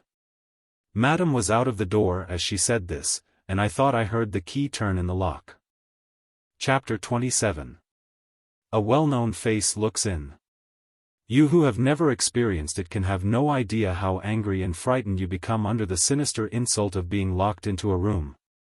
As on trying the door I found I was. The key was in the lock, I could see it through the hole. I called after madame, I shook at the solid oak door, beat upon it with my hands, kicked it, but all to no purpose. I rushed into the next room, forgetting, if indeed I had observed it, that there was no door from it upon the gallery. I turned round in an angry and dismayed perplexity, and, like prisoners in romances, examined the windows. I was shocked and affrighted on discovering in reality what they occasionally find, a series of iron bars crossing the window. They were firmly secured in the oak woodwork of the window frame, and each window was, besides, so compactly screwed down that it could not open. This bedroom was converted into a prison. A momentary hope flashed on me, perhaps all the windows were secured alike. But it was no such thing, these jail-like precautions were confined to the windows to which I had access. For a few minutes I felt quite distracted, but I bethought me that I must now, if ever, control my terrors and exert whatever faculties I possessed. I stood upon a chair and examined the oakwork. I thought I detected marks of new chiseling here and there. The screws, too, looked new, and they and the scars on the woodwork were freshly smeared over with some colored stuff by way of disguise. While I was making these observations, I heard the key stealthily stirred. I suspect that Madame wished to surprise me. Her approaching step, indeed, was seldom audible. She had the soft tread of the feline tribe. I was standing in the center of the room confronting her when she entered. "Why did you lock the door, madam?" I demanded. She slipped in suddenly with an insidious smirk, and locked the door hastily. "Hish," whispered Madame, raising her broad palm. And then screwing in her cheeks, she made an ogle over her shoulder in the direction of the passage. "Hish. Be quiet, chiel, will you, and I will tell you everything presently." She paused, with her ear laid to the door. "Now I can speak, ma chère, I will tell you there is bailiff in the house, 2, 3, for soch impertinent fallows. They have another as bad as themselves to make a lewist of the furniture. We most keep them out of these rooms, dear Maud." "You left the key in the door on the outside," I retorted. "That was not to keep them out, but me in, madam." "Deed I leave the key in the door," ejaculated Madame, with both hands raised, and such a genuine look of consternation as for a moment shook me. It was the nature of this woman's deceptions that they often puzzled though they seldom convinced me. "I really think, Maud, all those so frequent changes and excitements they will overturn my poor head. And the windows are secured with iron bars, what are they for?" I whispered sternly, pointing with my finger at these grim securities. "That is for more than 40 years, when Sir Philippe Aylmer was to reside here, and had this room for his children's nursery, and was afraid they should fall out. But if you look you will find these bars have been put here very recently, the screws and marks are quite new." "Indeed!" ejaculated Madame, with prolonged emphasis, in precisely the same consternation. "Why, my dear, they told me downstairs what I have tell you, when I asked the reason. Let me see." And Madame mounted on a chair, and made her scrutiny with much curiosity, but could not agree with me as to the very recent date of the carpentry. There is nothing, I think, so exasperating as that sort of falsehood which affects not to see what is quite palpable. "Do you mean to say, madam, that you really think those chiselings and screws are 40 years old?" "How can I tell, chiel? What does signify whether it is 40 or only 14 years? Bah! We have other thing to think about. Those villain men. I am glad to see bar and bolt, and lock and key, at least, to our room, to keep soch fellows out." At that moment a knock came to the door, and Madame's nasal, in moment, answered promptly, and she opened the door, stealthily popping out her head. "Oh, that is all right. Go you long, no ting more, go way." "Who's there?" I cried. "Hold your tongue," said Madame imperiously to the visitor, whose voice I fancied I recognized, "go way." Out slipped Madame again, locking the door, but this time she returned immediately, bearing a tray with breakfast. I think she fancied that I would perhaps attempt to break away and escape. But I had no such thought at that moment. She hastily set down the tray on the floor at the threshold, locking the door as before. My share of breakfast was a little tea. But Madame's digestion was seldom disturbed by her sympathies, and she ate voraciously. During this process there was a silence unusual in her company. But when her meal was ended she proposed a reconnaissance, professing much uncertainty as to whether my uncle had been arrested or not. "And in case the poor old gentleman be put in what you call stone jug, where are we to go, my dear Maud, to Knowl or to Elverston? You must direct." And so she disappeared, turning the key in the door as before. It was an old custom of hers, locking herself in her room, and leaving the key in the lock. And the habit prevailed, for she left it there again. With a heavy heart I completed my simple toilet, wondering all the while how much of Madame's story might be false and how much, if any, true. Then I looked out upon the dingy courtyard below, in its deep damp shadow, and thought, how could an assassin have scaled that height in safety? And entered so noiselessly as not to awaken the slumbering gamester? Then there were the iron bars across my window. What a fool had I been to object to that security! I was laboring hard to reassure myself, and keep all ghastly suspicions at arm's length. But I wished that my room had been to the front of the house, with some view less dismal. Lost in these ruminations of fear, as I stood at the window I was startled by the sound of a sharp tread on the lobby, and by the key turning in the lock of my door. In a panic I sprang back into the corner, and stood with my eyes fixed upon the door. It opened a little, and the black head of Meg Hawkes was introduced. "Oh, Meg!" I cried, "thank God. I guessed 'twas you, Miss Maud. I am feared, Mississippi." The miller's daughter was pale, and her eyes, I thought, were red and swollen. "Oh, Meg! For God's sake, what is it all?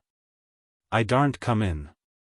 The old UN's gone down, and locked the cross door, and left me to watch.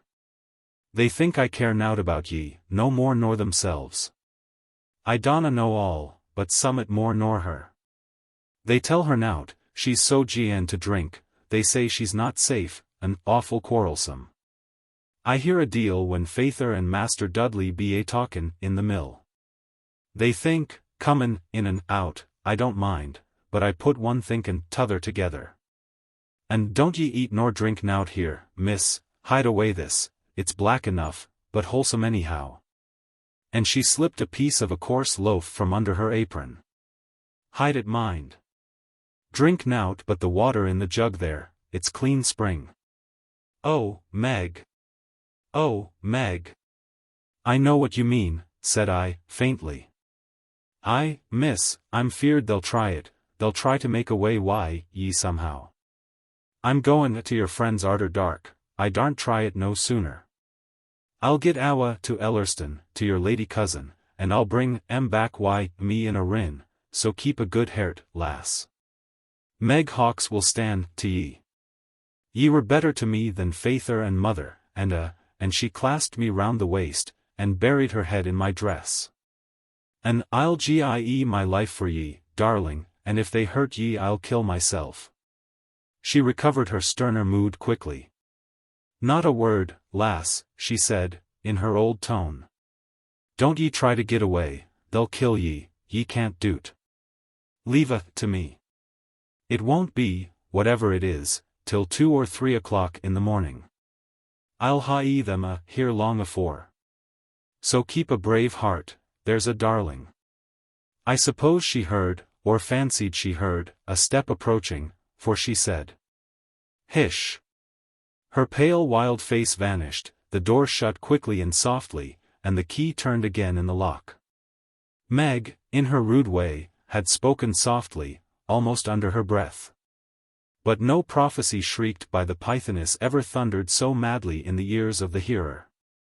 I dare say that Meg fancied I was marvellously little moved by her words. I felt my gaze grow intense, and my flesh and bones literally freeze. She did not know that every word she spoke seemed to burst like a blaze in my brain.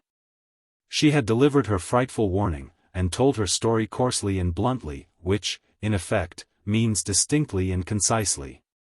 And, I dare say, the announcement so made, like a quick bold incision in surgery, was more tolerable than the slow imperfect mangling, which falters and recedes and equivocates with torture. Madame was long away. I sat down at the window, and tried to appreciate my dreadful situation. I was stupid, the imagery was all frightful. But I beheld it as we sometimes see horrors, heads cut off and houses burnt, in a dream, and without the corresponding emotions. It did not seem as if all this were really happening to me. I remember sitting at the window, and looking and blinking at the opposite side of the building, like a person unable but striving to see an object distinctly. and every minute pressing my hand to the side of my head and saying, "Oh, it won't be, oh no. Never, it could not be." And in this stunned state Madame found me on her return. But the valley of the shadow of death has its varieties of dread. The horror of great darkness is disturbed by voices and illumined by sights. There are periods of incapacity and collapse, followed by paroxysms of active terror. Thus in my journey during those long hours I found it, agony subsiding into lethargies, and these breaking again into frenzy. I sometimes wonder how I carried my reason safely through the ordeal. Madame locked the door, and amused herself with her own business, without minding me, humming little nasal snatches of French airs, as she smirked on her silken purchases displayed in the daylight. Suddenly it struck me that it was very dark, considering how early it was. I looked at my watch. It seemed to me a great effort of concentration to understand it. 4 o'clock, it said. 4 o'clock. It would be dark at 5, night in 1 hour. "Madam, what o'clock is it? Is it evening?" I cried with my hand to my forehead, like a person puzzled. 3 minutes past 4. "It had 5 minutes to 4 when I came upstairs," answered she, without interrupting her examination of a piece of darned lace which she was holding close to her eyes at the window. "Oh, madam! Madam! I'm frightened," cried I, with a wild and piteous voice, grasping her arm, and looking up, as shipwrecked people may their last to heaven, into her inexorable eyes. Madame looked frightened too, I thought, as she stared into my face. At last she said, rather angrily, and shaking her arm loose, "What you mean, Chiel? Oh save me, madam, oh save me. Oh save me, madam." I pleaded, with the wild monotony of perfect terror, grasping and clinging to her dress, and looking up, with an agonized face, into the eyes of that shadowy Atropos. "Save you, indeed. Save. What nie serie? Oh, madam. Oh, dear madam. For God's sake, only get me away, get me from this, and I'll do everything you ask me all my life. I will, indeed, madam, I will. Oh save me. Save me. Save me." I was clinging to Madame as to my guardian angel in my agony.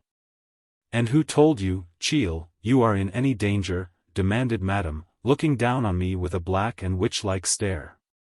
"I am, Madame, I am, in great danger. Oh, Madame, think of me, take pity on me. I have none to help me, there is no one but God and you." Madame all this time viewed me with the same dismal stare, like a sorceress reading futurity in my face. "Well, maybe you are, how can I tell? Maybe your uncle is mad, maybe you are mad. You have been my enemy always, why should I care?" Again I burst into wild entreaty, and, clasping her fast, poured forth my supplications with the bitterness of death. "I have no confidence in you, little Maud, you are little rogue, petite traitress. Reflect, if you can, how you always treat Madame. You attempt to ruin me, you conspire with the bad domestics at Knowl to destroy me, and you expect me here to take your part. You would never listen to me, you had no mercy for me, you join to hunt me away from your house like wolf. Well, what you expect to find me now? Bah! This terrific bah!" With a long nasal yell of scorn, rang in my ears like a clap of thunder. "I say you are mad, petite insolent, to suppose I should care for you more than the poor Herod will care for the hound, more than the bird who has escaped will love the oiseleur. I do not care, I ought not care. It is your turn to suffer. Lie down on your bed there, and suffer quaitly." Chapter 28. Spiced Claret. I did not lie down, but I despaired. I walked round and round the room, wringing my hands in utter distraction. I threw myself at the bedside on my knees. I could not pray, I could only shiver and moan, with hands clasped, and eyes of horror turned up to heaven. I think Madame was, in her malignant way, perplexed. That some evil was intended me I am sure she was persuaded, but I dare say Meg Hawkes had said rightly in telling me that she was not fully in their secrets. The first paroxysm of despair subsided into another state. All at once my mind was filled with the idea of Meg Hawkes, her enterprise, and my chances of escape. There is one point at which the road to Elverston makes a short ascent, there is a sudden curve there, 2 great ash trees, with a roadside stile between, at the right side, covered with ivy. Driving back and forward, I did not recollect having particularly remarked this point in the highway. But now it was before me, in the thin light of the thinnest segment of moon, and the figure of Meg Hawkes, her back toward me, always ascending towards Elverston. It was constantly the same picture, the same motion without progress, the same dreadful suspense and impatience. I was now sitting on the side of the bed, looking wistfully across the room. When I did not see Meg Hawkes, I beheld Madame darkly eyeing first one then another point of the chamber, evidently puzzling over some problem. And in one of her most savage moods, sometimes muttering to herself, sometimes protruding, and sometimes screwing up her great mouth. She went into her own room, where she remained, I think, nearly 10 minutes, and on her return there was that in the flash of her eyes, the glow of her face, and the peculiar fragrance that surrounded her, that showed she had been partaking of her favorite restorative. I had not moved since she left my room. She paused about the middle of the floor, and looked at me with what I can only describe as her wild beast stare. "You are a very secret family, you Ruthyns, you are so conning. I hate the conning people. By my faith, I will see Mr. Silas Ruthyn and ask what he mean. I heard him tell old Wyatt that Mr. Dudley is gone away tonight.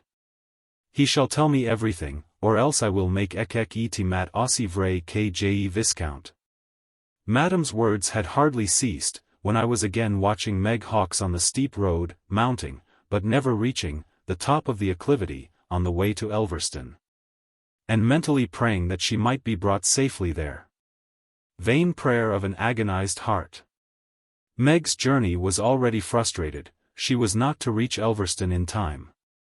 Madame revisited her apartment, and returned, not, I think, improved in temper. She walked about the room, hustling the scanty furniture hither and thither as she encountered it. She kicked her empty box out of her way, with a horrid crash, and a curse in French.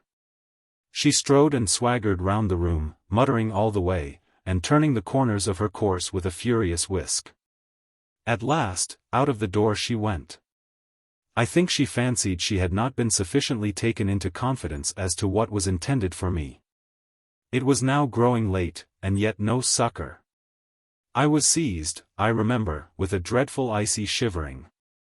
I was listening for signals of deliverance. At ever-distant sound, half stifled with a palpitation, these sounds piercing my ear with a horrible and exaggerated distinctness, "Oh Meg, oh cousin Monica, oh come. Oh heaven, have mercy. Lord, have mercy." I thought I heard a roaring and jangle of voices. Perhaps it came from Uncle Silas's room. It might be the tipsy violence of Madame. It might, merciful heaven, be the arrival of friends. I started to my feet, I listened, quivering with attention. Was it in my brain, was it real? I was at the door, and it seemed to open of itself. Madame had forgotten to lock it, she was losing her head a little by this time. The key stood in the gallery door beyond, it too, was open. I fled wildly. There was a subsiding sound of voices in my uncle's room. I was, I know not how, on the lobby at the great stairhead outside my uncle's apartment. My hand was on the banisters, my foot on the first step, when below me and against the faint light that glimmered through the great window on the landing I saw a bulky human form ascending. And a voice said, "Hush."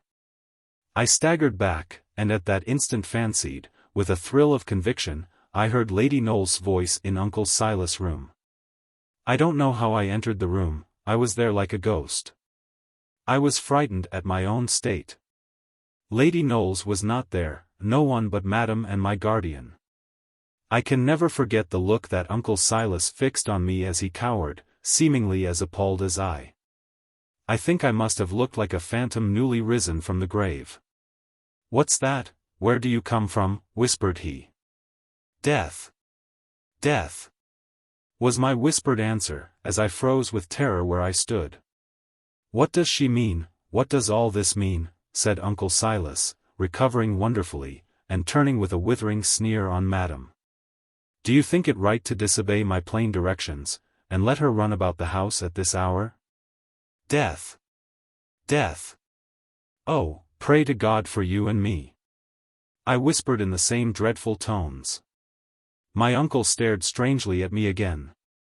And after several horrible seconds, in which he seemed to have recovered himself, he said, sternly and coolly, "You give too much place to your imagination, niece.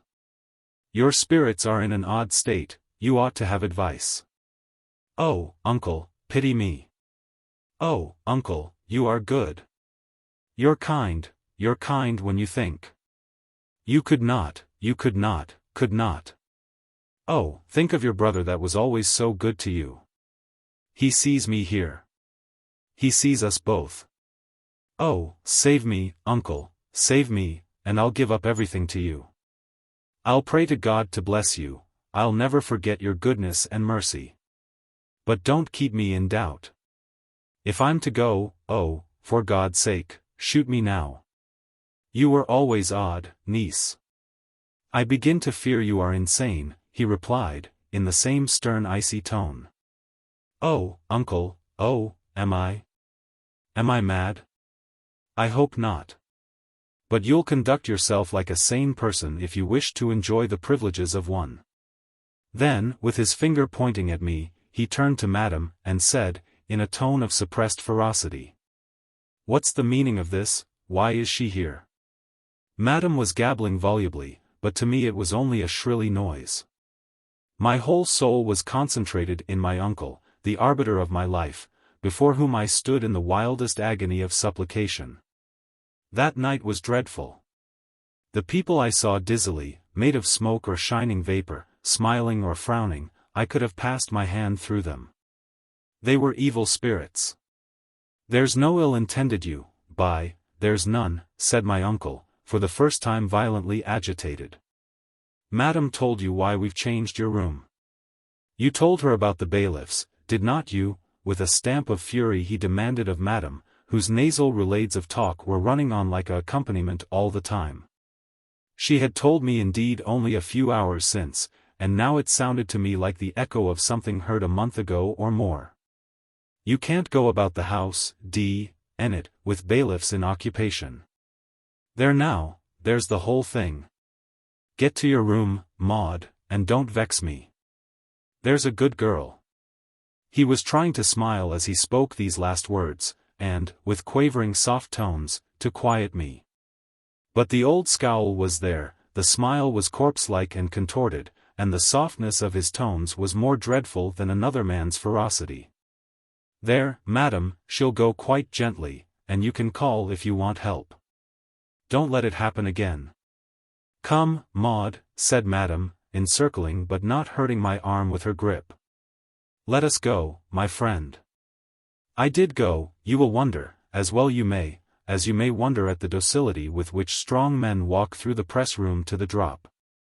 And thank the people of the prison for their civility when they bid them goodbye, and facilitate the fixing of the rope and adjusting of the cap.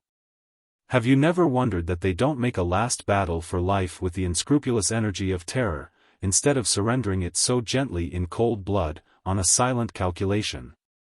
The arithmetic of despair? I went upstairs with Madam like a somnambulist.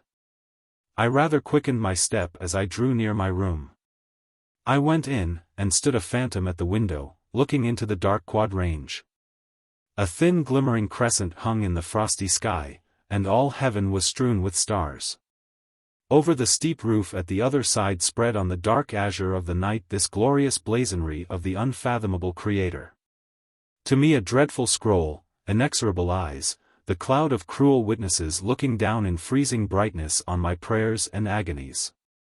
I turned about and sat down, leaning my head upon my arms.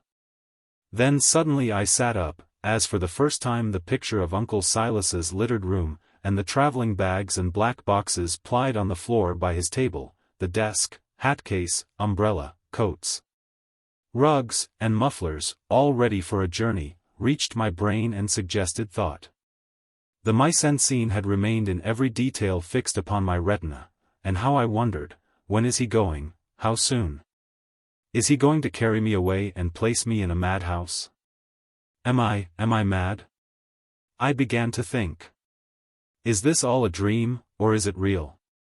I remembered how a thin polite gentleman, with a tall grizzled head and a black velvet waistcoat, came into the carriage on our journey, and said a few words to me.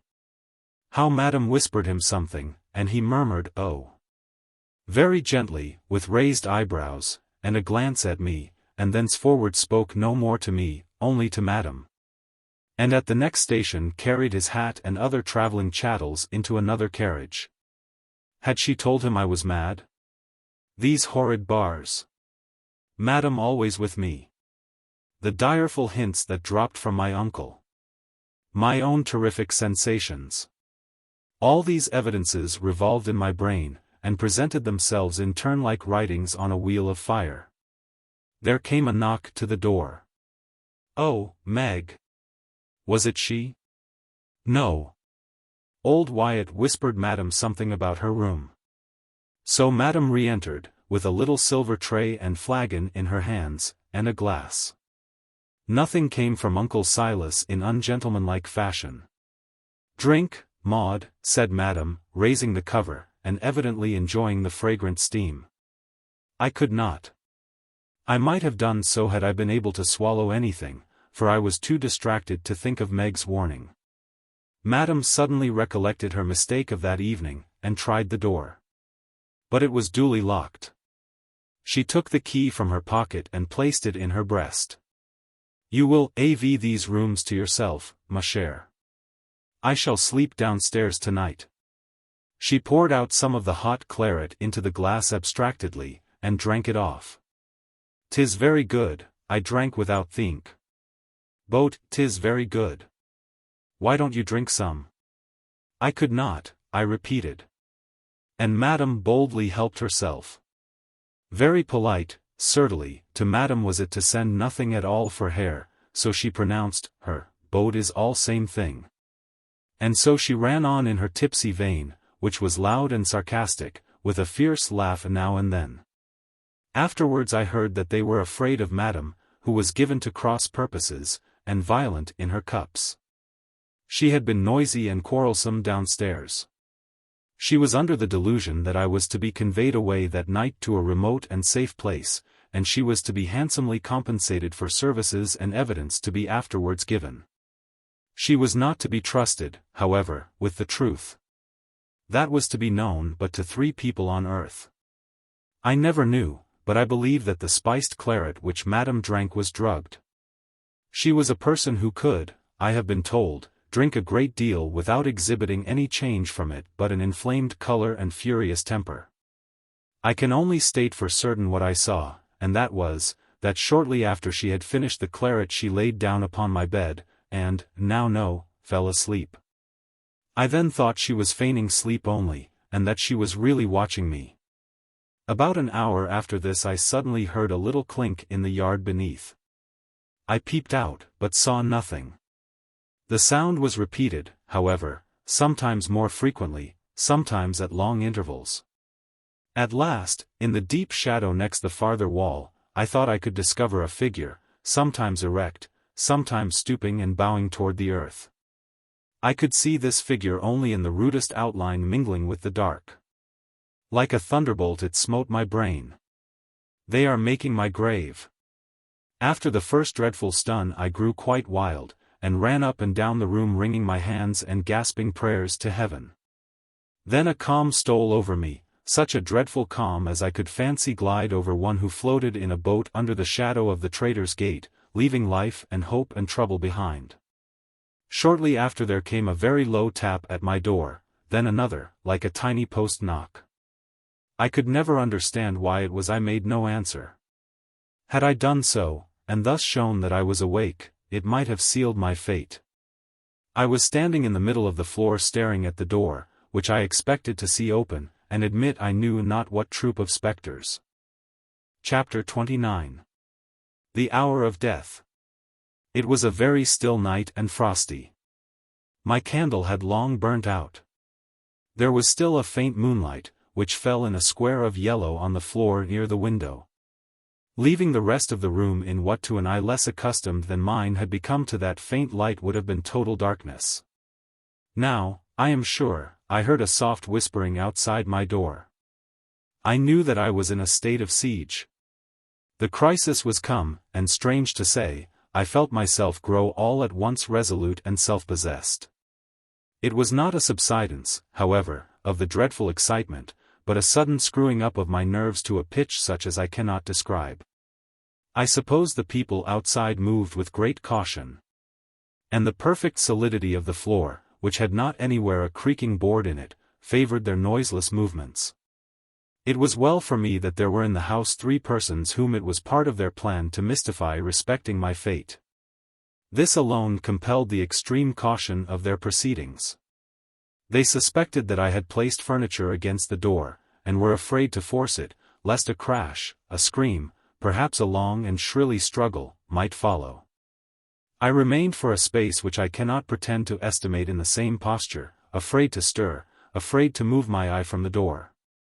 A very peculiar grating sound above my head startled me from my watch, something of the character of sawing, only more crunching, and with a faint continued rumble in it, utterly inexplicable. It sounded over that portion of the roof which was farthest from the door, toward which I now glided. And as I took my stand under cover of the projecting angle of a clumsy old press that stood close by it, I perceived the room a little darkened. And I saw a man descend and take his stand upon the window stone. He let go a rope, which, however, was still fast round his body, and employed both his hands, with apparently some exertion, about something at the side of the window, which in a moment more, in one mass, bars and all, swung noiselessly open, admitting the frosty night air. And the man, whom I now distinctly saw to be Dudley Ruthyn, kneeled on the sill, and stepped, after a moment's listening, into the room. His foot made no sound upon the floor. His head was bare, and he wore his usual short shooting jacket. I cowered to the ground in my post of observation. He stood, as it seemed to me irresolutely for a moment, and then drew from his pocket an instrument which I distinctly saw against the faint moonlight. Imagine a hammer, one end of which had been beaten out into a longish tapering spike, with a handle something longer than usual. He drew stealthily to the window, and seemed to examine this hurriedly, and tested its strength with a twist or two of his hand. And then he adjusted it very carefully in his grasp, and made 2 or 3 little experimental picks with it in the air. I remained perfectly still, with a terrible composure, crouched in my hiding place, my teeth clenched, and prepared to struggle like a tigress for my life when discovered. I thought his next measure would be to light a match. I saw a lantern, I fancied, on the windowsill. But this was not his plan. He stole, in a groping way, which seemed strange to me, who could distinguish objects in this light, to the side of my bed, the exact position of which he evidently knew. He stooped over it. Madame was breathing in the deep respiration of heavy sleep. Suddenly but softly he laid, as it seemed to me, his left hand over her face, and nearly at the same instant there came a scrunching blow. An unnatural shriek, beginning small and swelling for 2 or 3 seconds into a yell such as are imagined in haunted houses, accompanied by a convulsive sound, as of the motion of running. And the arms drumming on the bed. And then another blow, and with a horrid gasp he recoiled a step or 2, and stood perfectly still. I heard a horrible tremor quivering through the joints and curtains of the bedstead, the convulsions of the murdered woman. It was a dreadful sound, like the shaking of a tree and rustling of leaves. Then once more he steps to the side of the bed, and I heard another of those horrid blows, and silence, and another, and more silence, and the diabolical surgery was ended. For a few seconds, I think, I was on the point of fainting, but a gentle stir outside the door, close to my ear, startled me, and proved that there had been a watcher posted outside. There was a little tapping at the door. "Who's that?" whispered Dudley, hoarsely. "A friend," answered a sweet voice. And a key was introduced, the door quickly unlocked, and Uncle Silas entered. I saw that frail, tall, white figure, the venerable silver locks that resembled those upon the honored head of John Wesley, and his thin white hand, the back of which hung so close to my face that I feared to breathe. I could see his fingers twitching nervously. The smell of perfumes and of ether entered the room with him. Dudley was trembling now like a man in an ague fit. "Look what you made me do," he said, maniacally. "Steady, sir," said the old man, close beside me. "Yes, you damned old murderer. I've a mind to do for you. There, Dudley, like a dear boy, don't give way, it's done. Right or wrong, we can't help it." "You must be quiet," said the old man, with a stern gentleness. Dudley groaned. "Whoever advised it, you're a gainer, Dudley," said Uncle Silas. Then there was a pause. "I hope that was not heard," said Uncle Silas. Dudley walked to the window and stood there. "Come, Dudley, you and Hawks must use expedition. You know you must get that out of the way. I've done too much. I won't do nowt, I'll not touch it. I wish my hand was off first, I wish I was a soger. Do as ye like, you and Hawks.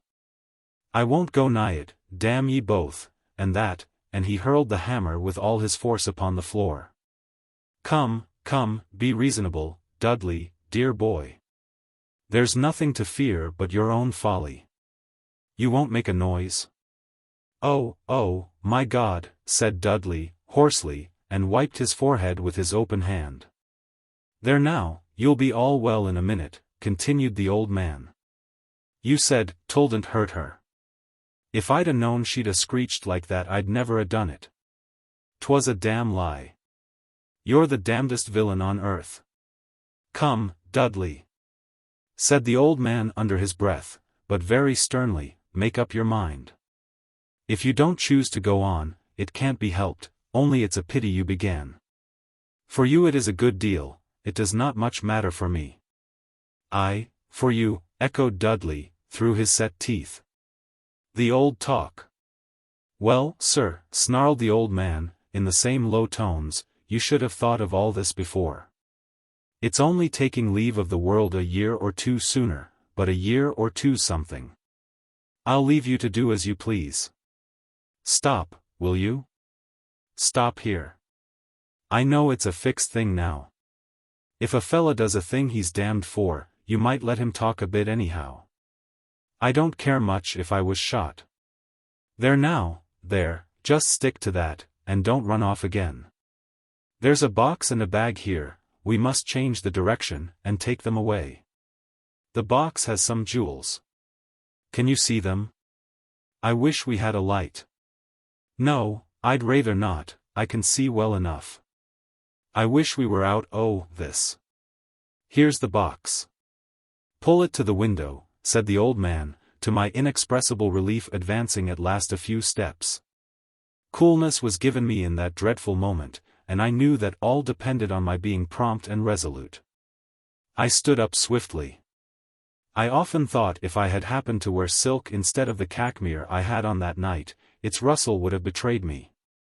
I distinctly saw the tall stooping figure of my uncle, and the outline of his venerable tresses, as he stood between me and the dull light of the window, like a shape cut in card. He was saying, just to there, and pointing with his long arm at that contracting patch of moonlight which lay squared upon the floor. The door was about a quarter open, and just as Dudley began to drag Madam's heavy box, with my jewel case in it, across the floor from her room. Inhaling a great breath, with a mental prayer for help, I glided on tiptoe from the room and found myself on the gallery floor. I turned to my right, simply by chance, and followed a long gallery in the dark, not running, I was too fearful of making the least noise, but walking with the tiptoe swiftness of terror. At the termination of this was a cross gallery, one end of which, that to my left, terminated in a great window, through which the dusky night view was visible. With the instinct of terror I chose the darker, and turned again to my right. Hurrying through this long and nearly dark passage, I was terrified by a light, about 30 feet before me, emerging from the ceiling. In spotted patches this light fell through the door and sides of a stable lantern, and showed me a ladder, down which, from an open skylight I suppose for the cool night air floated in my face. Came Dickon Hawkes, notwithstanding his maimed condition, with so much celerity as to leave me hardly a moment for consideration. He sat on the last round of the ladder, and tightened the strap of his wooden leg. At my left was a doorcase open, but no door. I entered. It was a short passage about 6 feet long, leading perhaps to a back stair, but the door at the end was locked. I was forced to stand in this recess, then, which afforded no shelter, while Pegtop stumped by with his lantern in his hand. I fancy he had some idea of listening to his master unperceived, for he stopped close to my hiding place, blew out the candle, and pinched the long snuff with his horny finger and thumb. Having listened for a few seconds, he stumped stealthily along the gallery which I had just traversed, and turned the corner in the direction of the chamber where the crime had just been committed. And the discovery was impending. I could see him against the broad window which in the daytime lighted this long passage, and the moment he had passed the corner I resumed my flight. I descended a stair corresponding with that back stair, as I am told, up which Madame had led me only the night before. I tried the outer door. To my wild surprise it was open. In a moment I was upon the step, in the free air, and as instantaneously was seized by the arm in the grip of a man. It was Tom Bryce, who had already betrayed me, and who was now, in surtout and hat, waiting to drive the carriage with the guilty father and son from the scene of their abhorred outrage. Chapter 30. In the Oak Parlour. So it was vain, I was trapped, and all was over. I stood before him on the step, the white moon shining on my face. I was trembling so that I wonder I could stand, my helpless hands raised towards him, and I looked up in his face. A long shuddering moan, "Oh, oh, oh," was all I uttered. The man, still holding my arm, looked, I thought frightened, into my white dumb face. Suddenly he said, in a wild, fierce whisper, "Never say another word." I had not uttered one. "They shan't hurt ye, miss, get ye in, I don't care a damn." It was an uncouth speech. To me it was the voice of an angel. With a burst of gratitude that sounded in my own ears like a laugh, I thanked God for those blessed words. In a moment more he had placed me in the carriage, and almost instantly we were in motion, very cautiously while crossing the court, until he had got the wheels upon the grass. And then at a rapid pace, improving his speed as the distance increased. He drove along the side of the back approach to the house, keeping on the grass, so that our progress, though swaying like that of a ship in a swell, was very nearly as noiseless. The gate had been left unlocked, he swung it open, and remounted the box. And we were now beyond the spell of Bartram Haugh, thundering, heaven be praised, along the Queen's Highway, right in the route to Elverston. It was literally a gallop. Through the chariot windows I saw Tom stand as he drove, and every now and then throw an awful glance over his shoulder. Were we pursued? Never was agony of prayer like mine, as with clasped hands and wild stare I gazed through the windows on the road, whose trees and hedges and gabled cottages were chasing one another backward at so giddy a speed. We were now ascending that identical steep, with the giant ash trees at the right and the stile between, which my vision of Meg Hawkes had presented all that night, when my excited eye detected a running figure within the hedge. I saw the head of someone crossing the stile in pursuit, and I heard Bryce's name shrieked. "Drive on, on, on!" I screamed. But Bryce pulled up. I was on my knees on the floor of the carriage, with clasped hands, expecting capture, when the door opened, and Meg Hawkes, pale as death, her cloak drawn over her black tresses, looked in. "Oh! Ho, ho, thank God," she screamed. "Shake hands, lass. Tom, you're a good 'un. He's a good lad, Tom. "Come in, Meg, you must sit by me," I said, recovering all at once. Meg made no demur. "Take my hand," I said, offering mine to her disengaged one. "I can't, miss, my arm's broke." And so it was, poor thing. She had been espied and overtaken in her errand of mercy for me, and her ruffian father had felled her with his cudgel, and then locked her into the cottage, whence, however, she had contrived to escape, and was now flying to Elverston, having tried in vain to get a hearing in Feltram, whose people had been for hours in bed. The door being shut upon Meg, the steaming horses were instantly at a gallop again. Tom was still watching as before, with many an anxious glance to rearward, for pursuit. Again he pulled up, and came to the window. "Oh, what is it?" cried I. "'Bout that letter, miss, I couldn't help. 'Twas Dickon, he found it in my pocket." "That's a dot." "Oh yes. No matter, thank you, thank heaven. Are we near Elverston?" "'Twill be a mile, miss, and please to mind I had no finger in't." "Thanks, thank you, you're very good, I shall always thank you, Tom, as long as I live." At length we entered Elverston. I think I was half wild. I don't know how I got into the hall. I was in the Oak Parlour, I believe, when I saw Cousin Monica. I was standing, my arms extended. I could not speak, but I ran with a loud long scream into her arms. I forget a great deal after that. Conclusion. Oh, my beloved Cousin Monica! Thank heaven, you are living still, and younger, I think, than I in all things but in years. And Milly, my dear companion, she is now the happy wife of that good little clergyman, Sprig Biddlepen. It has been in my power to be of use to them, and he shall have the next presentation to Dawling. Meg Hawkes, proud and wayward, and the most affectionate creature on earth, was married to Tom Bryce a few months after these events. And, as both wished to emigrate, I furnished them with the capital, and I am told they are likely to be rich. I hear from my kind Meg often, and she seems very happy.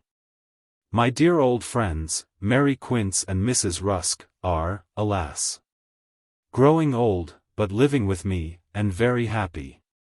And after long solicitation, I persuaded Dr. Bryerly, the best and truest of ministers, with my dearest friend's concurrence, to undertake the management of the Derbyshire estates. In this I have been most fortunate. He is the very person for such a charge, so punctual, so laborious, so kind, and so shrewd. In compliance with medical advice, Cousin Monica hurried me away to the Continent, where she would never permit me to allude to the terrific scenes which remain branded so awfully on my brain. It needed no constraint. It is a sort of agony to me even now to think of them. The plan was craftily devised. Neither old Wyatt nor Giles, the butler, had a suspicion that I had returned to Bartram. Had I been put to death, the secret of my fate would have been deposited in the keeping of 4 persons only, the 2 Ruthyns, Hawkes, and ultimately Madam. My dear Cousin Monica had been artfully led to believe in my departure for France, and prepared for my silence. Suspicion might not have been excited for a year after my death, and then would never, in all probability, have pointed to Bartram as the scene of the crime. The weeds would have grown over me, and I should have lain in that deep grave ere the corpse of Madame de la Rougère was unearthed in the darksome quadrangle of Bartram Haugh. It was more than 2 years after that I heard what had befallen at Bartram after my flight. Old Wyatt, who went early to Uncle Silas's room, to her surprise, for he had told her that he was that night to accompany his son, who had to meet the mail train to Derby at 5 o'clock in the morning, saw her old master lying on the sofa, much in his usual position. There was nowt much strange about him, old Wyatt said, but that his scent bottle was spilt on its side over on the table, and he dead. She thought he was not quite cold when she found him, and she sent the old butler for Dr. Jokes, who said he died of too much laudanum. Of my wretched uncle's religion what am I to say? Was it utter hypocrisy, or had it at any time a vein of sincerity in it? I cannot say. I don't believe that he had any heart left for religion, which is the highest form of affection, to take hold of. Perhaps he was a skeptic with misgivings about the future, but past the time for finding anything reliable in it. The devil approached the citadel of his heart by stealth, with many zigzags and parallels. The idea of marrying me to his son by fair means, then by foul, and, when that wicked chance was gone, then the design of seizing all by murder, supervened. I dare say that Uncle Silas thought for a while that he was a righteous man. He wished to have heaven and to escape hell, if there were such places.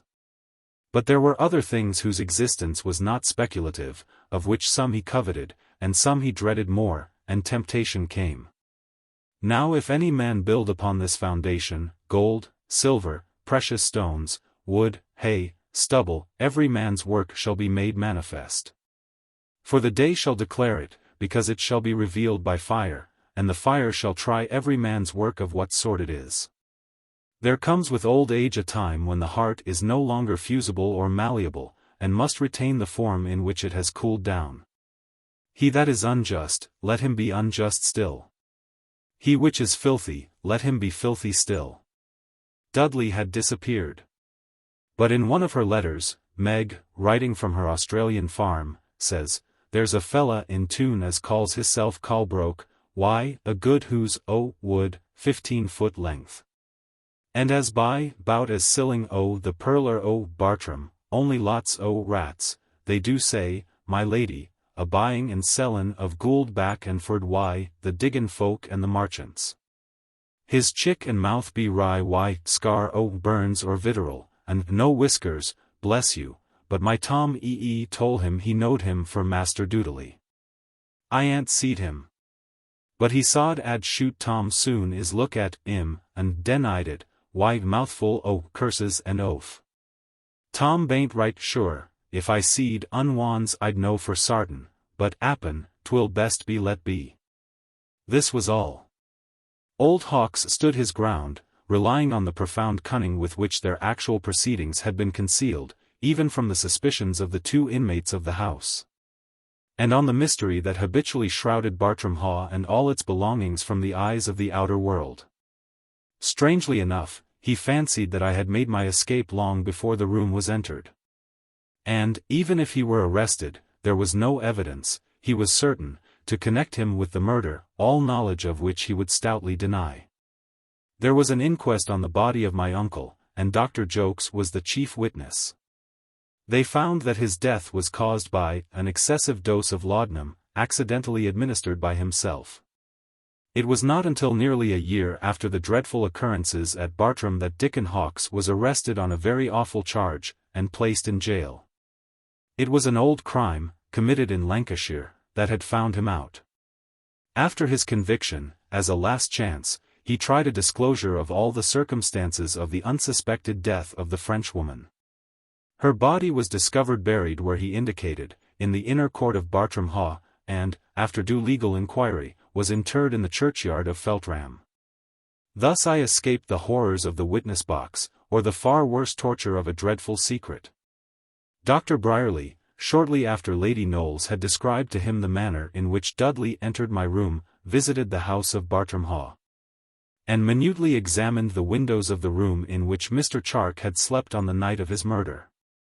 One of these he found provided with powerful steel hinges, very craftily sunk and concealed in the timber of the window frame, which was secured by an iron pin outside, and swung open on its removal. This was the room in which they had placed me, and this the contrivance by means of which the room had been entered. The problem of Mr. Charke's murder was solved. I have penned it. I sit for a moment breathless. My hands are cold and damp. I rise with a great sigh, and look out on the sweet green landscape and pastoral hills, and see the flowers and birds and the waving boughs of glorious trees, all images of liberty and safety. And as the tremendous nightmare of my youth melts into air, I lift my eyes in boundless gratitude to the God of all comfort, whose mighty hand and outstretched arm delivered me. When I lower my eyes and unclasp my hands, my cheeks are wet with tears. A tiny voice is calling me Mama, and a beloved smiling face, with his dear father's silken brown tresses, peeps in. Yes, darling, our walk. Come away. I am Lady Ilbury, happy in the affection of a beloved and noble-hearted husband. The shy useless girl you have known is now a mother, trying to be a good one. And this, the last pledge, has lived. I am not going to tell of sorrows, how brief has been my pride of early maternity, or how beloved were those whom the Lord gave and the Lord has taken away. But sometimes as, smiling on my little boy, the tears gather in my eyes, and he wonders, I can see, why they come, I am thinking, and trembling while I smile, to think, how strong is love. How frail is life. And rejoicing while I tremble that, in the deathless love of those who mourn, the Lord of life, who never gave a pang in vain, conveys the sweet and ennobling promise of a compensation by eternal reunion. So, through my sorrows, I have heard a voice from heaven say, Write, from henceforth blessed are the dead that die in the Lord. This world is a parable, the habitation of symbols, the phantoms of spiritual things immortal shown in material shape. May the blessed second sight be mine, to recognize under these beautiful forms of earth the angels who wear them, for I am sure we may walk with them if we will, and hear them speak.